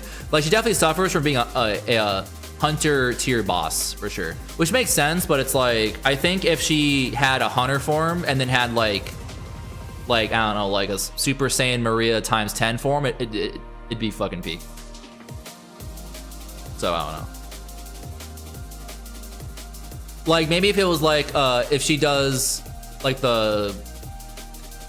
her normal sword swings you can parry, but like if they're like on fire or have blood you can't. I don't know. Well, that kind of goes with the whole issue I have with Bloodborne to a certain extent, where I think it's very hard to tell what you can and can't parry, because you can parry like small size and like medium sized guys sometimes, you know, but whatever. Maria goes here, I think. Yeah, the phases were fucking awesome. So we have Lawrence, the first Vicar, dude. I kind of don't like Lawrence. I think he needs like 30% less health. Like why are you so fucking fat? F? Damn, that's crazy. I don't know if he goes in F per se. I kind of hate him though a little bit. I'm for real. Lawrence Hater Club, you know what? Tempulsion just for you. Taylor, in all respects. Get fucked, idiot. Hate Larry so much. Damn, that's crazy. I've not really seen a lot of hate for him, so this is kind of like surprising me. Lawrence sucks, TBH, yeah. I think his splash damage is really annoying, and it's like really hard to actually dodge it. And he has like just so much fucking health for like no reason, dude. There's like no, like, and the thing is that it's like, well, A is optional, but I still think optional shit should still be good. Especially if it's like an actual, like, important character, right? But I think like for Lawrence, it's just like, he's fat in an unfriend way. It's okay. Oh, really? Shit. Oh, yeah, because it's like now the fire does like stupid damage to you. Yeah, that makes sense. Go with the Queen. Yeah, the Queen is like a really good boss. It's kind of, it's really a shame that she's so hard to get to. Which is very funny to think about because he's not that hard to actually like do. People skip it because he's just an annoying fucking asshole. It's actually a really good way of thinking about it actually. So the metric of a good boss is if they were Lawrence, would you go back and like fight them as an optional boss? It's actually a really good, that's actually a really good way to think about it actually. Like if Seath the Scaleless was a Lawrence, would I fight him? I probably would actually. I like Seath the Scaleless. I like Vanguard Demon within the context of what he is, I guess. That actually kind of makes it harder to judge, but yeah, no, fuck Lawrence. I feel like he goes in like there's an attempt. I don't think he's a Y. Yeah, she's definitely one of the tougher bosses. I think her charge is just bullshit. Like if it was If her charge was better, she'd be a lot better. That's my only issue with her. Otherwise, she's a fantastic fucking boss, and it's very depressing that it's like that. So, but incredibly like visually designed boss for sure. All right, next we got what the Orphan of Cause. All right, Orphan of Cause. I'm gonna be real with you guys. Like, I kind of hated him initially, but I think he's peak. I think he's actually. I love how you can't fucking see his fucking name. He's just screaming there. I actually do think he's peak. Like, I don't think there's a bullshit thing about him, like at all. And you can actually parry him if you like perfectly like time it for like some moves. Which is that's basically the issue with the whole like it's hard to know what you can and can't parry, but choosing allow his name. Orphan God. That's funny. Kill Sith. Yeah, no, Sith exactly. And like he's basically defending his immortality thing. So it's like even then it's like he has some moves, like you have to respect him. I don't know. It's not horrible. But definitely definitely one of the best bosses for sure. Like, absolutely peak for sure. Yeah, Gas is a Father Gas, classic, good first boss. Okay, Burnett, really? Okay. What paper did you make about him? Giving out that charge beam attack every time, not messing up, running at E. Exactly. Your favorite Bloodborne boss, Tempulsion? Really? Okay. Have you played every single FromSoft Souls-like Tempulsion? I think I asked you this question and I forgot, so my bad. Sorry. But yes sir. Hell yeah, brother. It's making me want to like replay them all and like really immerse myself in the lore. Because Souls games were like my favorite for a really long time, but I'm real. I think Elden Ring kind of knocked it down like 4 pegs. I don't like the Elden Ring DLC. I have a lot of issues with it, but this isn't like I think if I did an individual like micro boss tier list, I would criticize like the individual games more, but Ultimate is real. He's also like really hard to parry in general. So like the only time I parried him was when he was doing his charge, which is very easy to parry. Out in the boss, oof. Yeah, Claripiece takes a while. Like Claripiece is a monster, literally. But no, just a fantastic boss. Has a wide moveset. Doesn't feel like a lot of the Elden Ring bosses. Like I actually think that he is like he's what Radon wishes he was. Like so many Elden Ring bosses wishes they were, because his combos do change based off of how you move, but it's like almost the same way every time. So it's so you actually can predict what he's gonna do, and you like know what he's gonna do. So you're like, okay, well I like when he's doing his combo, split second, you're like, okay, I want to move back, and then he does his thing, so you dodge it. Like it actually makes sense. Whereas it feels like a lot of Elden Ring bosses have like almost way too many moves. And something that I come to realize actually is Rolana and Radon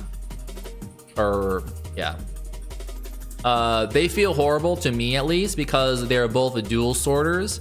So every single move they do feels the same. So it's hard to actually like visually tell what the fuck they're doing and like what combo they're doing, because it's just two swords doing this compared to just like Orphan of Cause, where if I see him doing it's much easier to tell what he's doing based off of the silhouette, because it's less busy. For me, at least. So for them, it's like based off of like the speed of their movements. Whereas Orphan of Cause, it's like snapshot, like where his arm is, and I know what he's gonna do. Exactly, and they have very little openings, and they have different, like sometimes they'll do a full combo, sometimes they don't. Pain in the ass. Exactly, like Orphan of Cause was very fast, but I felt like I knew what he was doing, which is good. So anyway, so that is Bloodborne. So Bloodborne actually placed a lot higher until you get to the Chalice Dungeons. Wow, Chalice Dungeon is really fucking oof. Yikes. Unfortunate. But otherwise, yeah, like most of the bosses are like pretty fun. Like I enjoy them. Actually, probably like the best out of all the Souls games so far. Actually, another thing about it, that's kind of funny. There was a like Bloodborne had like mid bosses. Yeah, the Chalice Dungeons are unfortunate. I did really enjoy all these bosses though, like immensely.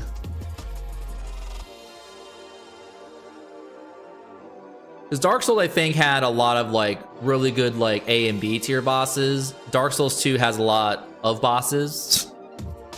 Demon Souls, I just really enjoy like a lot of the bosses. I don't know, like I know they're gimmicks. They have a lot of like good B tier bosses, but they don't have any like super like crazy good bosses. No problem. I hope so too, Selfie. Please have a wonderful night. It's always nice to yapping with you, bud. Have a good one. Everyone wish Selfie a good night. Now we're on to Dark Souls 3. Holy shit. Oh my god, I have to go do Sekiro too. Oh my god. Alright. So.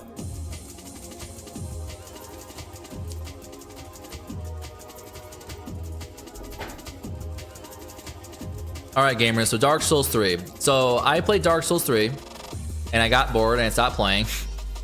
Which is the first time that's ever happened to me, by the way, in a Souls game, so. I'm coming from the perspective of someone who kind of doesn't super jive with Dark Souls 3. I kind of just think it's not my favorite game. I think a lot of that has to do with rolling is really overpowered, so a lot of bosses feel really roll spammy, which happens in Elden Ring as well, but whatever. And I don't like it. Just kind of disappointed me a lot. I don't know. It wasn't the direction that I wanted the series to take, I think. Y'all's peak. I'm sorry, Tiempo. I'm gonna have to do it to you. Pontiff my asshole. I don't like Pontiff, bro. I fucking hate Pontiff so much, bro. Fucking hate him. But yeah, we got Eudix Gundur. I think he's kind of dog shit, actually. I'm gonna be real with you guys. I think he's a really fucking cool boss. The fact they throw this boss at you as the first boss is kind of horseshit. I'm gonna be so real with you guys. Like I hate that. I do enjoy fighting him on like new playthroughs, but ugh. The Nameless King is a really cool boss. I think he's like really tanky, but like for some reason for him, I feel like it's not that like bad. Fucking hate Pontiff though, dude, Jesus.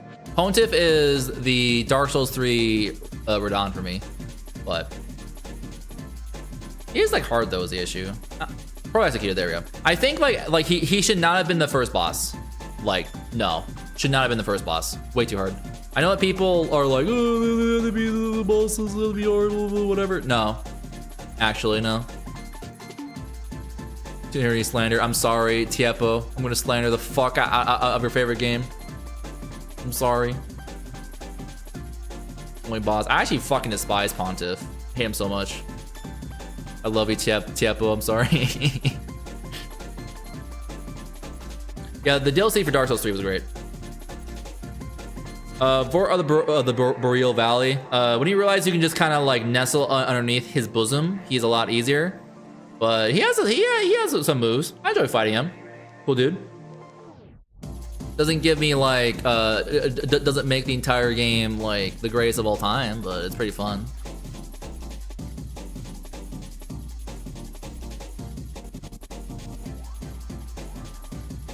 Phone showed up, yeah. That's kind of why I fucking despise him, because he's already a boss that attacks way too often. Like he's the first like when is it my turn boss I've ever encountered, and then he summons a clone. It's like, great. Fucking despise him. Next we got a Curse Rotted Greatwood. This boss actually killed me more than almost every single boss in Dark Souls 3. I'm not joking. Like dead ass, this boss killed me more than most bosses. The Curse Rotted Ballsack. You kind of just hit the balls and he does like moves. It's like not a bad boss. It's so hard for me to like rate Dark Souls 3 because it feels like a game it expects people to have played Dark Souls 1 and 2 for. Whereas Dark Souls 1 and 2 feel like their own thing, which I think kind of makes Dark Souls 3 like a lot worse. Dude, Dark Souls 3 is just kind of ugh. Like it just because of this fucker. I think he kind of ruins Dark Souls 3. Just from where he's placed. Like, why is he the first boss? Because at the end of the day, like, it's still a video game, you know? Like, it shouldn't be like this ball crushing. Like, you should have fun. I don't see why the boss needs to be this level complex. If anything, the fucking Crystal Lizard like in that beginning area should have been the first boss and have like 20% less HP or whatever. I don't know. And they should have been like after the Curse Rod of Greatwood. But whatever, it's a Souls game, so it's meant to be hard or whatever. I don't know. But yeah, I just don't agree with the difficulty curve and how they did it. But like a more smooth one, like difficulty spikes can be fine because it's like you do a hard boss and you feel really special, and then you kick the other boss's ass and you're like yippee, you know. But I just think he is in the literal wrong spot, and it kind of just makes me feel like the entire game is like trying to appeal to people who play Dark Souls 1 and 2 rather than just being its own thing. Hi Chaos, welcome on in. The gamer of all time. Oh my god, that's me. I did beat Radon. Oh, from Elden Ring. I did officially beat every single FromSoft boss. That might be him. But we're doing some FromSoft tier list. I'm slandering Dark Souls 3. Curse Rod Greatwood. I actually don't think it's that bad. It pisses me off because actually, like if this was the first or second boss in the game, he'd be like here. Because he's a fucking silly guy. He's a ball sack. You slap him, you have to like try and move him around. He's actually pretty fun. Put him here.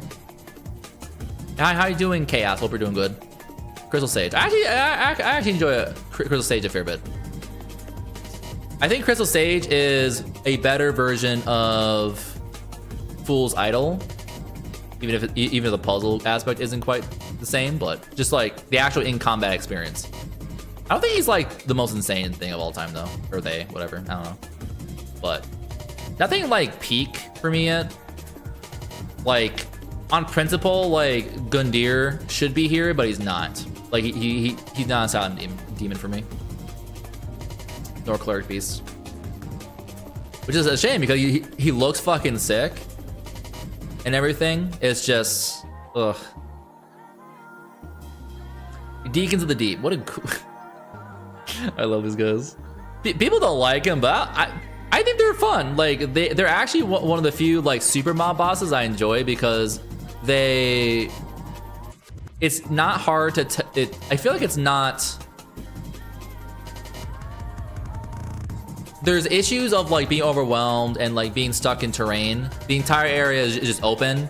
They attack pretty slow. They're shitty guys, and they all like almost die in like one hit. It's actually like pretty fun because you just take a big fucking like sword, just fucking stab and like kill like 5 of them. It's pretty fun actually.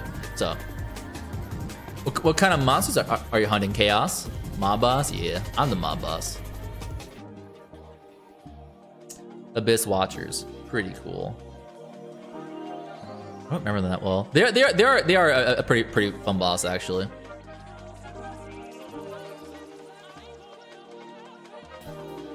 They're pretty cool because like they're all fighting each other, and then they turn on you, and then it's like this whole debacle. I think it's pretty cool actually. They probably belong up here. I'm still going, Pwn. I am on Dark Souls 3. I'm slandering the shit out of it, Pwn. I'm sorry. High Lord Wolnir. What a goofy guy. Slandering Peak. I'm sorry. It's just how I feel. Hands on. That's fair. All monsters must be slaughtered. This fucking guy, High Lord Wolnir. I actually like the gimmick. I think it's pretty cool. Like it's pretty strong lore wise. It's just this big fucking skeleton trying to escape the void, but constantly being dragged into it. So you don't destroy Wolnir, you destroy the chains, and then he like seeps back into darkness. It's pretty cool. I like it. It's just kind of like, I think there could be more. I think like there's like some weird hitbox shit that goes on too. It's like, ooh, I'm like, but what? Pretty cool boss overall. But place in your heart? Aw, I'm sorry, I'm destroying your heart. Your first Souls game too? That's kind of crazy. It's not, so I've played like 2, 1 Demon Souls. Did I play Demon Souls before this one? No, I didn't. No. I think I beat 2, beat 1, beat 2 again. and then I played Dark Souls 3. The Bloodborne came out first, yeah. So 2, 1, 2, Bloodborne. I didn't beat Bloodborne though. Bloodborne I beat a lot later. Yeah, I liked it a lot too. I just think that like some of the moves weren't super great, but I don't know. I liked it. Whenever I'm around, I'm like, you know, I'll beat his ass. Why not? He's not Lawrence, all right? He's not fucking Lawrence. Fuck that guy. Your first two? Really? Okay. So Dark Souls 3 is what got into Sekiro then, Pone. Is that correct? Old Demon King. He's actually a pretty fun fight. I like him.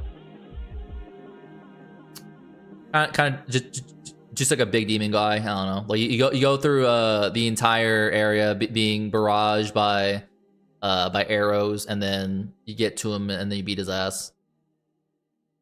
Relatively basic demon, I'd say. I don't know. Better game, I see. I think I agree with that though. Yeah, I'm gonna do a tier list of like the FromSoft games, and people are gonna be like, "What the fuck is wrong with you?" Pontus Sullivan, dog shit. Fuck, I fucking despise this guy. He's more of a Y actually, but yeah. So Pontus Sullivan, I think, was the first time I've ever felt genuine rage at a boss. I beat him in like 3 tries, but like, so my issue with him is he is the first boss that I'm like, when is it my turn, right? Like people had to resort to like parrying, and I'm like, I just think it's like ridiculous to have to rely on that. You know what I mean? Because like, so like win is so much easier if you parry, right? But you can still beat him without having to do so, because he has like an attack string of like 3 moves, like maximum. No, he is the hardest fight on the vanilla game. It's not even close if you don't parry his attacks. And explicitly the reason why that I'm talking about is it's the least fun reason why. He will literally attack you so often with his combos, you literally cannot attack him back before you recover enough stamina to like dodge his moves again, because his strings are like 1, 2, 3, 4, 5, 6 at a maximum. You literally cannot dodge all that and have enough stamina. Sometimes not enough stamina to even dodge all of them and still attack him and have enough to like roll away. It's literally like, how do you attack this guy? And that's like his basic attack string. It's ridiculous. So you like almost have to like cheese him, or do what I did and I have a shield and I just kind of like move left and he just kind of misses sometimes. And then I hit him. It's just kind of like, it's just a bullshit fight. I don't like him. I think he was not designed with fun in mind. He was designed to be bullshit. And then he summons the second version of himself. Horrible. Fuck this guy. Aldrich, the Devourer of Gods. He's fun until he does his arrow thing, and then I'm like, how do you dodge this? Because it like follows you in a way that I'm like not sure how to kill him. But he dies in 2 hits, which is kind of funny. So I don't know. Cool conceptually, I guess. I don't know. I don't hate him.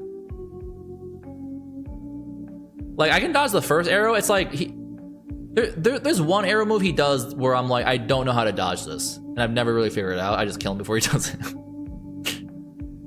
I don't know. He's like kind of a meme to me. I don't know. I don't think he's like that hard either.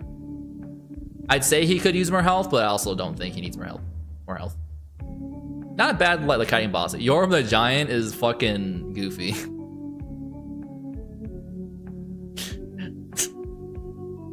Like he's kind of cool. I don't know. Like you have the big sword and then you hit him. And if you don't use the big sword, he takes 50 million hits to kill, which is pretty. It's cool. You can do that, you know. I do enjoy fighting him though. He's definitely a highlight, especially when you get Siegmeyer or whatever the hell the dude's name is. It's peak cinema, peak. Not much to say though, because really, like when you get the story, you kind of just like kill him. So I don't know. But next we got to Dancer of the Barrio Valley.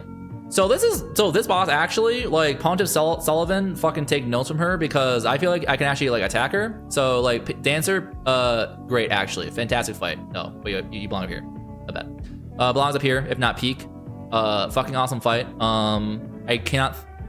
Took a while for me to understand her, but it's just like a fun fight. Like the vibes are on point, varied attacks. Her spin move is fun to dodge because there's like a rhythm to it. Pretty fun. Almost peak potentially. First Dark Souls 3 peak. Osiris the Consumed King. Actually a pretty fun fight too. Actually, I think. Soundtrack's great too. Exactly. Osiris the Consumed King. Goofy guy. Very goofy guy. Has a breath move. Yeah, no, for sure. Definitely. Design wise, sure.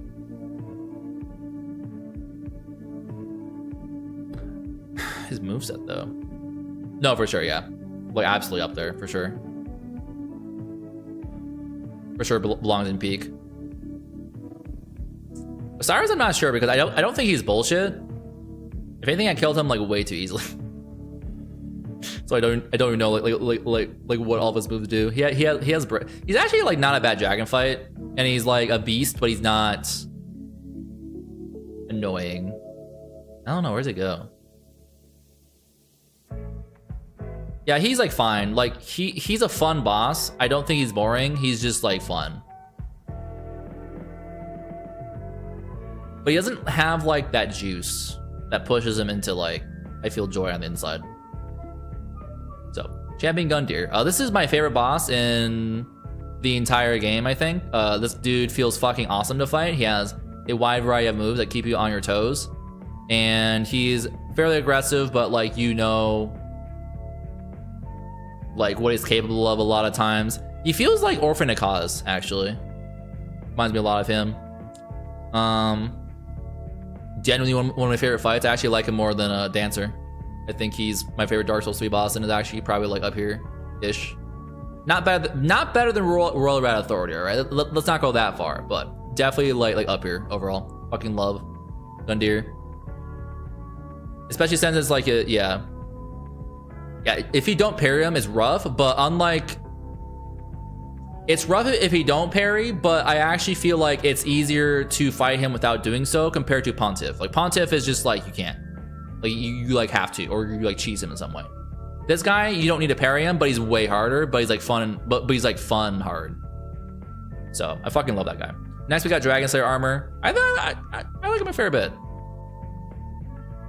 Definitely like a big, brutal guy. And then he goes sicko mode, and he kind of goes sicko mode too. It's a fun fight. I think he belongs like up here.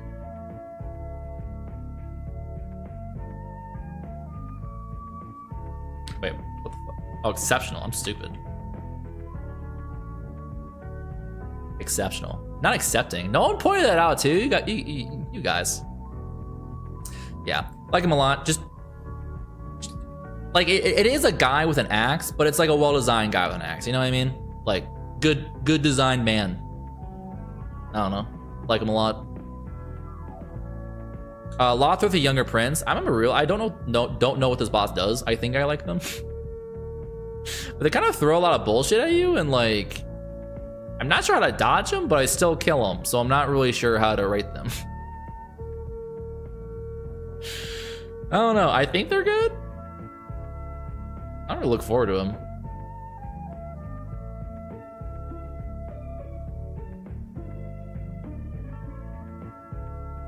Yeah, I don't know. It's just like weird because it's just such a weird fight. It's like there's just too much going on. Choking point. Oh, that's fair. Yeah, because it's a pretty tough fight. It's a pretty tough fight. I also remember that as well. I don't know. Where would I put this? Would this go up here? I don't think so. I don't think I find this boss very fun. I don't know. It's kind of like stressful in like an unfun way. Probably have him like here. Ancient Wyvern. This is such a...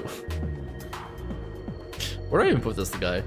Like, this isn't even a boss. It's more of like a gauntlet run, which is kind of cool actually. I do actually look forward to the Ancient Wyvern like gauntlet thing. So, not bad. I think I enjoy it. Yeah, I'll put it like up here. It's fun.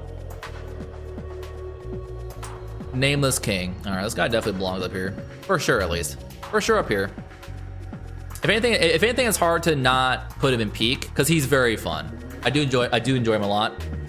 It's one of the few bosses where it's like he has like cleric beast fucking health for like no reason, but it's like it actually kind of fits. I think like actually like the fight feels like it deserves it. It actually doesn't feel like it's too much health, even if I like recognize he has a lot of health. Yeah, Pat the Plunger on his head, like it's a cool gauntlet. I like it. But Nameless King, I think he belongs in peak actually. I like him a lot. I think he's peak. Yeah, I think he's peak. I like him a fair bit. because his attacks are varied. He's tough. He never feels like unfair though. He never feels unfair to me. Like he has his big dragon, and then you like shoot it down. It's a cool fight. I like him a lot. I don't really know what to say because he feels like another guy with sword, but he flies on a big dragon, and then you kill the dragon, and then you fight the guy, and it's like, okay, sick. Hell yeah, brother.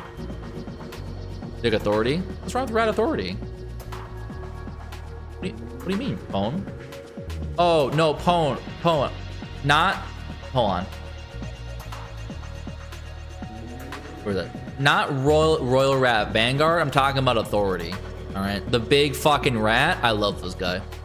He'd be in God tier, but no, he's not quite up there with Pinwheel or Covetous Demon. I think Royal Rat Authority belongs here. Dog Rat. We love Dog Rat. I love big fucking rat. We love ratting. All right, next we have Soul Cinder. I fucking love this fight. He's like too easy though. His cousin's crazy, but you're right though. True. It kind of makes him like fun though. Actually, like see if it's a good fight. He's even more fun actually. Wait, Pwn. Oh my god. Wait, actually, it might be peak. I also like how the only peak fight in Dark Souls 2 is the fucking rat. It's a good boss though. I love rat. But Soul Cinder is hard because it's like the final boss, and he's like easy. I don't know.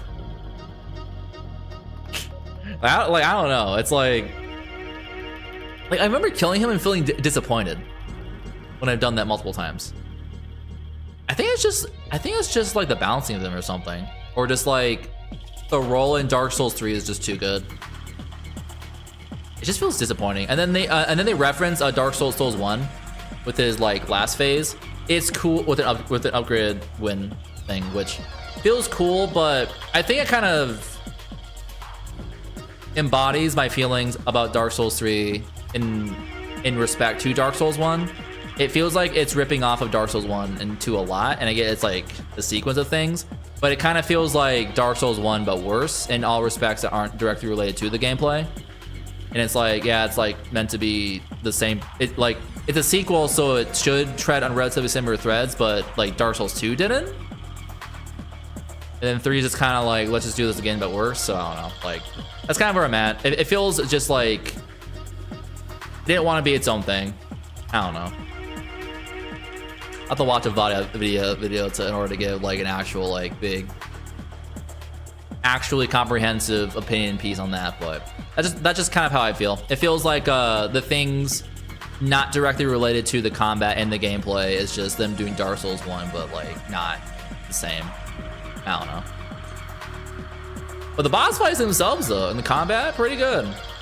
Big fan, usually. Except for this fucking dickhead. Every time I look at him, no, fuck this guy. Champions, Grave, Tenders. Oh yeah, this guy. There's an attempt. I'm not gonna, dude. Do I have to fucking? This is an NPC. This is a fucking Chalice dungeon boss, bro. What the fuck? This is the Chalice dungeon boss they made you pay 20 bucks for, bro. Like fuck this. Fuck this guy.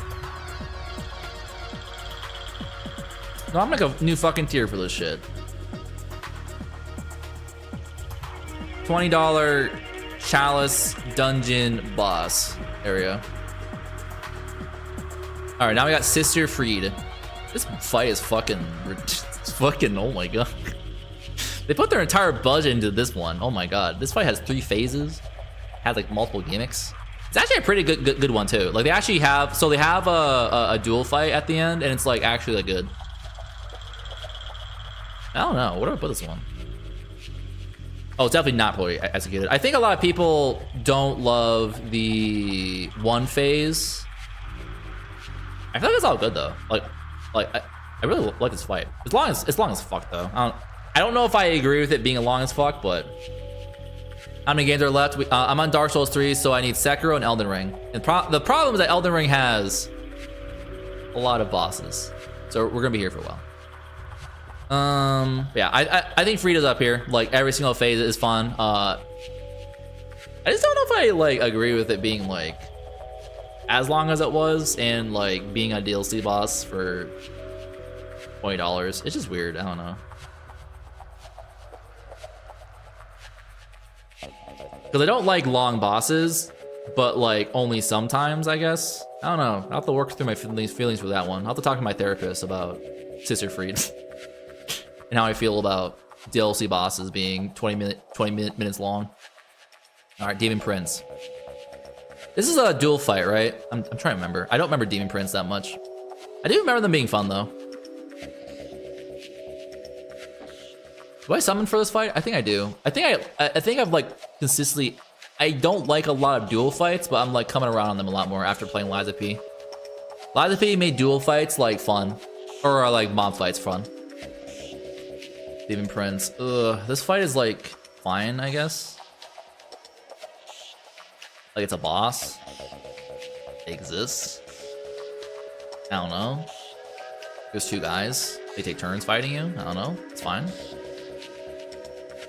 Half-Light Spear of the Church. This is the one where they summon PvP guy. You. Oh, they just fucking rehash.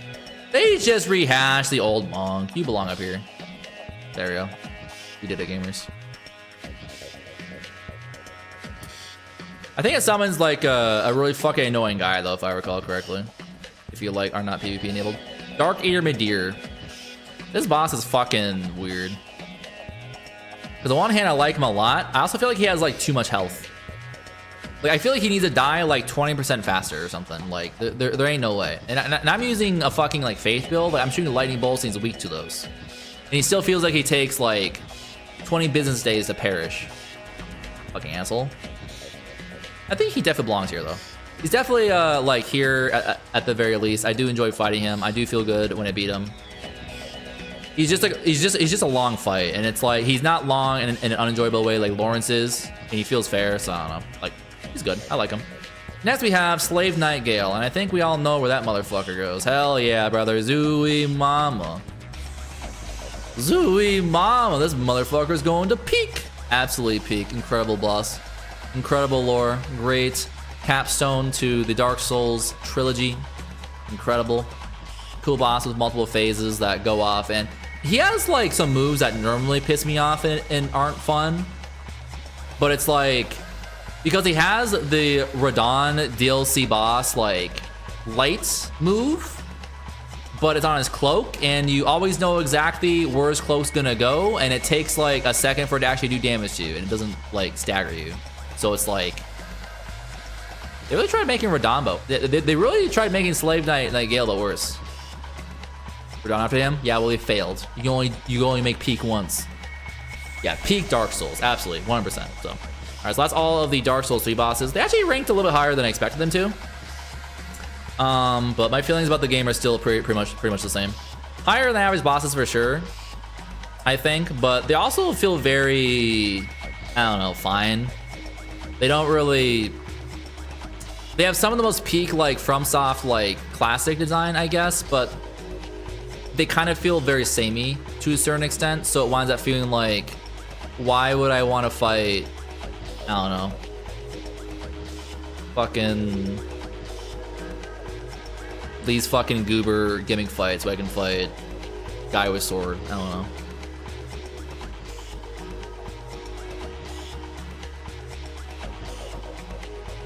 I don't know, a lot of these don't spark the same joy, but I also think it's like a lot of these is because of how I feel about Dark Souls 3 in general. So if I like Dark Souls 3 more, I'd probably be like singing the praises of these more. Because Abyss Watchers, I feel like just don't do it for me. Because I'm like, oh my god, a reference, and it's just like, oh, okay. Because Dark Souls 1 is just a good fucking game, you know? But anyways, we're on to Sekiro, everyone's favorite game series, Sekiro. Fucking guys, Sekiro, guys, gamers, Sekiro. Oh my god, Pog. Can get some poggers in chat for Sekiro. Pinnacle of gaming. Oh my god, Sekiro. All the time after Sekiro, real. So true. Opponent here just like crying. All right, so first we have Gyobu. I think he's a fucking awesome boss to start off with, like deadass. Like he is a abyssal or asylum demon tier. He is what Edic's Gundyr should have been. Like, mostly because you don't fight him immediately. You fight a bunch of like mini bosses, and then you fight Gyobu. And Gyobu is like,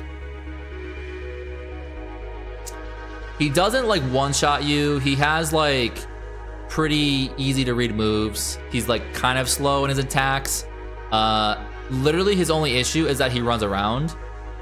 So because he runs around, that means you don't hit him. And if you don't hit him, you get pissed off because it takes a million years to die. That's really only an issue, I think, if you're doing like replays or speedrunning. If it's like a first time playthrough, like he's like perfect, like cool boss, and like very unique relative to everything you're fighting at that point. So sick ass nasty boss. What does unconditional love look like for you? How I feel about Pizza Tower. Lady Butterfly, why is she second? What the fuck? Wait, can you really fight her second? What the fuck? Oh, I guess you can, yeah. Oh, that's kind of funny. Lady Butterfly. I actually really like her fight a lot. I actually can't think of anything like necessarily wrong with it either, because you literally have like items that can dispel her illusions and stuff. So I don't know. She's just like a good boss. Like she has like a good variety of moves. She's punishable. She has quite a few punishable moves she'll like use. But even the non-punishable ones, you still like, you know, perfect parry them and do Sakura shit at them. So definitely up there for sure. Really fun. Genichiro Ashina. All right, as much as, so I'm gonna have to say I'm falling into the plastic bag anus. Genichiro is peak. Genuinely one of the best like Sekiro bosses or FromSoft bosses of all time. Embodies everything that embodies all of the strengths of the Sekiro combat. Good boss. Dude, I'm going insane and seeing shadows. I've been streaming for almost 8 hours. First PD was the same, but on the second PD, yeah, no, exactly. Like once you fight her once, she feels very doable. Very, very doable. But yeah, Genichiro, peak. Oh no, I'm sorry, Pong. Folding screen monkeys, goofy ass boss, goofy on. Cringe game, I'm sorry. They're kind of I don't know, like they're not blowing my brains out with how fun the gimmick is. Cause they're like kind of revolving around stealth, and the stealth in Sekiro is kind of whatever. So they're kind of like here, I think. They are fun though, because it's like you do kind of figure out the mystery, and then you're like, ooh, I'm gonna kill the monkey. And they are pretty unique, and they do break up the tedium of just like fighting bosses over and over again. So yeah, Guardian Ape. All right, this is peak. Genuinely, probably my favorite FromSoft boss potentially. Not necessarily from like a moveset perspective, but from like how this boss is used, because I think I'm gonna remember Guardian Ape forever. When you fight it, it's this big fucking ape, and it's like it's really weird to fight because you don't fight. You've not really fought like a big creature enemy by that point, really. Like you fought a couple. Well, you fight Bull. Is Bull not on here? What the fuck? They didn't put Bull on here. Oh, are they here? Oh, okay. Oh, so the mini bosses are here. Oh, okay. So I was like, did they just like not add the cringe bosses? Yeah, Guardian Ape. Absolutely peak. Like impeccable boss. Job on the gods here. Yeah, we fucking love Covetous Demon, bro. We love that guy. Look at his big old smile. This boss is fucking hilarious because he has mechanics no one's ever seen because he dies so fast. That's so funny. Yeah, Guardian Ape, peak. Incredible boss. When he comes back to life, I'm like, this is the greatest day of my life. Corrupted Monk. Fucking good fight. Love it. Love this fight a lot. I almost like it more than the main one because I feel like it's paced better. But we'll get to that eventually. But yeah, Corrupted Monk it like pretty tough, but like pretty like winds up being pretty predictable attack patterns. Like just it's good. Utilizes like all the benefits of the Sekiro combat system. Very, very good. Headless Ape. Why the fuck are these just together? There you go. Like, I guess if I had to separately talk about them, I like Headless Ape a little bit more because it uses a sword. And it's like more shocking, but I don't know. Go together. The Dual Ape, indeed. The Dual Ape. Great Shinobi Owl. This guy's kind of a meme to me. I think I beat him on my first try, I think. Like, I don't remember shit about him. He's kind of just like a meme to me. I just remember him like looking at you and like throwing his bomb, and he does it like, it takes like 5 seconds. It's like, ow, are you okay? What the fuck? But I don't know. Owl's like fun. I don't know. I don't think he's like the most incredible boss of all time relative to like all the other bosses in Sekiro, but I don't know. He's good, I guess. I don't know. Emma the Gentle Blade. I think she's pretty fun. Meet challenge E. It's fucking app. Pwn, I believe in you.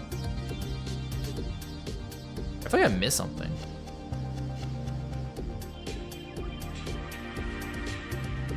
I feel like I miss a boss.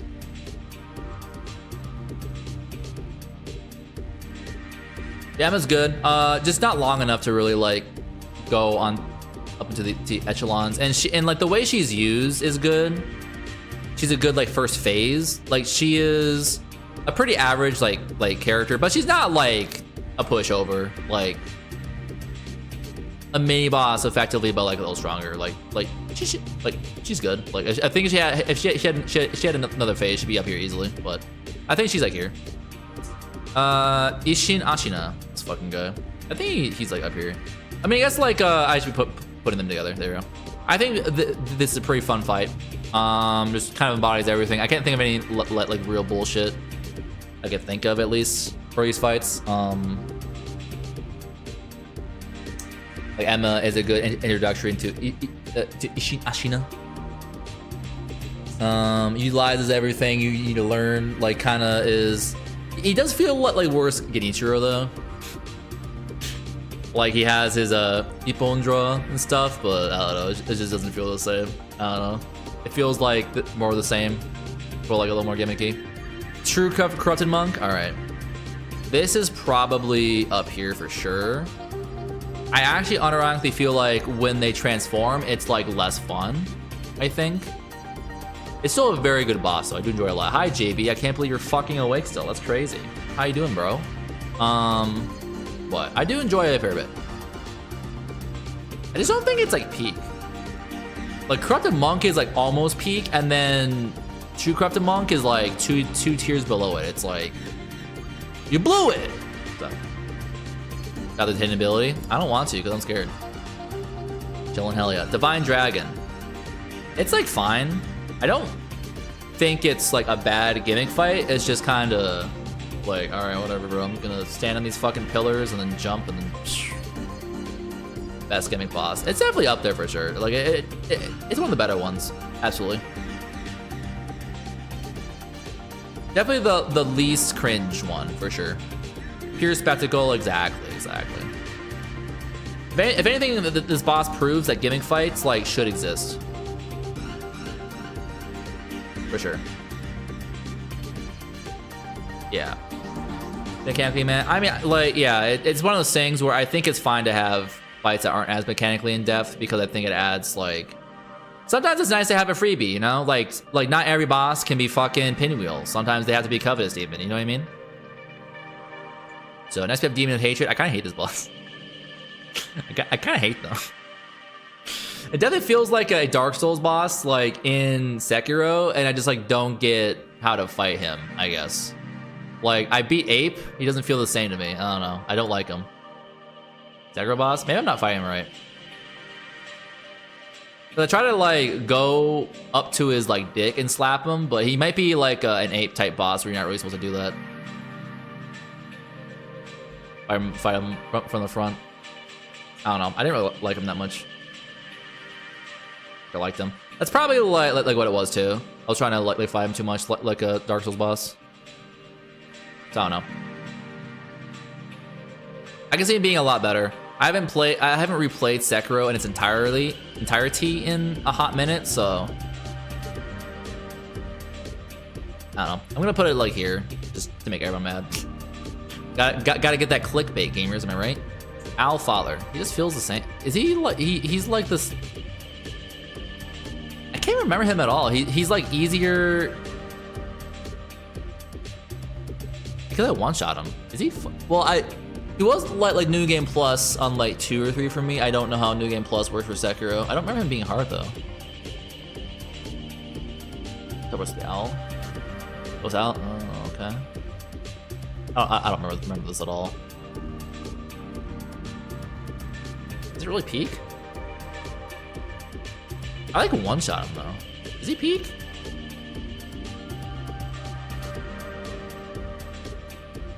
Like he's fun. I don't know if he's like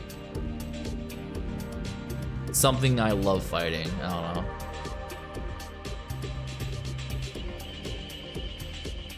Is he like here? I don't know. I'll have to think about that after the others. Dude, the way they did the Sekiro one is so fucking weird. Oh my god.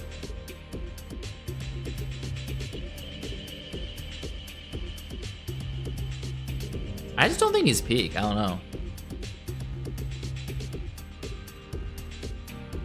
Like he like for me in my mind, the human enemies are all being compared to Genichiro Ashina, and they just aren't him. They're not him, and they'll never be him. He doesn't really like stand out in a way that makes me think he's better than any of these people, especially within the context of where he is in the story. So I just don't think he's like he belongs with these people. I don't know. They can never be him, exactly. Now we have Genichiro Ueda Tomoe. Alright, so we have to fucking do this, of course. There we go. Alright. Who the fuck is inner Genichiro? Are these the different phases? Oh, this is the start of the game. Okay. Let me guess easier. Who the fuck is inner father then? I have no idea I don't know who the fuck these people are.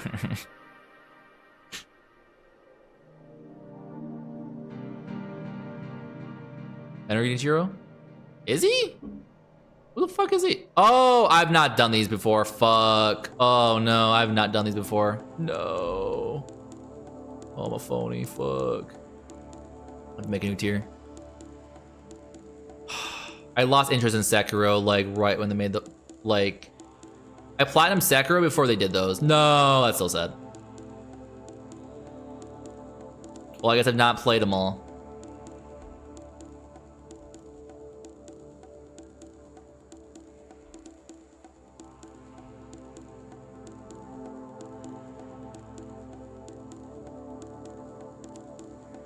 Oh, really? Damn. I guess they can't compete with the best.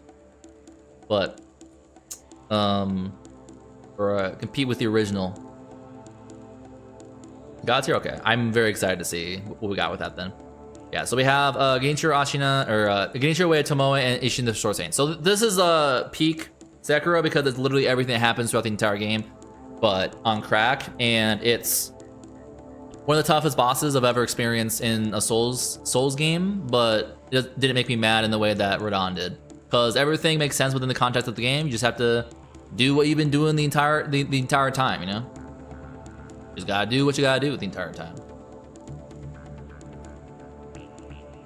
You get me land, exactly. Exactly. It does a fantastic job of tying the entire thing together with a little bow, right? So, just like good. I don't know. I think Genichiro is still better than these two, but they're like there together. So there we fucking go. I have to go to these fucking Soulsborne guys. Oh my fucking god. Oh my god, dude. What the fuck? There's so many other ring bosses. Oh my fucking god. Oh, the pain. Armored warrior. All right. Oh, that's the fucking Roberto guy. He's an interesting gimmick boss. I don't think he like. I do like enjoy him. So I'll put him like here. Yeah, I will definitely do the gauntlets. I'm thinking about replaying all the FromSoft games for sure. Ashina Elite. Oh, these guys fucking kick ass. Oh my god, they hurt. Dude, these guys hurt. I think they're fun. I don't know if they're like peak though. Like exceptional. Blazing Bull. It's kind of just like a meme. I don't know. Yeah, the main bosses are definitely a pretty solid challenge. I fucking hate this stupid fucking over. Fuck this. Fuck you. Fuck Fuck you. I get why you grabbed me, but fuck you. Why actually? Great carp attendant. Dude, where's fucking Miss Noble? All right, hold on a second. All right, we got a new person in God tier. There we fucking go, Miss Noble. I guess I'm Miss Noble W's in chat. All right, great carp attendant. Who the fuck is this guy? Did you kill him? Who the fuck are these people? Wubby, thank you. Thanks for the Wubby.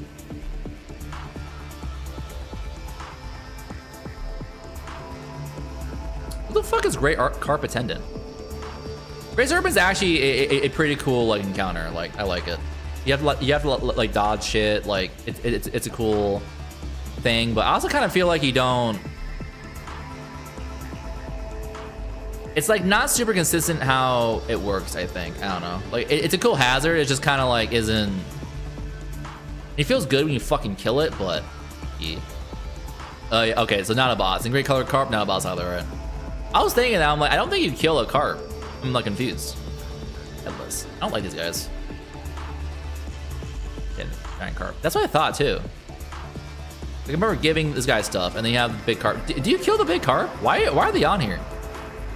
So the headless. I don't think I like these guys that much. I do like how they're a gimmick boss. We have to like use items and stuff, and they're like a little different. But I also kind of think as enemies, they're kind of. Do you kill them? Are they a boss? Wait, do you? Oh? Oh my god. Juzo the Drunkard. This guy's kind of fun actually. I like him.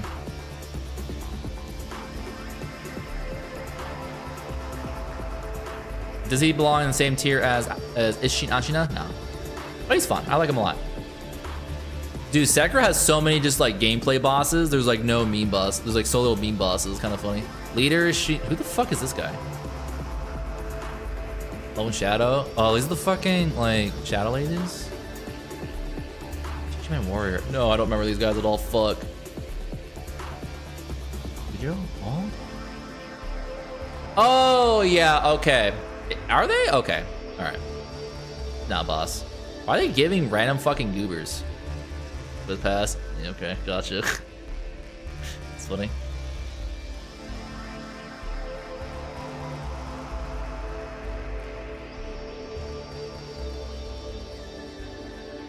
Oh, like wait, so like the tutorial, so like during that initial sequence, like when you're at night and you're about to meet up with Kudo, they're like the people you can fight in the beginning. I guess I never killed them before. I like always stealth past them. Okay. Leader Shigenori Yamauchi. Who the fuck is this guy? A boss, whatever. Long-arm centipede. They're fun. I like them. They're interesting because they're like a gimmick boss where that's like gameplay. They're definitely like solid. I like them a lot. Odin of the Water. I remember her pissing me off. It's so hard to like be mad at Sekiro because a lot like so many of the characters are just like fighting you normally. And it's just like getting to know their patterns. So I think she's like fine. Cool like story up to her though. Like cool boss. Doesn't make me feel like a ton of joy to like extraordinary still, but pretty good. Kind of Leader Shizu. Isn't she? She's just like a big guy, right? Yeah, it's fine. You know, I put him up here actually. Fuck that. Yeah. Sakura Bull. Lamau. Why? Samurai General. Oh, this guy's kind of cool actually. The spear guys kick ass too. Generals are kind of like boring, like they're basic enemies, but they teach you the game though. So I put them over here actually. Yeah. CG Men Warrior. Who the fuck are these guys? Aren't they like the? Hold on.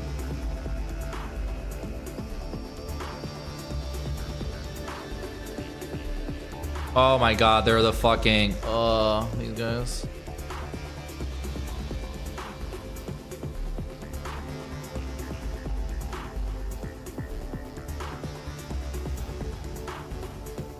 These good as 8s. That's fair, actually. Yeah. I remember now. Fuck these guys. Definitely a Y boss. I don't like these guys at all. The headlets I don't mind that much. It's like these guys in particular, I'm like, I hate them so much. Having to like needing to use it, and I remember like dying to one so often I had to like buy the fucking like confetti. Like fuck that.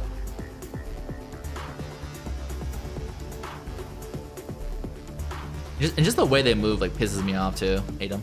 Don't like them. Your guys, first one took me hours because it was so bad the game. Yeah. I know what you mean. It's funny because like they aren't even like that hard really. They kind of just have like 2 moves, but it's funny. Zero death blow. I actually just read that they just died to that instantly, but no, for sure. And then but if you try to fight normally, and then it's like Shigekichi of the red guard. Shigekichi. Oh, I don't remember this guy at all. I have to play every single fucking Souls game again just so I can like remember what they're all like. Ugh. You fight him? Oh, he's the fucking guy in the sewer, right? Is he just like a Tengu? Or am I trolling?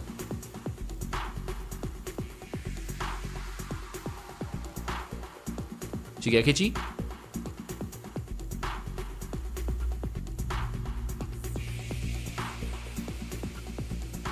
My thyroid? Oh my god.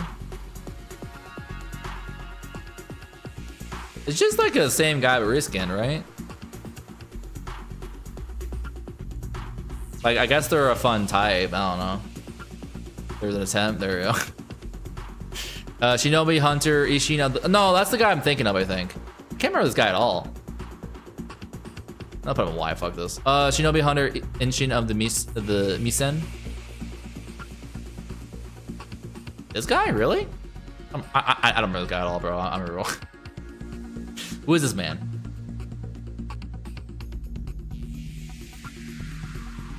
Oh, that guy. Okay. Oh, it's just okay.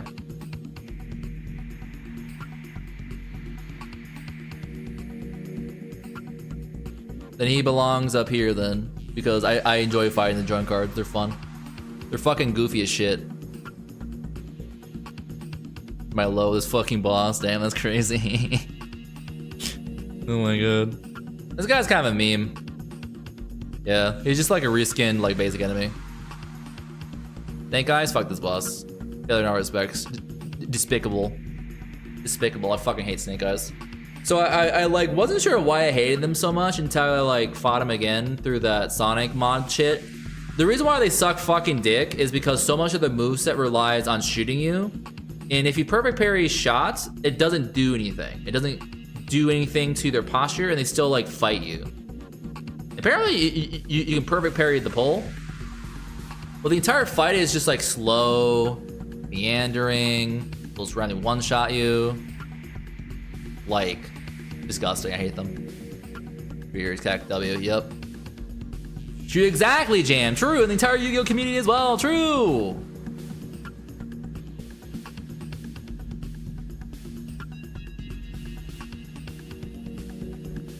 Yeah, failure in all respects, a horrible boss.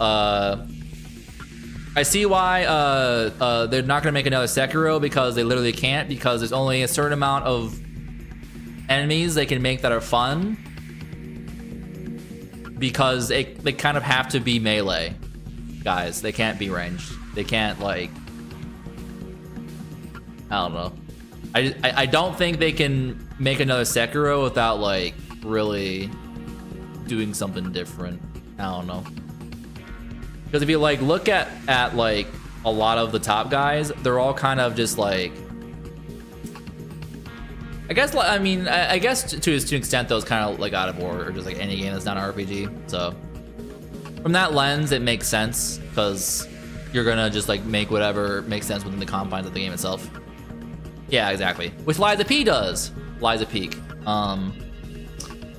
Sometimes, but yeah, it's just like all the best bosses are literal just like enemies you fight, but like harder. In the sense they don't really do anything like particularly different. Just have like cool movesets, and then you have like Granny, who I fucking really enjoy, but I just don't. Is she peak? Maybe she's peak. But it's like ironic because it's like the gameplay of Sekiro is so good at a baseline. The bosses that really facilitate that are like the best, and then these are like the weird bosses. So I don't know. I think that they could definitely like do something different with like deflecting bullets, as you say. Is there? I actually have no idea. I did not know. Maybe there is. It's been a minute since I played though. Maybe there is actually. It'd be sick if there was though. Actually make the snake eyes a lot less annoying.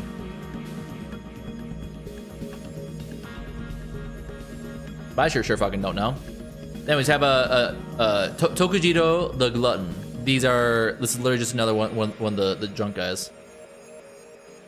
All right, so that's Sekiro. So pretty like up here for sure. Oh, okay. But air still doesn't really help the case at all.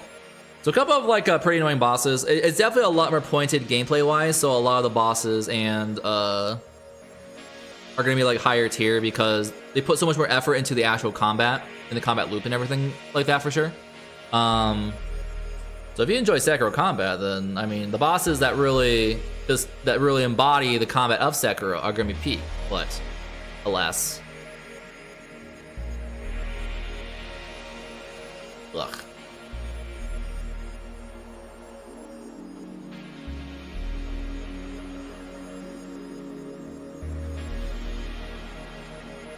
You can still guard it. Yeah. And that's good, but the issue is just like, as I said, it's like if they shoot you, you're not making progress on their posture or health.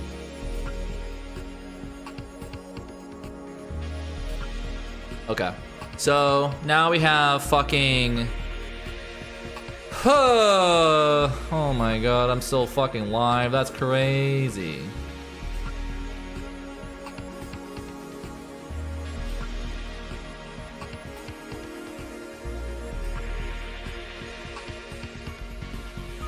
Okay. Oh my god. Oh. Do I just do like an Elden Ring one? I've been here for fucking 8 hours. Oh my god. I have work tomorrow too, 5:30. I should be responsible. I'm not a full-time content creator, so I can't do this all at once. Ugh. I'll do this later.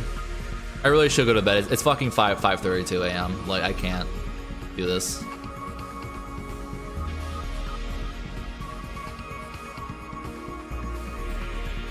I have all this to go through. Oh, dude. Oh. Okay. I'll be ending this here then. For sure. This is the final tier list. I don't know how to make this like exist, I guess. Stream was on. Yeah, no, literally, it fucking will be. Holy fuck, dude. Alright, well, that's that, I guess.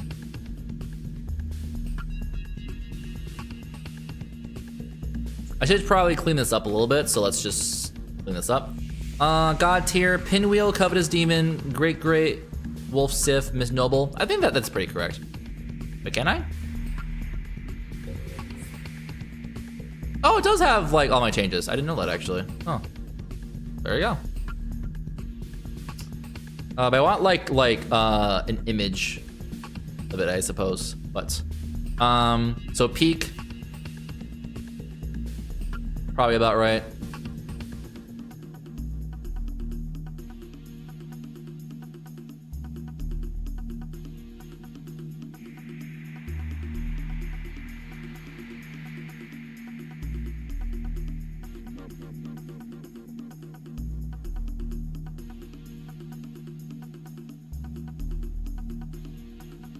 I think that's like about where they'd be, yeah. I think so, yeah, because if you share it on Twitter, it'll do it, yeah. I like the fat guys. I don't know. I like the fat drunk guys. They're fun.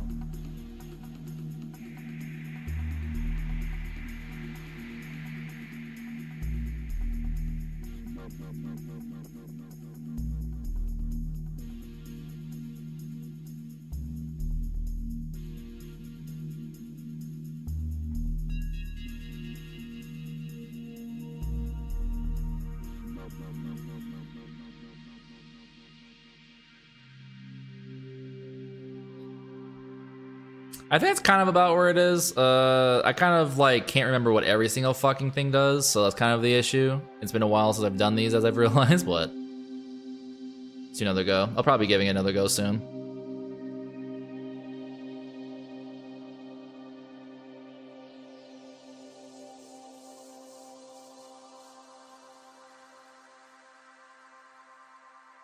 Apparently I'll have to play Sekiro and do the gauntlet. It'll be exciting.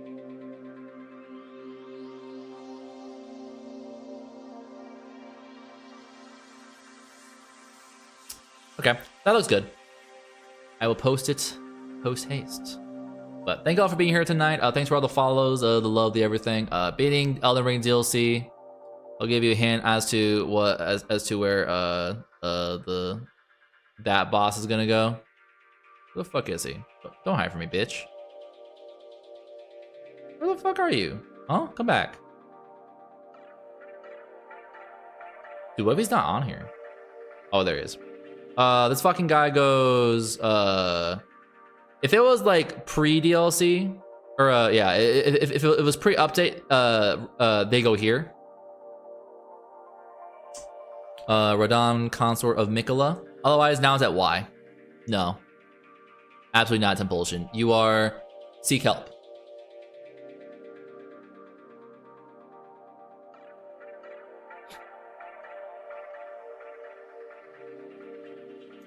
I think that Royal Rat Authority is more fun than Radon, unironically.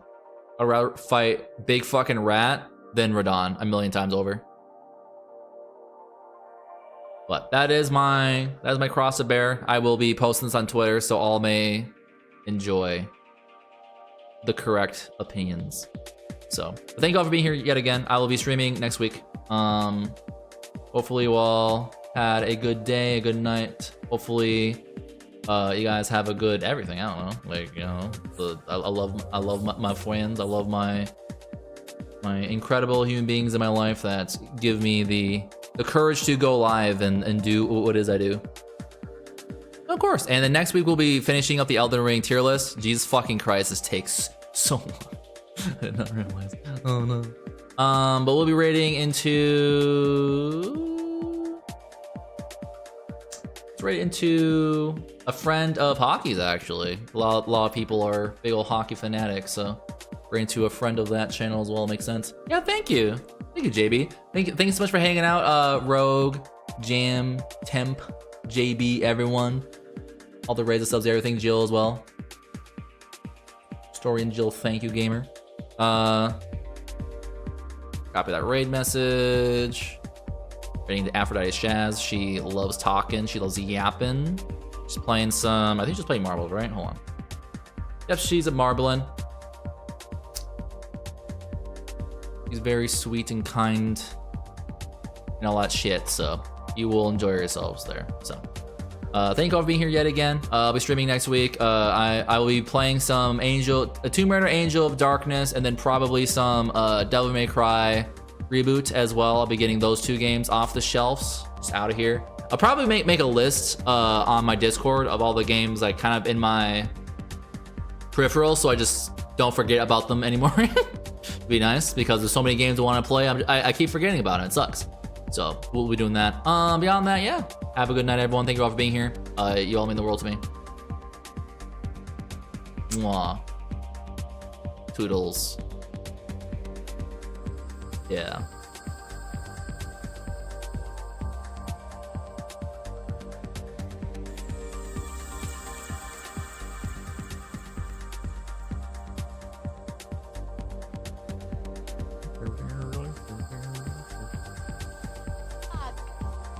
You cheeky fuck!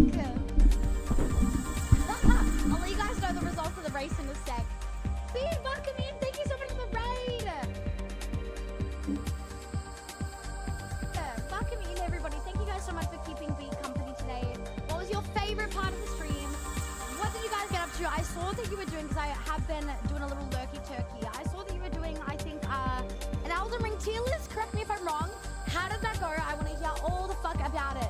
Tell me your favorite parts.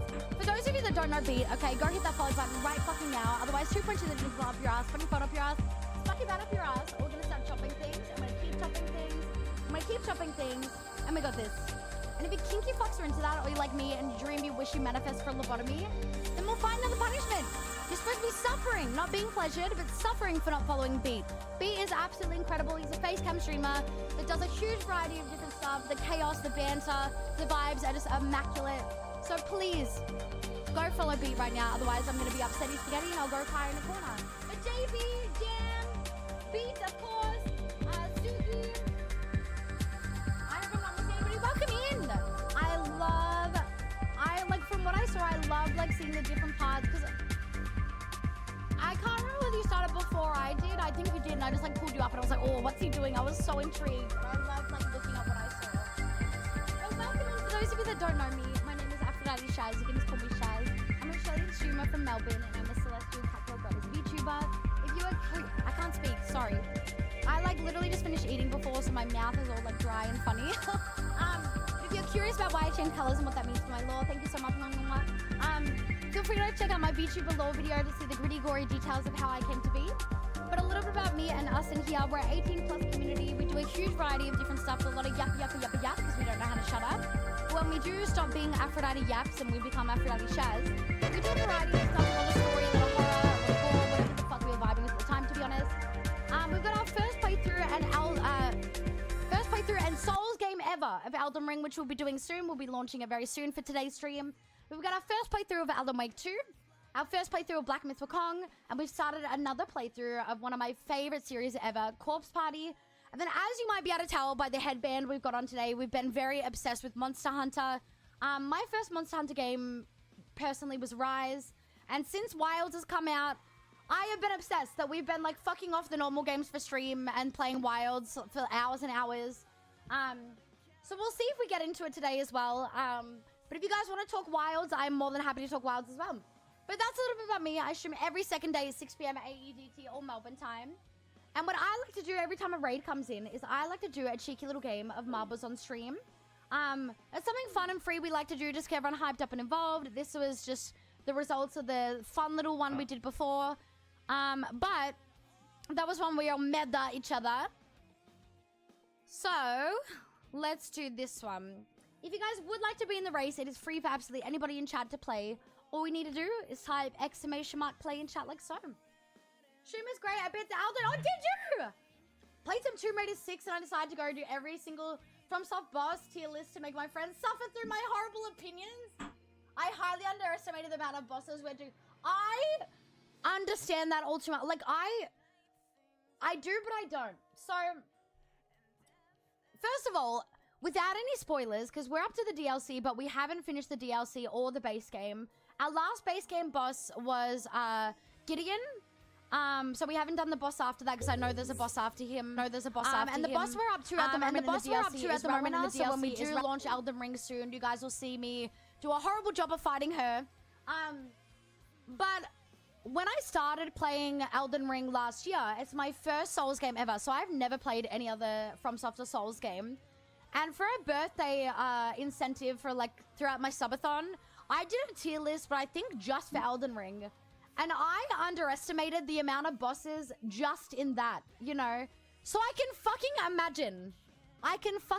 Guys, you guys are spoiling me! I'm gonna cry. Holy fuck balls. Welcome in, Ariel. Thank you so much for the raid. As I do the raid intro, we're gonna mush these together, this race for both the raids that have just come through. But B, if you do need a raid and run and do after stream care, if you need to go shit, wipe your ass, eat, sleep, hydrate for some me time in the buffer more, please go do what you need to do. After stream care is so important.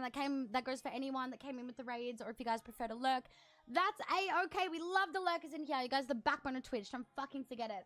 But Ariel, welcome in. How was your stream? How was Wilds? I was literally just talking about, to Beats Raiders that just came in, how obsessed, if you guys can tell by the headband I've got on, how obsessed I've been with Wilds. How was it? What weapons are you maining? How far are you into it? Are you low rank, high rank? I want to hear about it all. But thank you guys so much for keeping Ariel company today. It was your favorite part of the stream. I want to hear about it all. I actually rated the wrong channel. Oh no! I am just grateful, like, for any amount of people that you have trusted me with. So thank you so much for the raid, and I hope that the channel that accidentally got raided enjoys your community just as much. But for those of you that don't know Ariel, okay, let me give a quick little cheeky shout out for Ariel. Please go hit that follow button for both Beat and Ariel. They're both incredible fucking people. They do a huge variety of different stuff. And they both actually get through gameplay, unlike me. They're a lot better at yapping and multitasking than I am. But Ariel's a VTuber streamer. Beat is a facecam streamer. They're both incredible and so talented in their own individual ways. They do a huge variety of different stuff. And they're so welcoming and so kind, as is their community. So please go hit that follow button. Otherwise, 2.2 the doing blow up your ass, funny fun up your ass, spiky butt up your ass. We're gonna start chopping things. I'm gonna keep chopping things. I'm gonna keep chopping things. And we got this. And if you're kinky fucks into that, or like me, you wish for a lobotomy, it's all you dream of, we'll find another punishment. It's supposed to be suffering. Not being pleasure, but suffering for not following the amazing Beat and Ariel, okay? But for those of you that don't know me, welcome in. My name is Aphrodite Shaz. You can just call me Shaz. I'm an Australian streamer from Melbourne, and I'm a celestial cat girl goddess